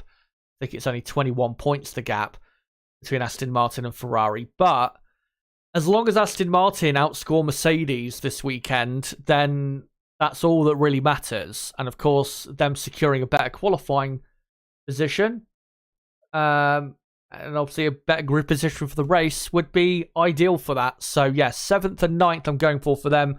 I just don't think they're going to be really quick enough to get anywhere near, obviously, Red Bull or Ferrari. Quickly touching on Alpine, they have brought a new front wing Alpine, but it is still not a big enough upgrade to really put themselves back in the position they were in back, say, a month ago at Monaco and Spain, where they looked very competitive. Alpine, they didn't look too bad in practice 3, but I still don't have them as top 10 runners. Once everybody, properly does a run on the soft tyre and shows their legitimate pace. So yeah, Alpine, I think, will miss Q3 with both cars. Gasly and Ocon are two drivers that have never really, they've never really been consistently very good here at Silverstone. Esteban Ocon, I've noticed, has had some good race results here, but he's never been super quick here. And yeah, same for Pierre Gasly. He's never been really quick here, except for maybe a couple race weekends. So yeah, for Alpine, I think they'll be having both cars eliminated in Q2, and they'll probably end up between 12th and 15th on the grid, which is, considering where I think their car is on performance compared to the rest of the teams, that would be realistic for, where their car is. But yeah, Alpine, not impressed at all by them. And they have lost a lot of lap time in the last month or so. And they need a big upgrade very soon. Because if they don't bring one, they are going to very quickly slip down the championship standings. After this weekend, they could very well be down to 6th. And if this pace from Williams that we've seen so far this weekend is legitimate for the rest of the season at not every track, but say a lot of the high-speed ones, who's to say Williams can't maybe close the gap to Alpine in the championship? It absolutely could happen. So, yeah, Alpine really not in a good place right now. McLaren, though, the complete opposite. Their pace has not necessarily been headline pace this weekend. But I think when you legitimately look at the data, I do think McLaren do have a quick car here. Piastri obviously was the quickest McLaren driver in practice 2 yesterday.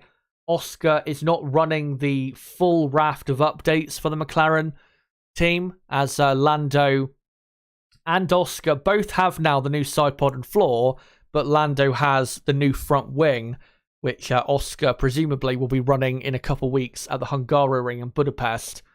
So, yeah, Norris should be the main driver for McLaren. And in practice 3, did his best time on the medium compound. And if you do the tyre correction, the soft compound is a second a lap quicker than the medium this weekend. Norris would have been up in 2nd or 3rd place in practice 3. So, yeah, McLaren are definitely quick enough to see, I think, one of their cars at least on the 3rd row of the grid, and that's where I'm going with them. Lando Norris, I'm going to go P6 on the grid, and Oscar Piastri, because how competitive the top 10 will be, I'm going to go with him in P10, which might be me probably underrating how quick he can be, which I understand why people may think that, but he is still the slower McLaren driver at the minute, and because he's not running the fully updated McLaren, I think he'll struggle really to get, very close to Lando on the grid. Would be great, though, if he could, because Oscar has always been very quick here at Silverstone. Took pole position here, Oscar, in the F2 weekend in 2021. and I think won. Did he win one of the races? I can't remember exactly, but I know he took pole position by a pretty good margin over the rest of the field. So yeah, watch out for both drivers. But yeah, McLaren, I think, have probably got, at worst, the fourth best car for qualifying.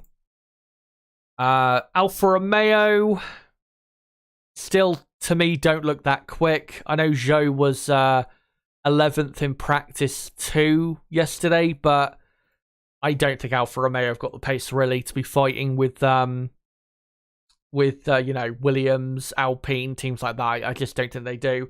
And I think most likely for them, as I said last night, they'll get one car into one car into Q2, but one car will fall victim in Q1. Of course, Zhou Guanyu did not do any running in practice 3 due to an issue. Not sure what the issue was. I will check in a second to see what the issue was. But yeah, Alfa Romeo, yeah, definitely one of the slowest teams here, despite a few new parts brought for this weekend. For Haas F1, I think Haas really are right on the pace with Alpine, maybe a tad quicker. It's hard to say really who is quicker between Haas and Alpine. But yeah, really those two very close to each other. Despite them being close to each other though, they're both not quick enough, I don't think, to make the top 10, to be honest. So yeah, Nico Hülkenberg, I think, will make definitely Q2. Probably end up in the top, 13 or so on the grid. I know he's made Q3 so many times this season, but I just don't think the Haas car really is quick enough to do that this weekend. So yeah, I think Hülkenberg will be knocked out in Q2. Magnussen probably will be knocked out in Q1. Magnussen has been pretty bad, I have to say, this season. Really needs to understand why Hülkenberg is destroying him in qualifying this year. But yeah, Haas, their pace is okay. It's not bad. It's just, with how good Williams have been this weekend, it makes Haas not look as good as maybe they do look in reality. I mean, a month ago, if you said Haas would be quicker than Alpine or on the same pace as Alpine, you would have been very encouraged by that. But obviously, with the upgrades, coming at every race for certain teams, the pecking order really is moving around race by race. Yeah, Haas, definitely, I don't think they'll be Q3 contenders. AlphaTauri, they've brought a load of new updates to this race, a lot of revisions to the parts on their car. We have not seen, though, any indication that it's made their car any quicker, and they still look to me to be the slowest team on the grid this weekend. So yeah, AlphaTauri most likely will get both cars knocked out in Q1. And finally, the very sexy looking Williams F1 car. Obviously, this livery, they've gone for with the British flag integrated in with the blue of the car, is for a very special occasion. This weekend is their 800th Grand Prix in their history, and obviously it's their home race as well. Such a special occasion, and how fitting is it that on their 800th Grand Prix, they're showing the best pace that they've showed really since, 2016 or 2015? Really, the Williams team? It is truly incredible, the pace they have shown so far this weekend. And I desperately hope they carry it through to qualifying, because I want to see Williams, on pure performance, finish in the top 10. It would be so great to see. My prediction is that Williams will genuinely have the pace, and Alex Albon will end up finishing, in my opinion, from the the performance and the data I've seen so far this weekend. I think Williams are, in quali trim, the third fastest team, and that's why I have got Alex Albon 5th on the grid for qualifying today. Very ambitious prediction, I know, but from the pace that has been shown, I think he legitimately can get that. Logan Sargent still needs, despite having good pace, I mean, the Williams really has good pace. Logan has got to cut the amount of time he's losing to Albon down. Yesterday, it was 4.5 tenths. In practice 3, it crept up to 5.5 tenths. He cannot afford to lose that amount of time, because if he does lose that amount of time, that will probably cost him making Q3 for the first time in his Formula 1 career. So Logan, if he can make sure the gap is no more than, say, a quarter of a second, really, then he should make Q3 and qualify in, I don't know, 8th or 9th place. If he can just take a step forward with his pace compared to what we saw in practice. So yeah, Williams looking great. Car looks so beautiful with this special livery. And I really hope they deliver what I think they're going to deliver. It would be so great for the race, for the team, for the drivers. It would just be great for everybody. Who doesn't like seeing Williams back in the top 10 and one of the quickest teams so far this weekend? Everybody likes that. So, yeah, I really hope that they carry that through. It would be so special after what has been, in the last few years, a very difficult time for the Williams team. But those are all the teams. Let me now get into, and I will just quickly hide the timer on screen. Let me get into my confirmed final top 10 prediction for qualifying. Obviously, this is the same one I went for last night. So I'm going to go for Verstappen on pole, a few hundredths of a second ahead of Leclerc, with Sainz third, Perez fourth, Albon fifth, Norris 6th, Alonso 7th, Hamilton 8th, Stroll 9th, and Piastri in 10th. That is my top 10 for qualifying. Let me know whether you agree or disagree with my top 5, top 10. Let me know your top 5 or top 10. Very curious to hear what you guys have to say on that. Let me just get the timer back on screen, as we've got 28 minutes to go now until qualifying begins. Of course, we do have a poll running in the chat, which you guys can vote on. The question I've asked you guys is, who will take pole position today at the 2023 British Grand Prix? Your options are Verstappen, Leclerc, Sainz, Hamilton.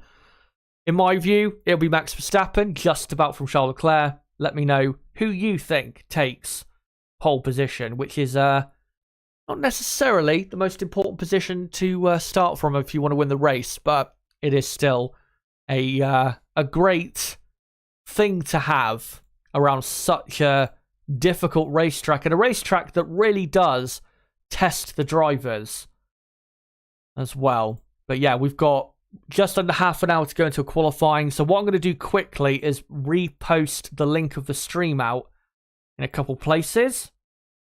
And then we'll get into some of your comments in the chat as we build up to the session. So come join us here to watch along qualifying at the British GP.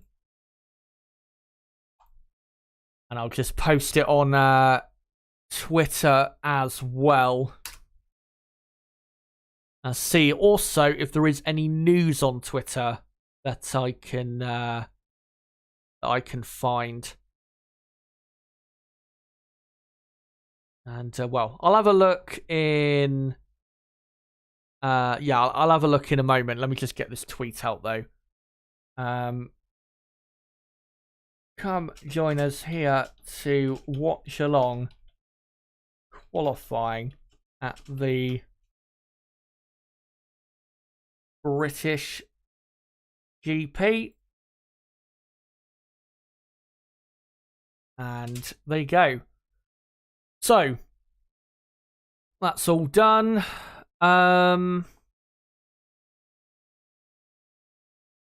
Right, let's just see. One thing I need to find out actually is what went wrong for Zhou in practice 3, because he never got out onto track.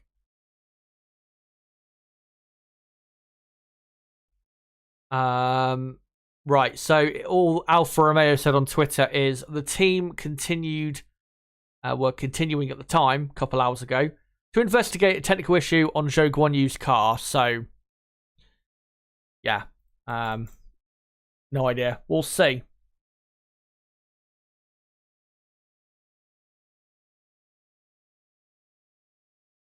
And, right. So that's all done. Let's now get to your comments, guys. In the live chat. Let me know, for qualifying, what do you think will go down today? Who will get pole? Who will end up in the top 5? Who will surprisingly make the top 10? That's what I want to hear from you guys, if you want to share that. Let me go back through the chat just to see what you guys are saying. Astro Stevens says Gather Piastri now has the updates on his McLaren 2, hoping they work. Welland, he goes better here than Austria.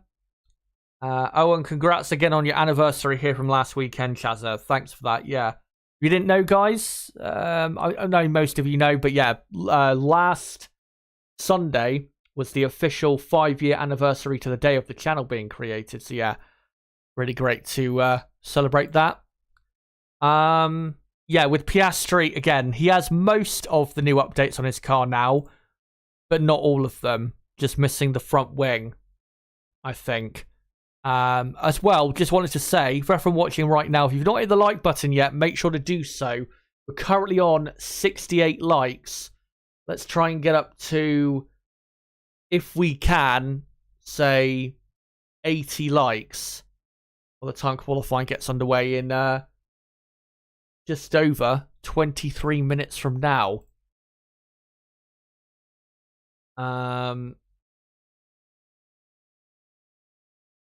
Josiah says, I still reckon Hamilton top 6 because he's good here. I mean, to be honest, the reason I went with him in 8th is purely because of that, because I think I just don't see him missing out on Q3. George Russell I can see because his form at the minute is just pretty poor. But, I mean, Hamilton has had a mostly good season in, 2023. And even though Mercedes are struggling this weekend, I just don't think Hamilton will. I think he just will refuse to be eliminated and will somehow, some way make it in. But I don't see him qualifying very high, to be honest. Jamie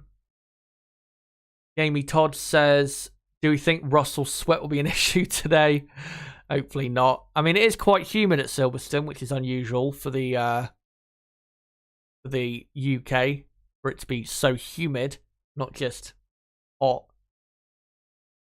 But yeah, shouldn't be a distraction like it was in Spain, where he could swear down it was raining.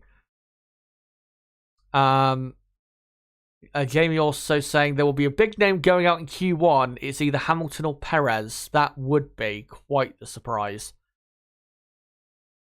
And Dane saying, yep, people say Russell is the Mr. Saturday. Well, as I said earlier, he's really, at the minute, lost that nickname because, I mean, what has he done on a Saturday, really, since... I mean, he's not qualified in the top 5 of a F1 grid since... And I'm only counting, by the way, real qualifying sessions. I'm not counting sprint qualifying because that doesn't count in my view. Yeah, the real qualifying sessions that set the grid for the Sunday race, he hasn't qualified inside the top 5 of a proper qualifying session since Australia, where he was on the front row. But that race was so long ago, 3 months ago. And obviously the cars were vastly different then. There's been so many updates to the cars since then. And he's been nowhere in qualifying, really. He was, 11th in Baku, 6th in Miami, I think 8th in Monaco. What was he? Was he 11th or 12th in Spain? I can't remember exactly. It was one of those positions. And then Canada. Actually, no, Canada, he did qualify in the top 5, didn't he? Yeah. Right, so Canada he did. But that's the only time since the Australian Grand Prix that he's managed to put himself in the top 5 of the grid. again, very poor.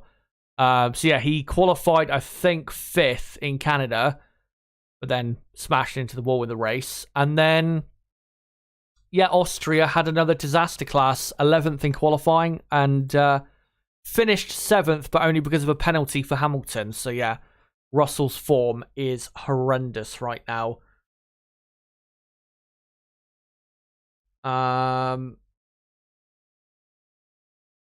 Let's find some of the comments if I can. Brabham says, I'd love to see how high Max could go in a Haas out of curiosity. To be honest, considering Williams' pace, I'd love to see him in the Williams to see whether he could get Williams' first win in, it'd be what? First win in 11 years. If he was to, if that was to obviously happen, hypothetically. I think, honestly, Alex Albon is driving very well, don't get me wrong. I'm not saying it's purely the car, but the car is clearly very quick here, because Logan Sargent is also been a top 10 runner. So, yeah, if you put Max or, you know, Charles Leclerc or Lando in that Williams, then you just wonder just what the absolute maximum potential of that car truly is. That's why Williams' pace is just so incredible. Again, Albon, you know, he's having a good season. He's a good driver, but let's not pretend like he's one of the best in the field.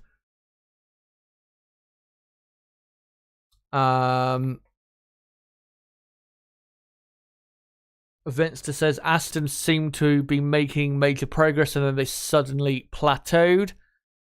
I think, to be honest, I think the reason they don't seem to be as quick as they were before is for a couple reasons. Their big side pod and floor upgrade didn't come really soon enough, I think, for them. They didn't bring it until the Canadian Grand Prix, and that was really their first big upgrade of the season. And then since then, obviously, Austria was really a track that just didn't suit their car very well. Despite that, though, Alonso still finished 5th, which was a great result for them around one of their weaker tracks for the season. And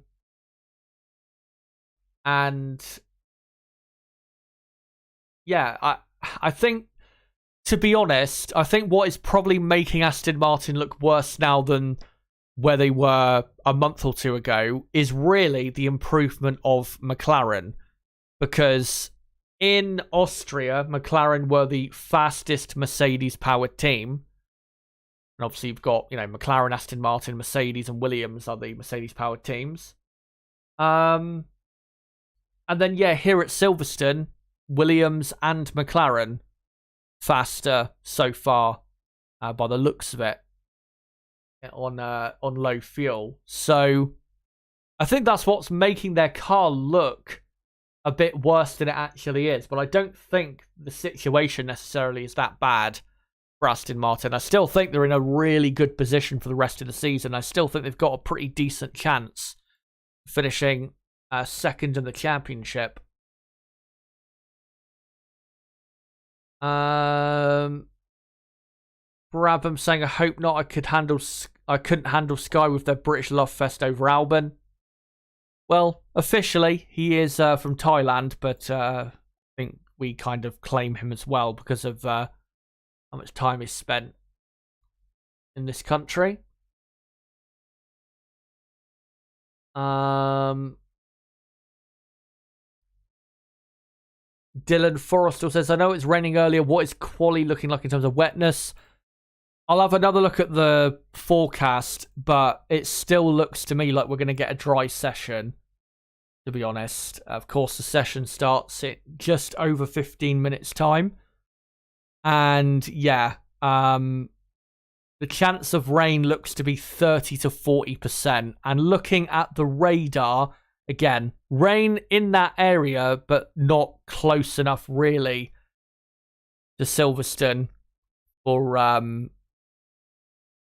you know, for the chance of rain to be high or for it to actually rain. I mean, it could do. You could have a small shower, but honestly, I would be surprised if what do you call it? I'd be surprised if we got like a proper downfall of rain. As I have seen that at Wimbledon, which is in southwest London, that it is now dry. And London, of course, is not that far away from Silverstone. Silverstone is just a bit further north than London, and is slightly over to the west compared to London. And yeah, in that area, the southeast, it looks a lot less likely to rain now than it did at lunchtime. So should be a dry session. Dylan also saying, can you imagine if there's a bit of chaos and Albon gets a podium? Oh, that would be so good. That would be so good. I would scream my fucking head off if Albon got a podium in a Williams. That would be honestly the perfect story for this weekend. Given how bad they were a few years ago, how close they were to the end of being a Formula One team and just existing. And also with it being their 800th Grand Prix, it would be the perfect story. It really would. So, yeah. Let's hope we get some chaos and Albon snatches a podium. Of course, if he were to, Williams would rise at least a couple positions in the championship.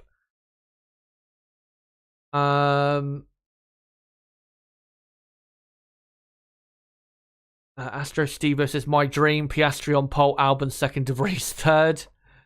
Kofi Dixon says, what went wrong with the W14? The problem is, they brought that big upgrade at Monaco, but then the other teams around them, Ferrari, Aston Martin, have brought upgrades that have now pushed them back ahead of Mercedes like they were before the Monaco Grand Prix, and really at the start of the season. And now McLaren have brought a massive upgrade, which has massively improved their speed. That's why Mercedes now look worse than they did before the upgrade. It's not because their car's worse, it's because they're not they're not really out developing the other teams. And that's the biggest issue. And yeah, looking at the radar they're just showing on Sky F1. Yeah.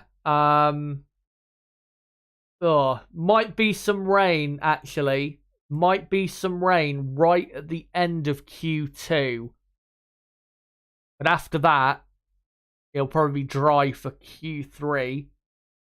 But, yeah. That's why Mercedes don't look as good now. It's because other teams have put their big developments on, which has pushed them back ahead of Mercedes when they were already ahead of them at the start of the season. And then, yeah, McLaren have brought the biggest amount of upgrades this season.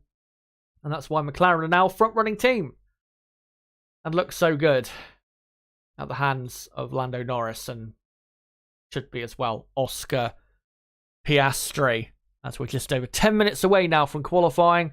Brabham says Mercedes really need to wave the white flag for this year, try and go backwards a few spots in the championship and get some good wind tunnel time.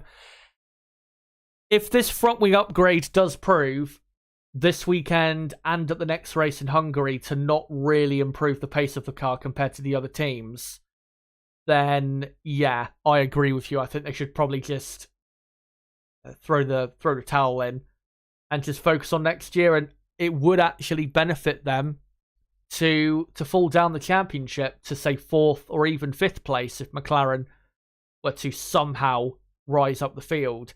But yeah, that would be, if this upgrade, this new front wing, if it doesn't work properly for Mercedes, that would be probably the best thing for them to do. Because if they start next year with a much faster car and they're a lot closer to Red Bull, then they'll also have, for the first half of next season, quite a bit more wind tunnel time than Red Bull to then develop their car well in the first half of the season and for, you know, the European season really as well. So, yeah, that would be beneficiary for Mercedes. But if they, if they show a bit better pace here today and their race pace is really good tomorrow and they somehow get a podium, then they should probably just keep pushing on with this year's car. Because I know they still want to bring a big upgrade for Zandvoort right after the summer break, which will be their last proper upgrade of the season. And what I mean, of course, by proper upgrade is, a substantial upgrade that should improve the car by 2-3 tenths of a second at least. As Ted Kravitz just doing a piece on some of the drivers ahead of qualifying. McLaren, Mercedes, teams like that. Yeah, Mercedes, I'm really keen to see where they end up and whether they do legitimately have poor pace. Dayton Cooper asks, will Checo just retire if Red Bull sacks him? No, I don't think he will. Perez, even if Red Bull get rid of him, he's still good enough to be in Formula 1. And I think a team like Haas, for example, or even Alfa Romeo would be probably on board with the idea of hiring him if he was to be dropped by Red Bull. And maybe, you never know, we could get a reuniting of the Perez-Hulkenberg partnership at Haas in the future. And that probably would be a better driver lineup for Haas to have in terms of consistency. So, yeah, Perez would get a seat. There's no doubt about that. I don't know where he would get a seat, but he would get a seat, even if Red Bull decided to put him in the AlphaTauri, which I think is a likely thing. If Helmut Marko can't find a good enough driver really to put in that car. Bondinho says Ferrari messed up with Leclerc last year. Sainz was lucky that Ferrari didn't call Leclerc into pit. True. Leclerc was the deserving winner of last year's race, but they screwed him over. Dylan Forrestal says once Verstappen wins the championship, put him in the AlphaTauri and put Danny Rick in the Red Bull against Perez. Lai Hang Sang, is it? Sorry if I mispronounced your name there. Says, what if Williams get a 1-2? Let's not get too ahead of ourselves. But if they did, I would lose my voice from yelling that much, because I would go absolutely crazy if that was to happen. And Astro Stevo does say, well, Vettel did win a race for Toro Rosso at Monza. Well, I was mentioning earlier, actually, that, when we get to Monza, which should be the strongest track for the Williams car, they could be contenders for a podium at Monza. They really could, because their car is an absolute beast in a straight line. So, yeah, Williams could. They could legitimately get a podium this season if they can, keep up this level of performance, as there's a truck on the circuit, on the hangar straight, I think, just trying to dry the circuit out. As we're only now just over 5 minutes away from the start of qualifying. John Hawking says Max will make sure his best mate Checo stays at Red Bull. I think Max would be, even though him and Checo don't necessarily get on very well. I think Max would be happy with Perez as his teammate, because Perez is still a good enough, I think, number 2 driver to Verstappen. I know he's had some poor form as of late, but I don't think this is going to last from Perez. Where do you think Carlos will go after Ferrari, asks Lai. I think I predicted this at the end of last season, actually. I did a stream where I predicted the future of Formula 1 between now and the end of this decade, and I think I had Carlos Sainz replacing Fernando Alonso at Aston Martin, with Alonso retiring probably at the end of 2025 or something like that. I think that's what I predicted. to be honest, I think that is definitely a possibility, because if Alonso decides in a couple of years that he's done in Formula One, I think there's a chance that Aston Martin could go after a Carlos Sainz. One team, though, to look out for that could see Carlos Sainz, racing for that team is the Audi Formula One team that, of course, will become Audi in 2026. And the reason I say that is because the team boss of the, what is right now the Alfa Romeo team, what will next season be the Sauber team, Andreas Seidel, he is, as we know, a big fan of Carlos Sainz, because when he was team boss at McLaren, Carlos was an unbelievably good performer. So I think that would be a very good pickup for Audi to have Sainz in their car alongside maybe the return of Sebastian Vettel. That is still a rumour that Audi is going to try and tempt Vettel out of retirement, which Sebastian has not denied. Whether, when it's been asked to him, will you come back in the future? He's not denied it. So we will see. But Vettel and Sainz, as long as Vettel came back at the level that he left at, that would be a really strong driver lineup for Audi in 2026. We'll see on that front. Anyway, we're, minutes away from qualifying. So before we get into it, let me just finish up the poll in the live chat. So I asked you guys, who will take pole position today at the British Grand Prix? And you guys, after 405 votes in total, with 62% of the vote, you guys have gone for Max Verstappen. Second, Charles Leclerc with 18% of the vote. Third, Lewis Hamilton with 15% of the vote. And Carlos Sainz fourth with 4% of the vote. So yeah, I don't disagree, rather, with what you guys have said. I think definitely he is the favourite or pole. Quickly, though, before we get into the session, a quick reminder of the championship standings. Max Verstappen leading by, I think, 80-odd points now over Sergio Perez. Perez only 17 clear of Fernando Alonso, but it's now looking a bit more comfortable for Perez after what was a good Austrian Grand Prix weekend. And then you got Alonso comfortably third ahead of Lewis Hamilton in fourth. Sainz fifth, Leclerc sixth, just ahead of George Russell, only because he has had a better best race result in 2023. Stroll 8th, Ocon 9th, and Lando Norris now into the top 10. As there might be some spots of rain, I think, now hitting the track. We'll see. On the constructors' side, Red Bull almost 200 points clear of Mercedes, who are only 3 points clear of Aston Martin. And even if Mercedes today are not very quick, they've got to get a good grid position compared to Aston Martin, because they don't want to be giving themselves too much work to do compared to that team for the race. Ferrari, obviously looking a lot better after the last two races, and are now only 24 points behind Mercedes in the championship in P4. Alpine are 5th, McLaren a lot closer to Alpine in 6th, and they will probably get up to 5th very quickly. Haas are in 7th with Alfa Romeo 8th.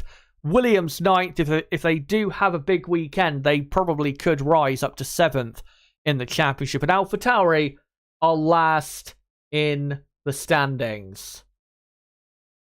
As we've got cars waiting at the exit of the pit lane.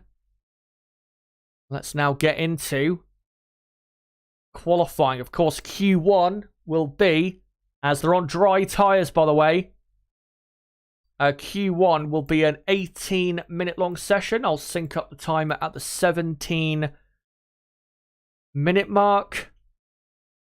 And let me just get my dotted line out, of course, to illustrate where the cutoff zone is. So let me just bring it down. And there you go.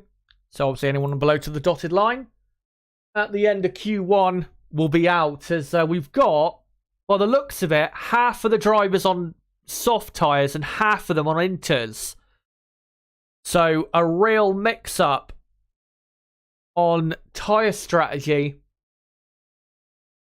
And if it is, you know, on and off raining throughout the session, one thing that will be, of course, very important is delivering your lap at the absolute most important time. If you can't deliver your laps when you need to, you're going to really suffer today. And taking advantage of the conditions when they suit whatever tyre you're on will really help, as well as Albon is about to come out on intermediate tyres as well. Or is he? No. They've just decided to take off the inters, and I think they're now putting on dry tyres.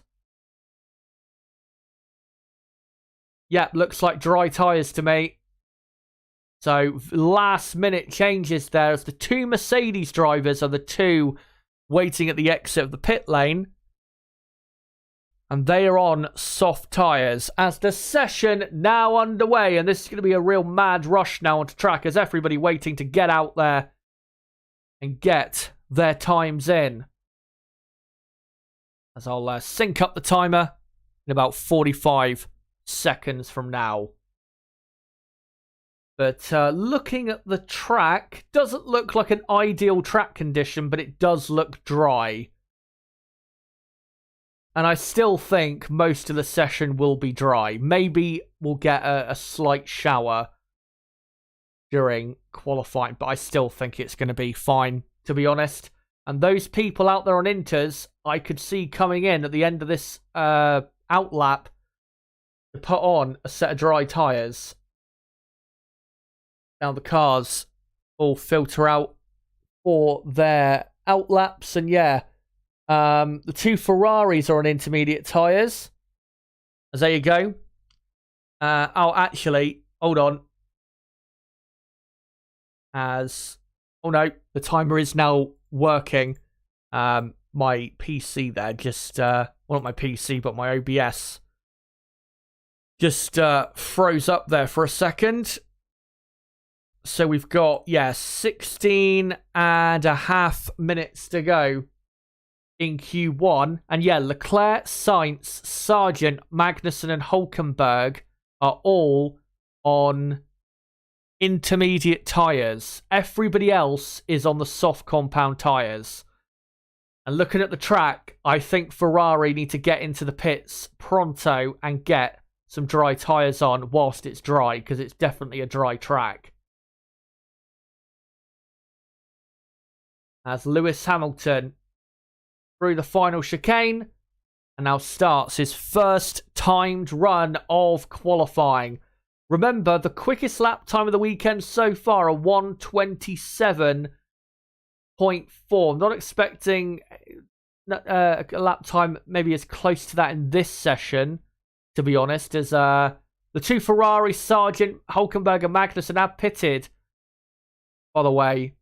Not expecting a time as quick as that in Q1. As Lewis Hamilton now completes the first sector. And yeah, his first sector quite a few tenths of a second slower than what we saw from him in practice 3. So track's still a bit greasy. And it's going to take time to build up confidence and do some proper good dry lap times. As Lando Norris does a purple first sector, not anymore. Fernando Alonso does a purple first sector. As Lewis Hamilton through Maggots, Beckett's and Chapel. To be honest, it doesn't really look like Hamilton is pushing maybe as hard as he could. And he's not opening DRS on the he's not opening DRS on the Hangar Straight. As Hamilton spins at Stowe Corner and goes into the gravel. What a shocking mistake that was from Hamilton. And he now gets back on track. I don't understand why he made that mistake. He wasn't really pushing that hard into the corner, but yeah. Very poor error there from Hamilton. And now we'll have to clean up those tyres as Russell goes quickest. From Valtteri Bottas in second. Fernando Alonso now goes third. Here's a replay of what Hamilton did. So he comes up to Stowe Corner and the car just spun on its own. It wasn't because he touched the white line or he took too much curb or anything. The rear end just came round as he turned into Stowe Corner. We have seen the rear end has not been very stable this weekend, but that is that's a shocking mistake there. We'll have to see what he does. Is Esteban Ocon is now quickest for Alpine. Let me just update that. So Ocon quickest, not anymore. Max Verstappen now quickest on a 1:33.5. Still way away from the best lap times they should be doing in the dry. As now George Russell goes back up to second, and then it's Ocon third. Piastri is up to fourth place for McLaren. And then you've got Valtteri Bottas actually has just gone up to third for Alfa Romeo. Do watch out for Bottas. He has always been very quick here. He's taken pole position here twice. As Fernando Alonso now does a much better time, 2 seconds quicker than Max Verstappen at 1:31.4. Alonso quickest. It's now Lance Stroll is up to second, and the longer the track remains dry, Carlos Sainz backing off there. Didn't see a mistake if he made one. Yeah, the track is really going to improve now. As De Vries goes up to fourth, Tsunoda is up to P5 as Charles Leclerc goes third for Ferrari. Of course, they're hoping it will stay dry as Max Verstappen does improve but only goes second. There's Alonso, Verstappen, Stroll, Leclerc, De Vries, Tsunoda, Russell, and then you've got Gasly up in 8th place with Logan Sargent in P9. Not anymore. Nico Hülkenberg up into the top 10. Hülkenberg up to 9th. Well, not anymore for him because now his teammate Kevin Magnussen replaces him up into the top 10. So Magnussen 9th, Hülkenberg 10th. Logan Sargent 11th, Bottas 12th, Perez only 13th so far. Very poor session for Perez at the minute. Ocon 14th. And then you've got Zhou in 15th. Thankfully, Zhou, his car is now all good. And then you've got Piastri 16th, Albon 17th, Norris 18th, Sainz 19th, and Hamilton 20th. I just need to quickly, unfortunately, switch my TV off and turn it back on again because it said it was going to shut down. So it'll just be back on in a second. Apologies, guys. And I'll just let you know where Carlos Sainz has gone. He's gone up to 5th place as Charles Leclerc improves up to 2nd. So Carlos Sainz up to P5. And Alonso still quickest on a 1:31.4 as Albon really crossed up through Stowe Corner all over the place and is now in 20th. Really struggling with the handling of that car as his teammate Logan Sargent goes up to P7. Esteban Ocon is now up to 4th place for Alpine. As George Russell improves and goes quickest by a couple hundredths of a second. As Bottas goes up to 9th. So it's Russell, Alonso, Leclerc, Verstappen, Ocon.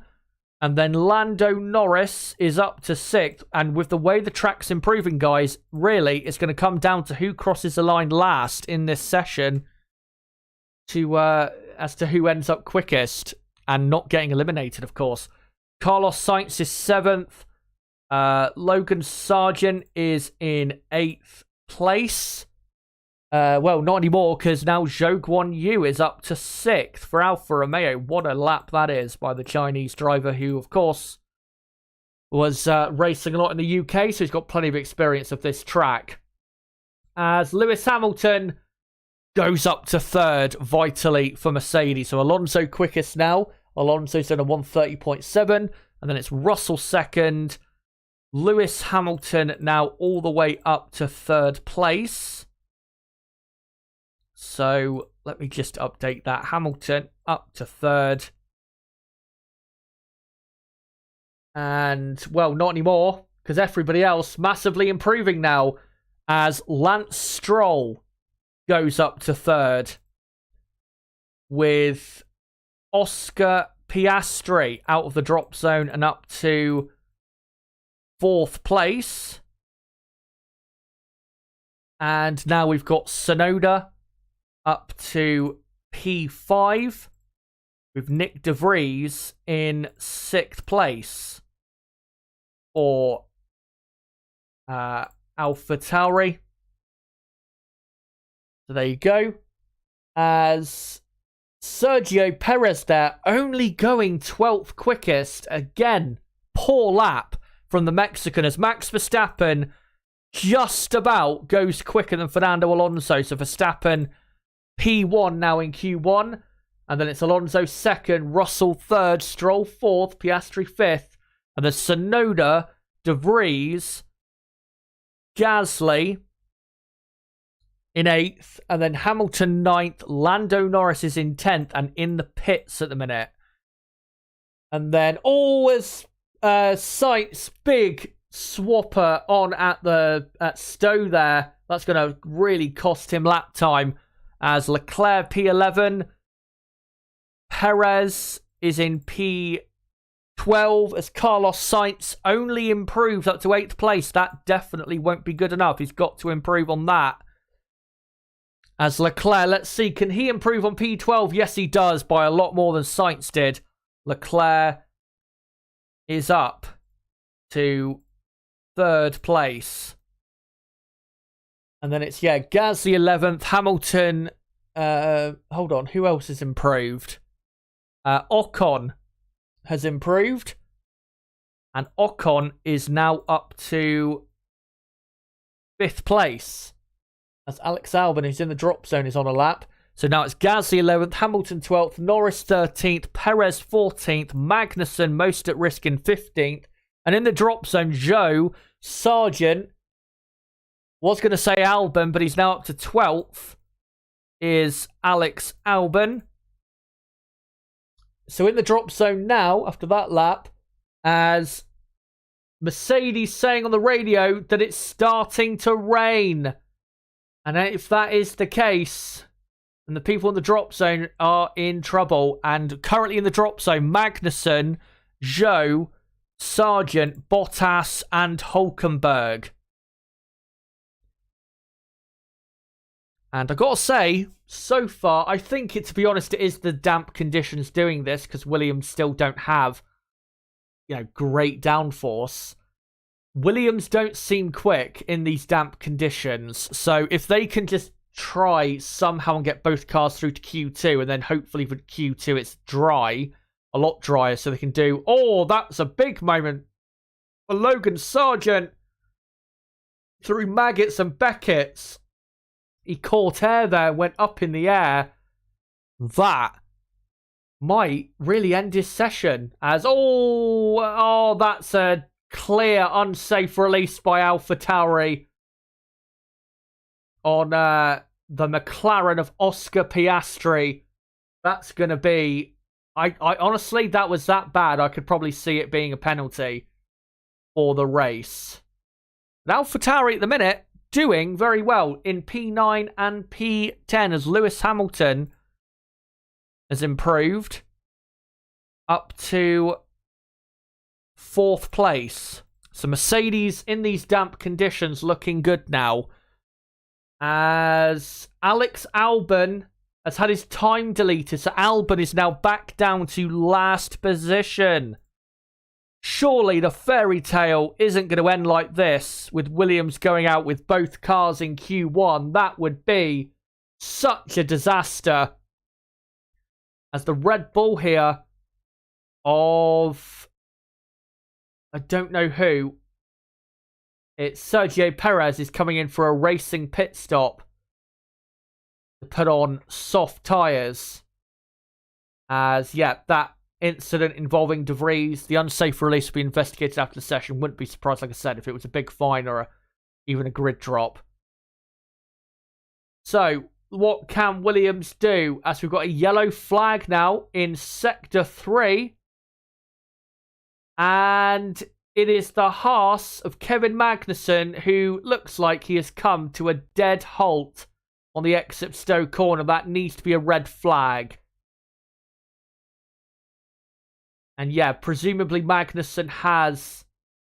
Yeah, red flag. Red flag. At 3 minutes and 11 seconds to go in Q1. So that is still enough time for these drivers to get out there and do one final timed run. As long as, of course, it is dry. If it starts to rain too much now, then really it's going to finish the way it is.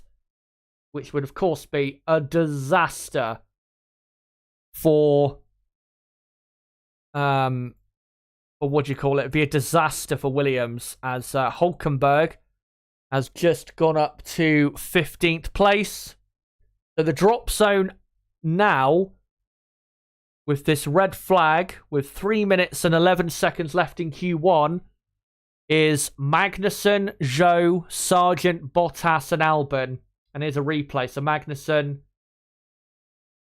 yeah, some sort of mechanical or just, I don't know, power unit related issue through the middle of Stowe, and his car clearly lost power, and he came to a halt, has come to a halt on the exit of Stowe. His car should be cleared away pretty quickly. There's no damage to clear up, obviously. Magnussen trudges away, and of course Magnussen is out of qualifying because he is already in the drop zone. So Magnussen will probably, if there is more improvements to be made, Magnussen will probably start this race from last. He is really not performing well right now, is the Dane. And of course, this bad luck really doesn't help when your form, you know, already isn't that good. Yeah, so far, Haas, Alfa Romeo, and Williams really not looking too smart. But there is still plenty of time to rescue their sessions, because if it does remain dry for the remainder of Q1, there is definitely a chance to improve. And reminder, of course, the track will keep improving massively. We're still nowhere near the best lap times we've seen this weekend. If I just go and look quickly on the timing page on the Formula One website, the best lap time of qualifying so far is a 1:30.7. That is 3.5 seconds slower than the best time of the weekend in the dry. So there is plenty of lap time out there to be found. As the two Williams is released from their garage and are now going to be at the exit of the pit lane, and make sure, you know, they're first out there so they can benefit from dry conditions. And at the minute, it does seem dry. So Williams don't really have an excuse to miss out, I think, on Q2. And yeah, I'll let you guys know when the session gets going again. Of course, 3 minutes and 11 seconds there are remaining as the pickup truckers come back, or come onto, not come back, but come onto the track. And Magnussen's car about to be loaded onto the truck, and then once that's onto the truck, he'll come into the pit lane probably, and then we'll be able to get back underway. But yeah, when we get going again, I'll sync up the timer at the 3-minute mark, just to let you guys know. But let me know, who do you think will be eliminated in Q1? Do you think Williams will, unfortunately, fall foul of the cutoff zone? At the minute, of course, they are not looking in a good position whatsoever. Oh, Williams, just to clarify again, the reason I'm not showing the timer on the screen is because we are under red flag conditions. And just waiting for Kevin Magnussen's car to be removed from the track. And very quickly after that, we should be underway again. As for the minute, it is looking dry at Silverstone. Can't really see any umbrellas up to indicate rainfall. But yeah. The cars wait at the exit of the pit lane. Not every car. Here is the Ferrari of Charles Leclerc in the garage. Also, I need to update that Carlos Sainz, right before the red flag came out, went up to 4th place. So Ferrari are now 3rd and 4th. So it's Verstappen, Alonso, Leclerc, Sainz, Hamilton, Russell, Ocon, Stroll, Piastri, Tsunoda. That's your top 10. And then De Vries, Gasly, Norris, Perez, Hulkenberg, just about making it through for now into Q2. And at the minute, on their way out, I mean, Kevin Magnussen, we know, is out of the session. Zhou, Sargent, Bottas, and Albon. So we will see when we get going again what improvements can be made. But we haven't heard anything yet as to when we are going to be going again. I've got to say, it is taking a bit too long to get Magnussen's car off the track. Because really, we should be knowing by now when we'll be restarting. So yeah, the wait continues, unfortunately. There you go. The truck now has the car and off the track, thankfully. So we can now get going again. As Magnussen now trudges back to the pit lane. I think Magnussen there was a bit miffed there. He was just talking to the marshals. I think he was expecting to be picked up, but I think because of how close he is to the pit lane, he's been told to walk, which, to be honest, is a good thing. So there's no point bringing out the medical card just to give him a lift back to the pits.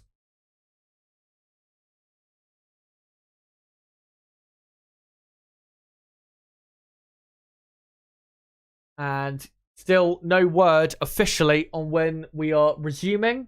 Looking at the radar, there is a shower on its way in... I can't quite see what the time says on that. Yeah, there is rain on the way. I just don't know when. It's probably in the next hour, but whether it will happen before qualifying finishes, who knows? As the Red Bull there has... What's happened here at Red Bull? They've absolutely fucked that up. Max has broken his front wing. What on earth? How has he done that? He must have pulled out the garage and hit something. As the session, by the way, they've just said the session will resume in about 2 minutes' time. Yeah, what on earth just caused that? As they're just struggling to get the front wing off, they do now finally get it off. I have no idea what did that. Let's see a replay. Oh, that's what happened. That is a comically bad error from Verstappen. He came out the garage and he said, I just understeered and he didn't have any grip. He understeered and hit the, not the pit wall necessarily, but basically the wall on the left-hand side. He's crashed in the pit lane. Broke his front wing. He's now had a new front wing fitted. They better hope that nothing else is broken on that car. That would be... that would be a hilariously bad mistake that could possibly cost him later on. But he seems okay now. That was really bad. As just seen, Ocon and Zhou are, I think, noted. And it will be investigated after the session, a case of impeding. So we'll see the results of that. As the session, guys, will resume in 20 seconds' time. Who will be eliminated from Q1? We are about to find out. As the session is now go.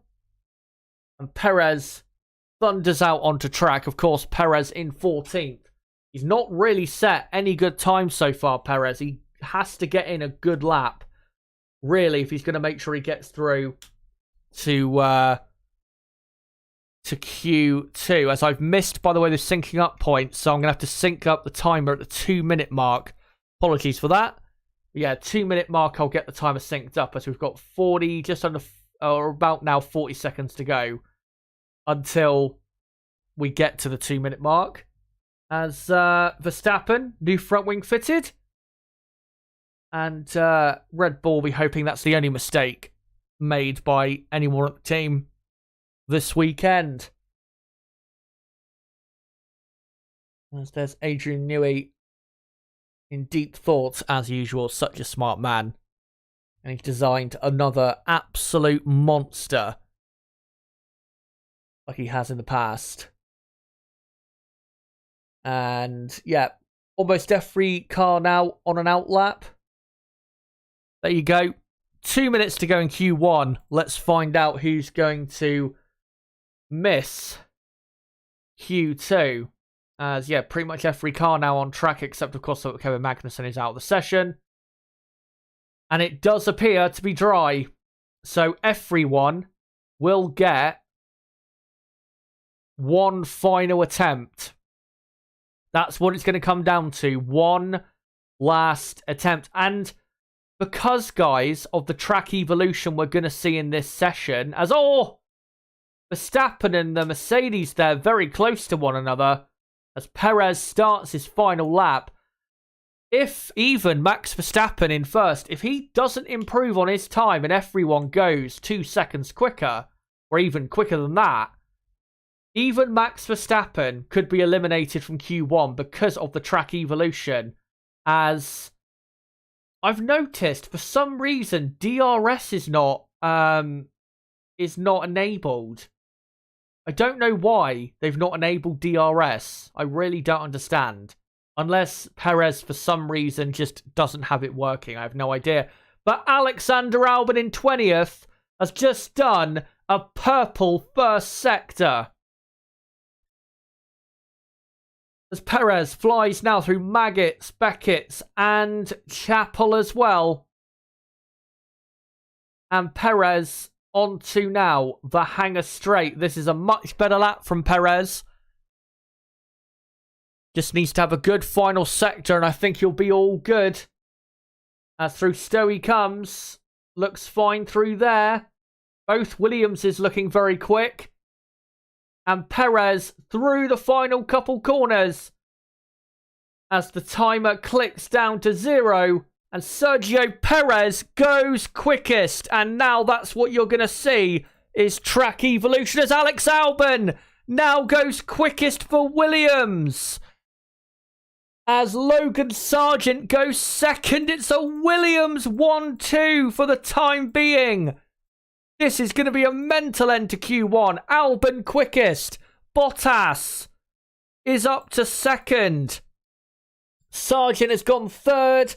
Zhou has gone up to 5th. Let me just update this quickly. So Bottas up to 2nd. Lando Norris now goes quickest for McLaren and is in probably to Q2. So Lando in P1. Lance Stroll goes 2nd for Aston Martin. And then it's Albon 3rd. Bottas 4th. Sargent is up for the time being in 5th place. Whether he will remain there, we will see. As Nico Hülkenberg goes up to 4th for the Haas F1 team. Hülkenberg up to P4. George Russell up to 2nd. Hamilton up to 3rd. Verstappen 4th. Ocon 8th. Sainz 10th. Leclerc 2nd. Yellow flag in Sector 2. Gasly improves up to 8th. Perez is now in the drop zone, and I think Sergio Perez, as that's a stopped car of Valtteri Bottas. And Sergio Perez, guys, is out. Unless he's got more fuel in this car. I don't actually think he has. It doesn't matter anyway because the yellow flag's out. Yeah, Perez is into the pits. Sergio Perez is out in Q1 in 16th place. What a horrendous session for Sergio Perez. Yet again, misses out on Q3. So, let me just update what the final order is of Q1. So, going through to Q2, Lando Norris, Charles Leclerc, George Russell, Lewis Hamilton up in 4th. And then Max Verstappen in 5th. And then Stroll 6th. Albon 7th. Thankfully, Williams do get through. Pierre Gasly up to 8th. And then Hülkenberg 9th. Ocon 10th. And then Bottas 11th. I think Bottas, though, won't be able to compete in Q2 because he is out. Because he stopped on track. He is out of the session. As I can see you guys going crazy about Sergio Perez. Let's just, hold on. Let me just make sure I get the order correct. So Bottas ended up 11th, but I think he's out of the session. Carlos Sainz, lucky. Because he didn't improve his final time that much. So Sainz, P12. Sargent is through to Q2 in 13th. 14th is Oscar Piastri. And just about by a couple hundredths of a second into Q2, Fernando Alonso. But guys, knocked out in Q1. The Red Bull of Sergio Perez. And then the AlphaTauri of Yuki Tsunoda, the Alfa Romeo of Zhou Guanyu, the AlphaTauri of Nick De Vries, and the Haas of Kevin Magnussen. What a Q1 that was. And Perez, once again, giving himself a lot of work to do for not for Saturday, for Sunday. So there you go. That's Q1. Now on to Q2, which could be even more exciting. Let me just, what do you call it? Multiply the dotted line. So I can illustrate where the cutoff zone is for Q2. And obviously in between the two dotted lines is where that cutoff zone is. For this second part qualifying. Q2, 15 minutes long. And I'll sync up the timer at the 14-minute mark. But yeah, what a horrendous performance by Sergio Perez. Absolutely abysmal. And Crystal Racing saying Checo set his final lap too soon. I think his previous quali performances made him too cautious. Yeah, I think, to be honest, I think Red Bull would be to blame on that. Because of the track, the grip of the track improving so much. It was clearly the wrong decision to send him out first, because it was really more about who the last man over the line was. As is a replay of Verstappen and Hamilton battling through traffic into the final couple corners before they started that final run. Thankfully, though, those drivers are through to Q2. As Leclerc saying, nice, Carlos, nice. Good overtake in the last corner. Nice bit of sarcasm there from Leclerc. Yeah. I'm not surprised that he was unhappy about that. As Carlos Sainz actually let Leclerc through in the pit lane on the radio. Don't know if Ferrari told him to do that, and maybe Sainz thought, fuck it, I'll go back ahead of him. No idea what that's about.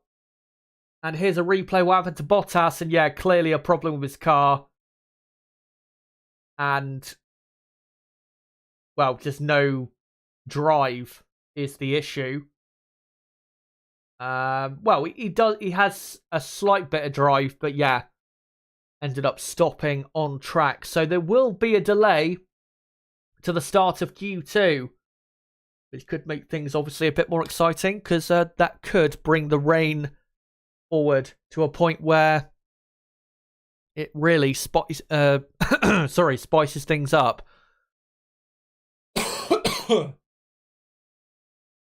As the crowd clearly absolutely loving this session, despite the weather not being that great. But us Brits, of course, we're used to this. The weather being all over the place. But yeah, what a Q1 that was. And I do think the rest of this session is going to be really, really exciting.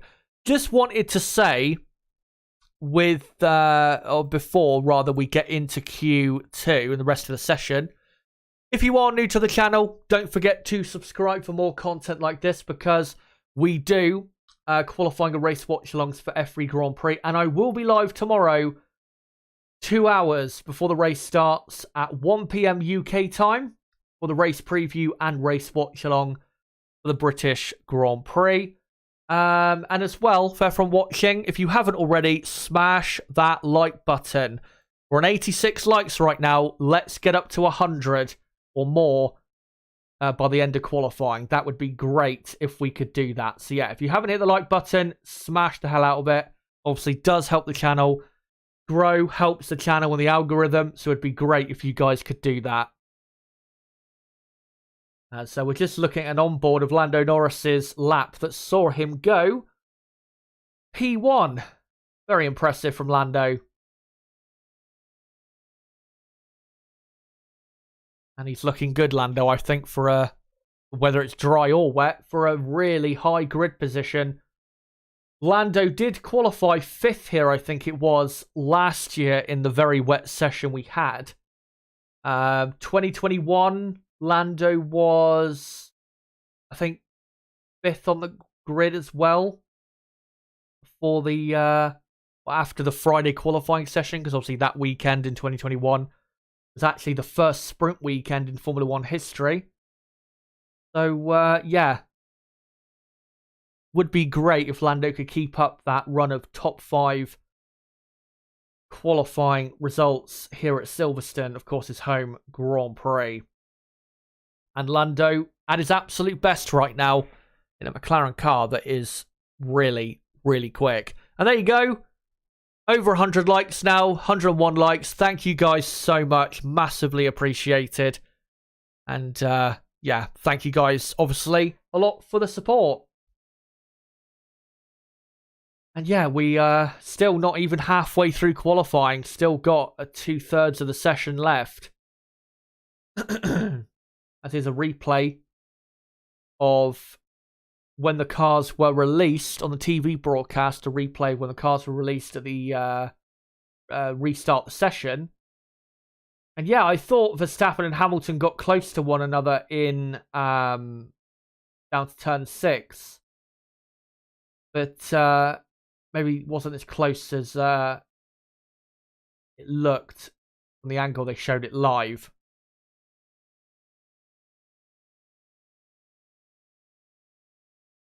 yeah, we're just waiting at the minute for the restart, or not the restart, but the start of the session. Valtteri Bottas's car, I think, is now being removed. So, yeah, give it another, I don't know, maybe 5 minutes at most, and I reckon we'll be underway for Q2. I just seen on Twitter, Hülkenberg, Norris, Ocon, and Piastri. What do they have in common in 2023? What do you reckon they have in common, guys? Well, I'll tell you what they have in common. They all have a 6-4 record against Perez in qualifying this season. That is how bad Sergio Perez's qualifying has been. And, just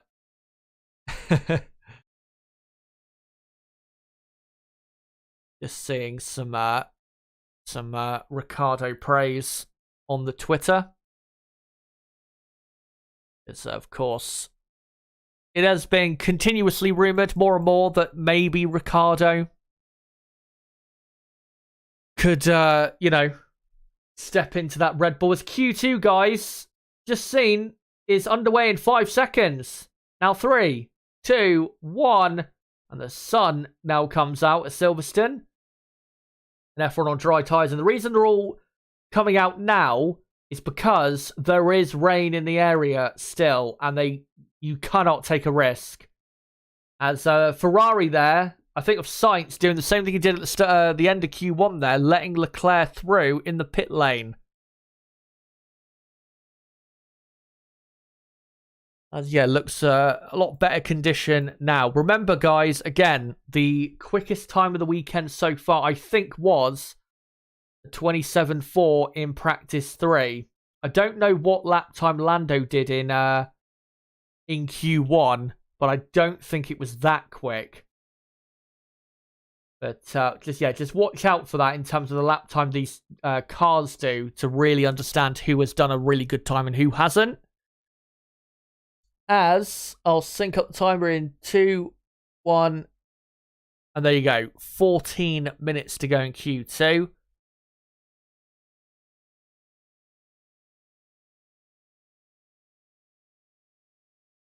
Let's see what this session has for us. As Logan Sargent says on the radio, it's really slippery. Yeah, the track's not in ideal condition, but as long as you stick to obviously the right parts of the track, it looks definitely better, the grip of this circuit, than it was at the start of Q1. And with the rain that is probably or possibly coming, this part of the qualifying is probably going to be arguably the driest part of qualifying. So this is it really for the dry running. As Fernando Alonso flies through turn 1, and he's the first man to start a lap. So we'll see what Alonso can do. The best lap time Aston Martin have done this weekend is a 27.7. So we'll keep our eye out on the lap time that Aston Martin do. Still, Still, the FIA not allowing DRS to be enabled. Really confused by that. As pretty much everyone now starting their first flying laps. As Alonso through Copse. Probably will be a slight lift in these conditions because it's not ideal, the track condition. As Charles Leclerc does a purple first sector. As Alonso, car looks okay through Maggots and Beckett's, nothing special. As not too far behind him is Lance Stroll. No idea what Stroll was doing though on his time. As Alonso now through the final chicane and the final corners, as Leclerc does now a purple middle sector. And Fernando Alonso only does a 1:30.6. That is not a quick lap time, as Lance Stroll only goes second. So yeah, Aston Martin not very quick at all with that, with those lap times. As here comes Alex Albon, who only goes third. So Albon In P3, Lando Norris way quicker, and actually half a second quicker than Charles Leclerc even. What a lap by Lando Norris. And now Carlos Sainz goes up to second. George Russell pops up to third place, as Esteban Ocon goes up to third for Alpine. And Max Verstappen only goes second. So Lando Norris quickest for McLaren. Just like he was in Q1, as Oscar Piastri is up to fourth place. The Piastri looking good. Pierre Gasly looking very good. He is in the Alpine up to second. What a lap by the Frenchman. So Gasly is in second. So it's Norris, Gasly, Verstappen, and then Piastri fourth. Sainz fifth, Ocon sixth, Russell seventh, Leclerc eighth, and then Hülkenberg ninth, Hamilton only 10th at the minute. I still think we're going to see quite a bit of an improvement in lap time still, because the lap times the drivers have done so far are nowhere near as quick as I think they can go. So we are still going to see massive improvement in track evolution. We have to remember, though, as George Russell comes back into the pit lane, as let me just confirm, the drop zone is Alonso, Stroll, Albon, Sargent, and Bottas. Bottas, of course, out of the session as he broke down on track at the end of Q1. As Alonso is on another timed run here. We have to factor in, of course, because DRS is not enabled, that is going to remove some lap time that they could do in the dry. So if you remove DRS, you know, that's probably a second slower that makes the cars in the dry. So, yeah, the absolute best times in the dry they should be doing with no DRS really should be like a mid to late 127. And Lando's about second and a half away from that. Fernando Alonso has just done a purple middle sector. Aston Martin looking much quicker. Let's see where these laps will put them. And Logan Sargent looking better now, as Alonso comes to the line and goes quickest by nearly 0.4 of a second. So Alonso up to P1, and Stroll only goes 8th. That is a poor lap from Stroll. As Logan Sargent now goes 9th. Not a great lap really from Logan, I have to say. So Stroll up to 8th and Logan Sargent up to 9th. So at the minute, guys, in the drop zone, well, not anymore, because Alex Albon has just gone second for Williams, only 1/10 of a second down on Fernando Alonso. What a lap. So it's Alonso, Albon, Leclerc now is up to third place. And then it's as Carlos Sainz here goes up to fourth.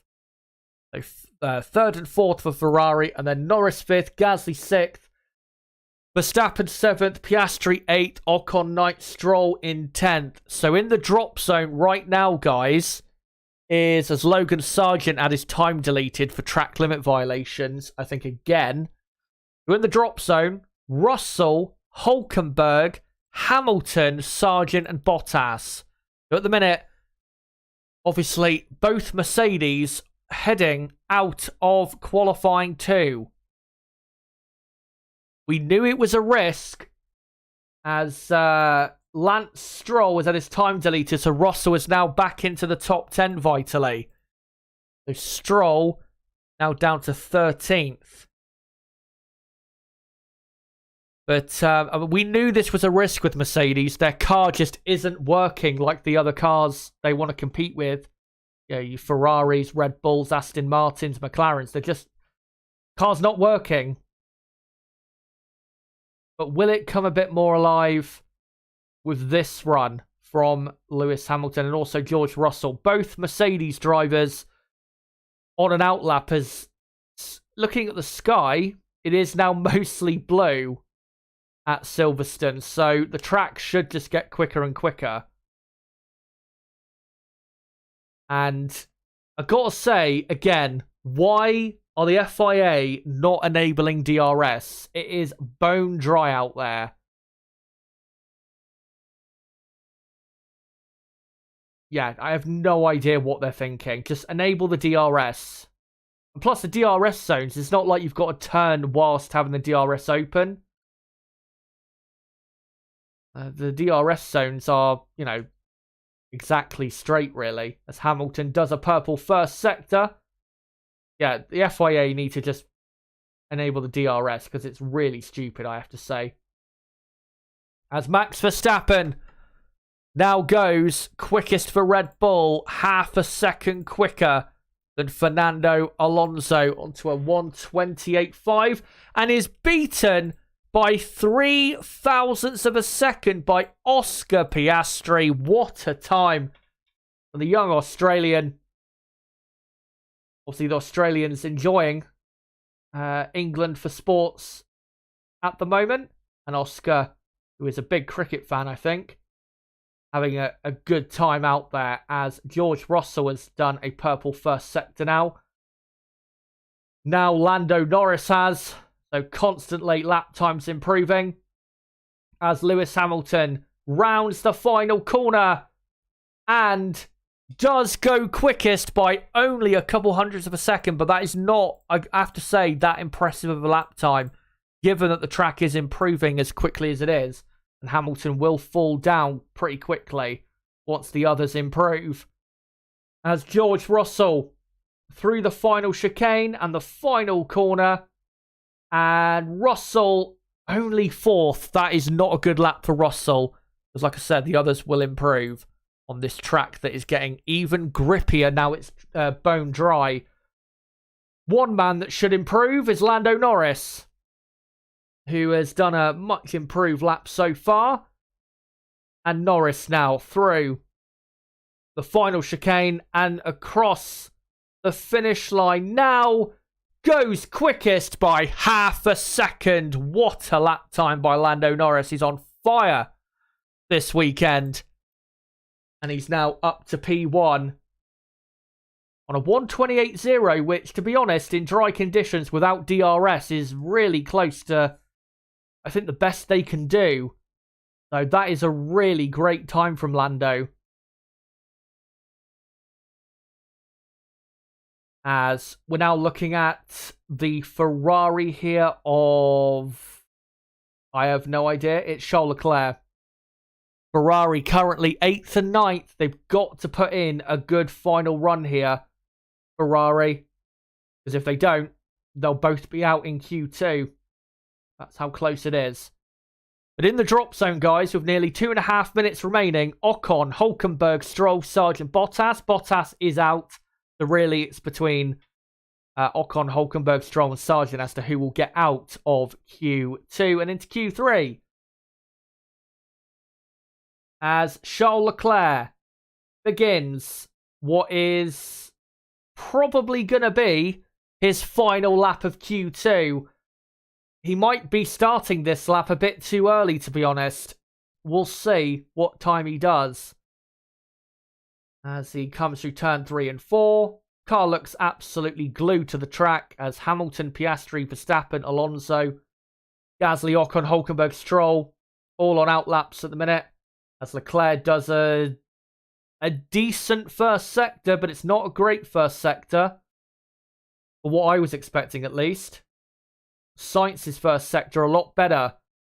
Just over a tenth quicker than Leclerc. As Alex Albon, even quicker than both Ferraris in the first sector. Albon proving that he is absolutely on one this weekend. And because he's behind the two Ferraris on the track, theoretically should do a better time as Leclerc does a purple middle sector. Will this be good enough for Leclerc to make Q3 yet again here at Silverstone? Carlos Sainz has done a good middle sector as well, as there's two cars there side by side through the final chicane trying to start their laps. As Leclerc, almost, pretty much was balked by the Alpine there, but Leclerc nonetheless goes up to second place, but might have lost a bit of time there because of that Alpine. That might cost him. Carlos Sainz goes up to second. Here comes Alex Albon, who goes second and only 0.02 of a second and actually a quarter of a tenth slower than Lando Norris. What a time from Albon, as Logan Sargent is up to 9th. I don't think that will be good enough, as Fernando Alonso goes up to 5th. So in the drop zone, Gasly, Ocon, Hülkenberg, Stroll. As here comes Max Verstappen. He's done 2 purple sectors. Surely he'll go quickest. And yes, he does, with an unbelievably quick time of 27.7. As the checkered flag now falls, Verstappen is through to Q3. Piastri up to 2nd. What a lap by Oscar Piastri. Both McLarens really should be through to Q3. Here's Lance Stroll. Can he make it through to Q3? The first time, I think possibly ever, here at Silverstone. Here comes Stroll to the line. Only P10. I'm not sure that's going to be good enough. But that means Logan Sargent is out, and it's not good enough for Stroll because Nico Hülkenberg goes up to P10. Esteban Ocon, by the way, is out in 12th place. So all hopes for Alpine on Pierre Gasly, who comes to the line and goes up to 9th. And Gasly into Q3 as Lewis Hamilton has backed off on this lap.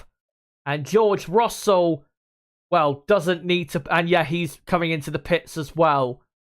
Both Mercedes barely have made it into Q3 in 8th and 10th place. Just proving again that the Mercedes is, in dry conditions, quite slow. I mean, they were improving there on their lap times, but they really left it quite close there with the other drivers.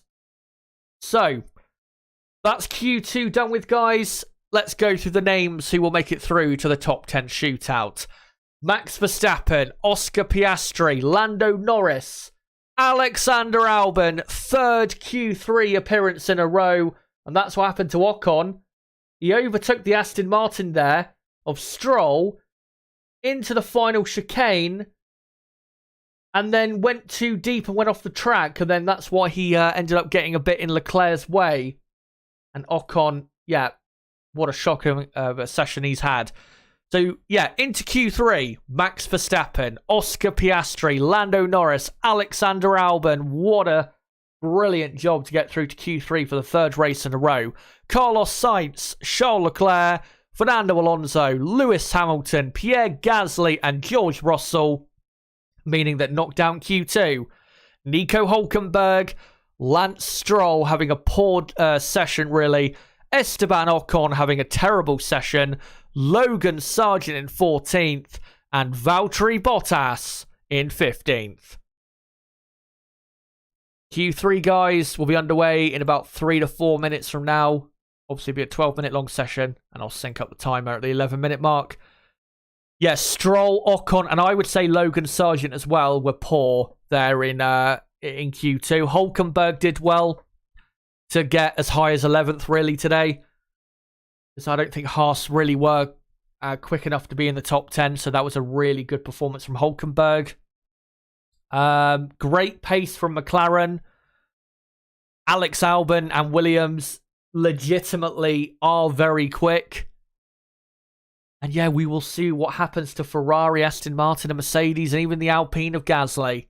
Q3 up next. And, well, we could get some crazy things happening in these final 12 minutes of qualifying. Let me know, guys. What do you think is going to happen? Who will take pole position? Will it be Max Verstappen? Will a McLaren get pole? Will a Ferrari get pole? Will an Aston Martin get pole? Will Alex Albon do the unthinkable for Williams in their 800th Grand Prix weekend? Let me know in the chat whether you think it's possible for all those teams. But yeah, we'll be underway very shortly. And to be honest, I would prefer it to remain dry for the rest of the session, because if it, starts out dry and then rains, we'll get a very anti-climactic finish to qualifying, which, of course, we don't want.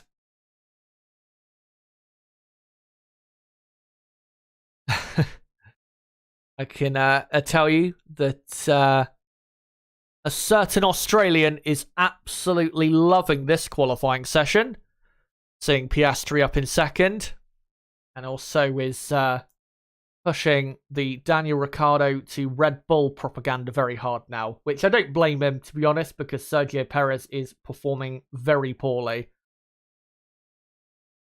And yeah, Esteban Ocon, as they come back from the ad break, Sky, eliminated in 13th. That is a poor effort from him. And really, I don't understand why he did what he did. I don't know how much time there was left remaining on the clock. And I don't know if he had to overtake Stroll to make the line in time to start his lap. But if he still had time, that was a stupid mistake from Ocon. He completely destroyed his chance of improving, did Esteban. But to be honest, Gasly has looked quicker than him all weekend, so it's not really a surprise that Gasly has outqualified Esteban, as he's got the helmet on and looks like he's in the right mood. To be fair, though, 13th is where I thought they would be. And Pierre Gasly and Alpine, to be honest, have done very well to get into the top 10 with any of their cars. So I think Alpine have had, to be honest, a better session than expected. And there he is, Niblo. Who let McLaren cook? Yeah, McLaren in unbelievable form. And honestly, with how their car's looking, they could get both cars into the top 5 on the grid. They really could. Even better than that, they could put a car on the front row. If they produce the right lap at the right time, they could, dare I say, take pole position. The last time McLaren took pole position at Silverstone, guys, was 2008. It wasn't Lewis Hamilton, who, of course, brilliantly won the race by well over a minute. It was Heikki Kovalainen who took pole that day. 15 years ago, that was the last time McLaren took pole position at Silverstone. Will they take it today? As on the straights, according to AWS, Albon is the quickest, and I think Williams really are praying that it remains dry, as it looks pretty dry at the minute. The sun is now out and baking the fans out there in the grandstands. Yeah, Williams will be praying for dry weather, because in the dry, I think Albon has a pretty great chance of qualifying in the top 5 as well. This could be one of the most surprising and exciting Q3s, not just of this season, as DRS, by the way, now enabled, so they're happy now that the track is definitely fully dry and not dangerous. They should have really enabled it in Q2. As a session, by the way, 3, 2, 1, and now green light is on at the exit the pit lane. The session is underway. Yeah, this could be one of the most surprising and exciting Q3s, not just of this season, but really of the last few years. As the two Mercedes look like the first 2 cars onto the circuit. Ferrari just, I think, refueling their car, getting their car ready for the session. They're going to send their cars out probably a bit later. As here is, by the looks of it, it is the Williams of Alex Albon. I am honestly praying that he ends up in the top 5 on the grid. I would be so happy for him. And for Williams, again, because of what they've come back from and because of the occasion. It would just be a beautiful result for them. And there you go. 11 minutes to go in qualifying. And Nib saying, if Piastri gets pole, I will do a shoey. I bet you will. And you absolutely should, because that would be an unbelievable effort to do that, and such a surprising thing. Obviously, Piastri, his best qualifying of his F1 career so far, I think, is... it was, what, 6th or 7th in Spain. So, yeah, as long as he gets... If he can get at least into the top 5, I think he'd be very happy with that. But, of course, any higher than that, and he'll be over the moon. As, yeah, all the cars on the track now. The track pretty much dry. The sun is out. I don't think the threat of rain... Looking at the sky, I don't think there is really a threat of rain anymore. It looks to be dry now. And it should be dry until the end of qualifying. And now with DRS enabled, the lap times will improve massively on what we saw in Q2. So the pole position, I think, will either be... It's probably going to be, I would imagine, like a mid 1 minute 26 at the absolute best. Maybe a late 1:26. But yeah, in the 1:26s is where pole position will be. As both British drivers, Hamilton and Russell, start their first attempts at pole position here at Silverstone. As Hamilton through turn 3 and 4 he comes. And Mercedes looking a lot more balanced today than yesterday. I don't think it is as windy as yesterday, which definitely does help. But we'll see what their pace is like after this first run. Of course, Hamilton the first to do the first sector, so that's why he's got a purple first sector.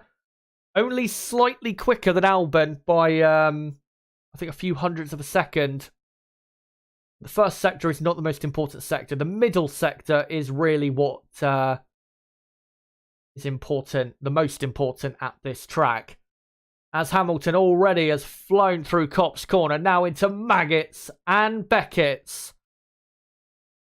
And through Chapel as well. And someone else out there's done a purple first sector. It's probably going to be a Ferrari or Verstappen. As Hamilton. As actually, Alex Albon has done a quicker middle sector. So at the minute, Albon on for probably a slightly quicker lap. Here we go. Lewis Hamilton will be the first to... Oh no, be Russell the first to cross the line. Lewis Hamilton, though, goes 4.5 tenths quicker than Russell. Alex Albon splits the two Mercedes. Albon up to second with Russell in P3. Lando Norris only goes 4th. I'm surprised about that. As Fernando Alonso is up to second. Max Verstappen quickest on a 1:27.0. 6.5 tenths of a second clear of Lewis Hamilton. Charles Leclerc is up to third. Carlos Sainz is up to 4th. Oscar Piastri goes 3rd for McLaren. What a lap by the Australian.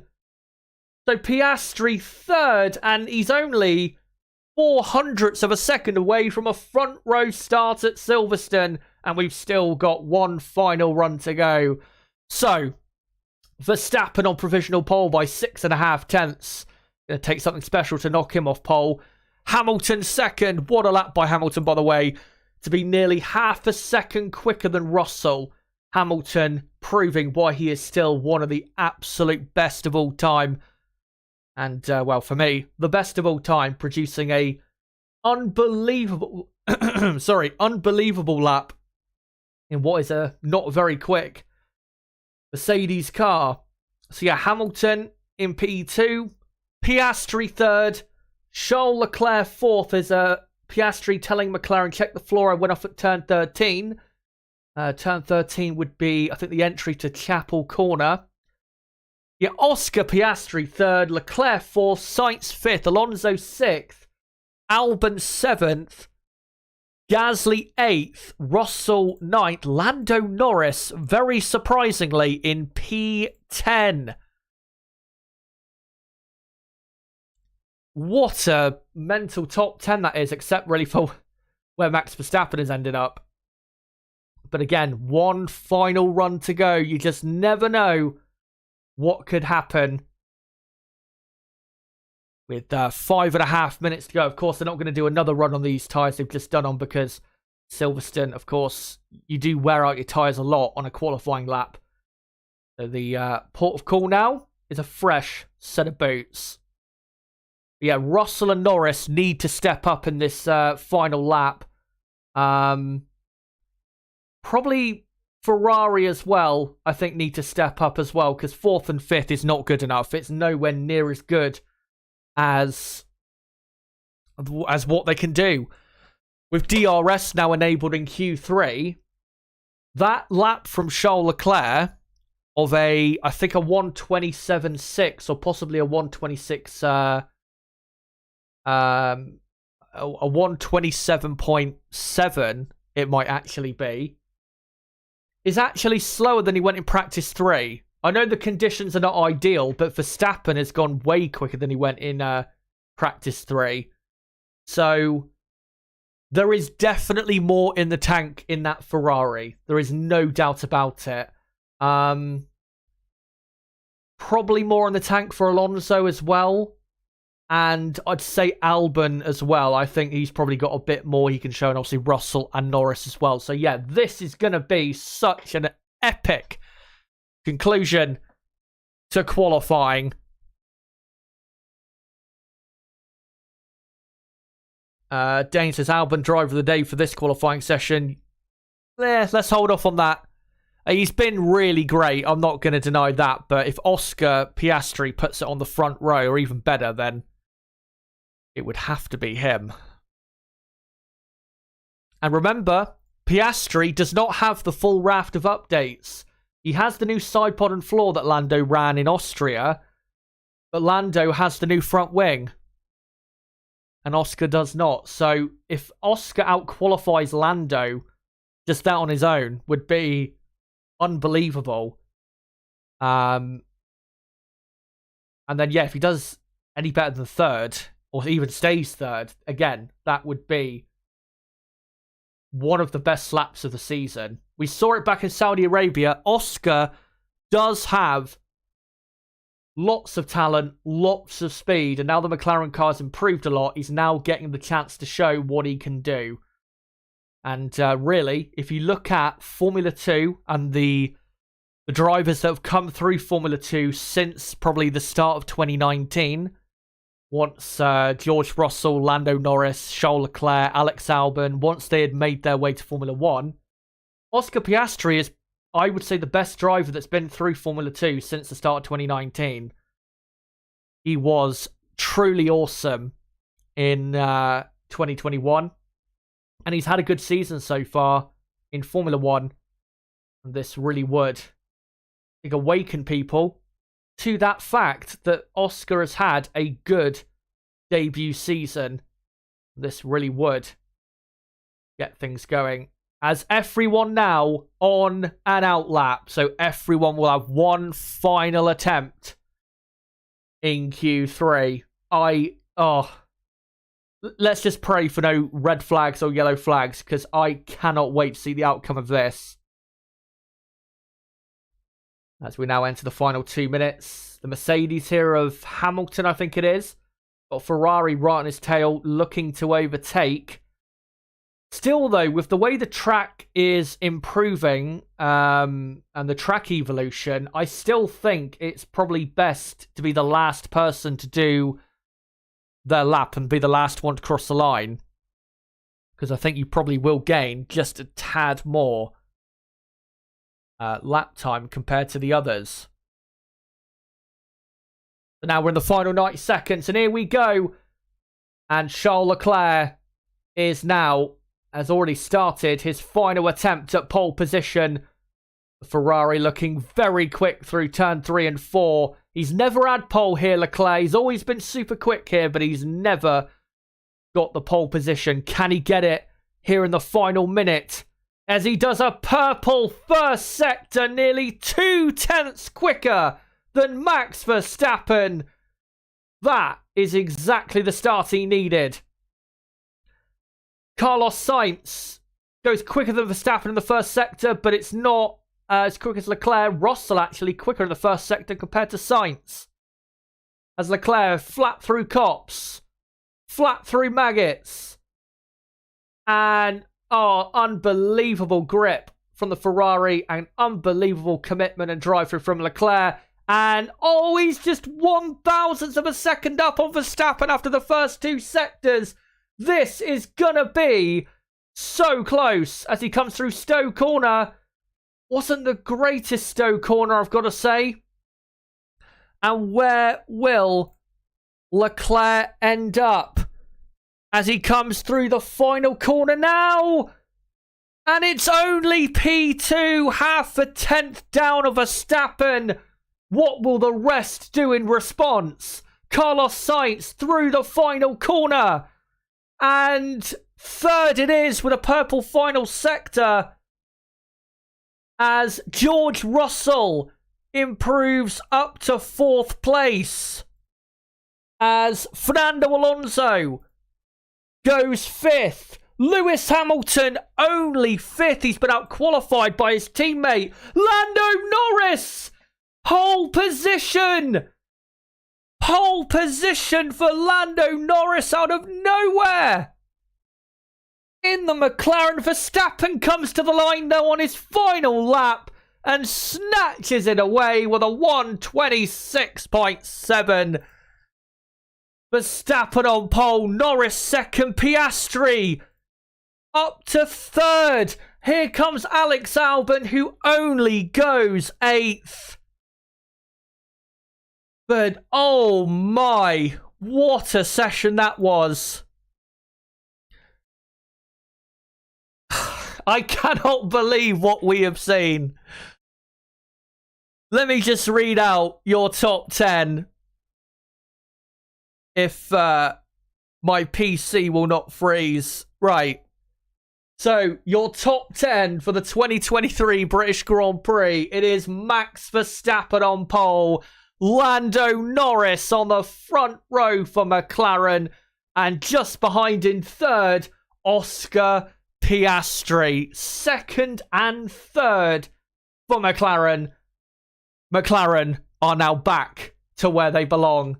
And McLaren, Zach Brown going absolutely crazy in the McLaren garage. He's so happy. They started the season so terribly.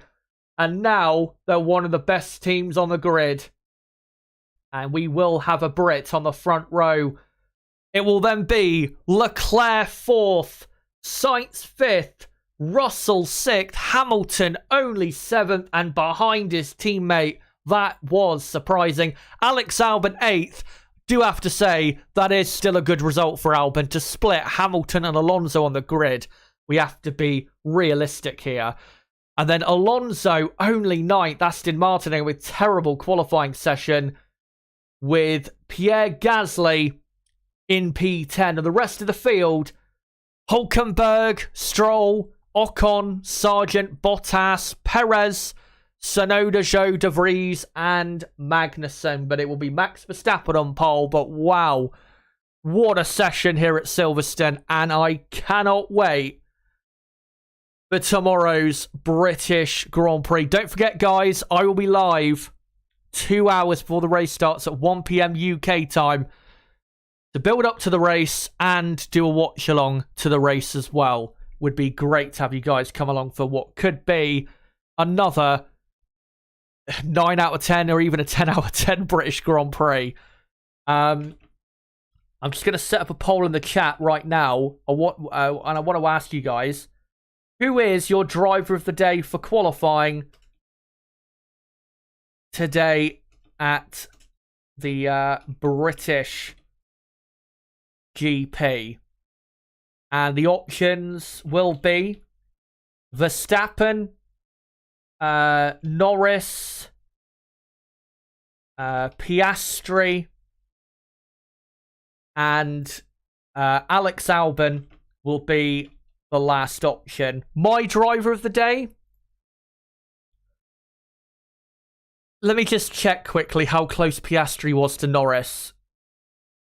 Because if Piastri was only slightly behind, I'd probably have to give it to Piastri, given that, again, Lando has the more upgraded car. Yeah, Piastri was only at 0.13 of a second slower. So, yeah, my driver of the day is Oscar Piastri. What a performance. Third on the grid.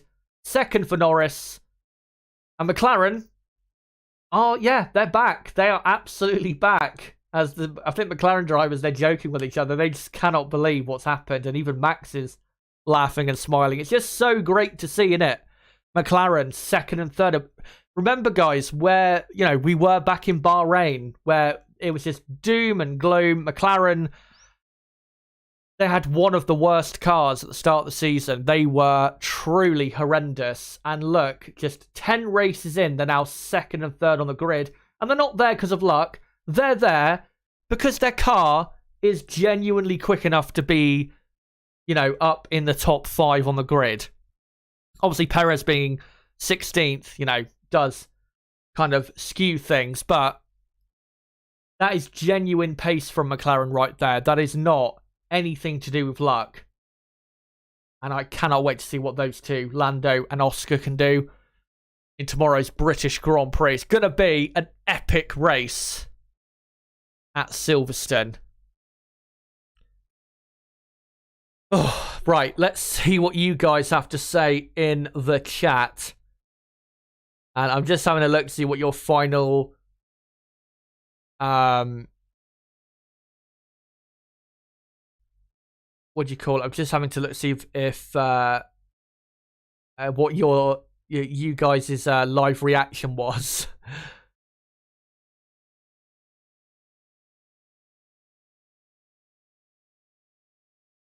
And yeah, you guys going absolutely crazy.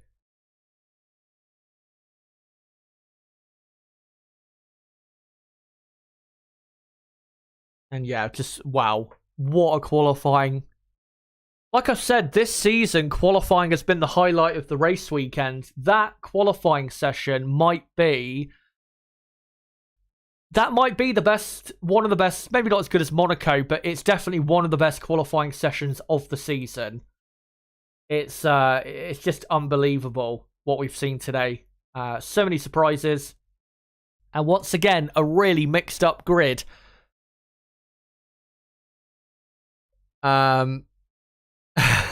Nib saying if you don't vote, Piastri will be banned. He's joking, of course.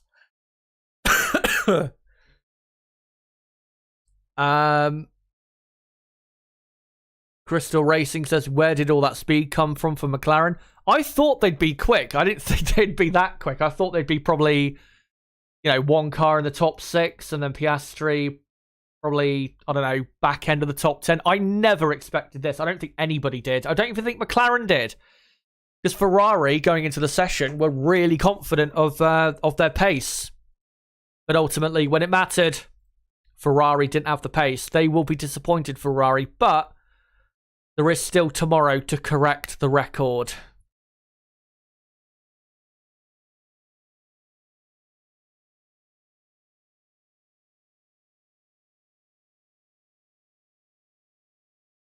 Right, let's read out some comments here. Say Regaris says Norris probably driver of the day, pulled it out with that last lap. Definitely is a great shout for it. The reason I'm personally going for Piastri is because, again, he doesn't have the full raft of updates. And remember, not only is Lando... I mean, we don't know really enough about the Lando Oscar partnership to know truly how close they are on performance, but you would have to say Lando is probably the better driver.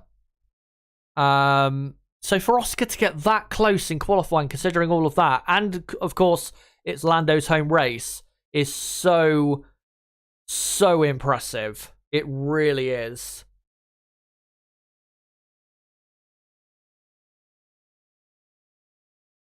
Mercedes disappointed, I have to say. Yeah, 6th and 7th, really disappointing overall. I know that's a lot better than what we saw in practice yesterday, but coming into the weekend, I don't think they were aiming for that. I think they were aiming for a bit better than that, to be honest, with their upgrade. And, well, clearly, here in qualifying, were slower, obviously, than Red Bull, McLaren, Ferrari.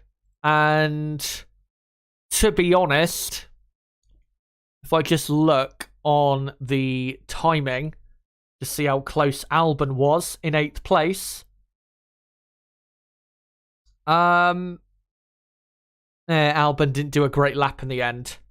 Alex Albon did a 1:27.5, which was actually about the time he did in practice 3 earlier today. I think Albon could have gone a bit quicker, maybe got ahead of one of the Mercedes cars. So to be honest, I would say Mercedes, because I don't think Albon produced the best that Williams had in in Q3. Despite that, though, of course, amazing performance from Albon. What'd you call it? Yeah, I would say Mercedes probably in qualifying today had the 5th best car, which is, again, a bit better than I expected, but it's still not good enough. And they are going to have a tough race tomorrow. I mean, the race pace looked good on Friday, but whether they can actually deliver that tomorrow is a different case. So we'll see. But Dane says if Haas, or asks rather, if Haas and Alpha had the resources, do you think they could fight with top 6 teams and Williams? Well, Haas and Alfa Romeo have more resources than Williams do, so I mean, they absolutely could. But Williams, you got to give credit to them. Despite still, I don't think, having a technical director, have made massive improvements to their car and have a very fast car here at Silverstone, and in the midfield look really quick. So yeah, I think we need to give credit where credit is due for the Williams team. But right, let's have a look for some more comments. 62 votes and only 90% voted for Oscar. You're all banned. Aussie Oscar hitting his stride now. Maybe he chose the right team after all. You'd have to say at the minute, yeah, he definitely chose the right team, because McLaren are in a different stratosphere compared to Alpine at the minute. And probably it will remain this way for the rest of the season. Do remember that McLaren have another big upgrade coming for the next race in Hungary. We believe one of the upgrades is supposed to be a front suspension, and maybe some other parts as well. So yeah, even more upgrades for McLaren. And then probably after the summer break, they'll bring something else. And then that'll probably be just about it for McLaren. So yeah, their development has been incredible this season.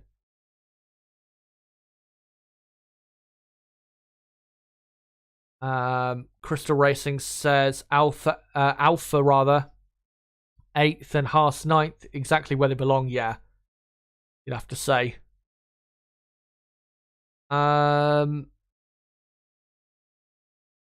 Hulkenberg has been stellar in quali, says Crystal Racing. Yeah, Hulkenberg did well to get P11. Haas and just not very quick this weekend, not like they were in Austria. And also Crystal Racing saying, makes you wonder what's happened to Aston Martin. I think the big issue with them when it comes to qualifying is they just don't have any driver that is like particularly great in qualifying. Alonso obviously is a great driver, but qualifying is not his strongest area.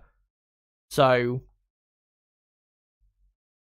that's why the races tend to be a lot better for them, and that's when they show the true potential of the car. I do expect Alonso, though, tomorrow to be on fire because, I mean, it's Alonso at Silverstone. He's always on fire. And that Aston Martin car is a bit better than what has been shown today. There is no doubt about that. So do not count out the Aston Martins.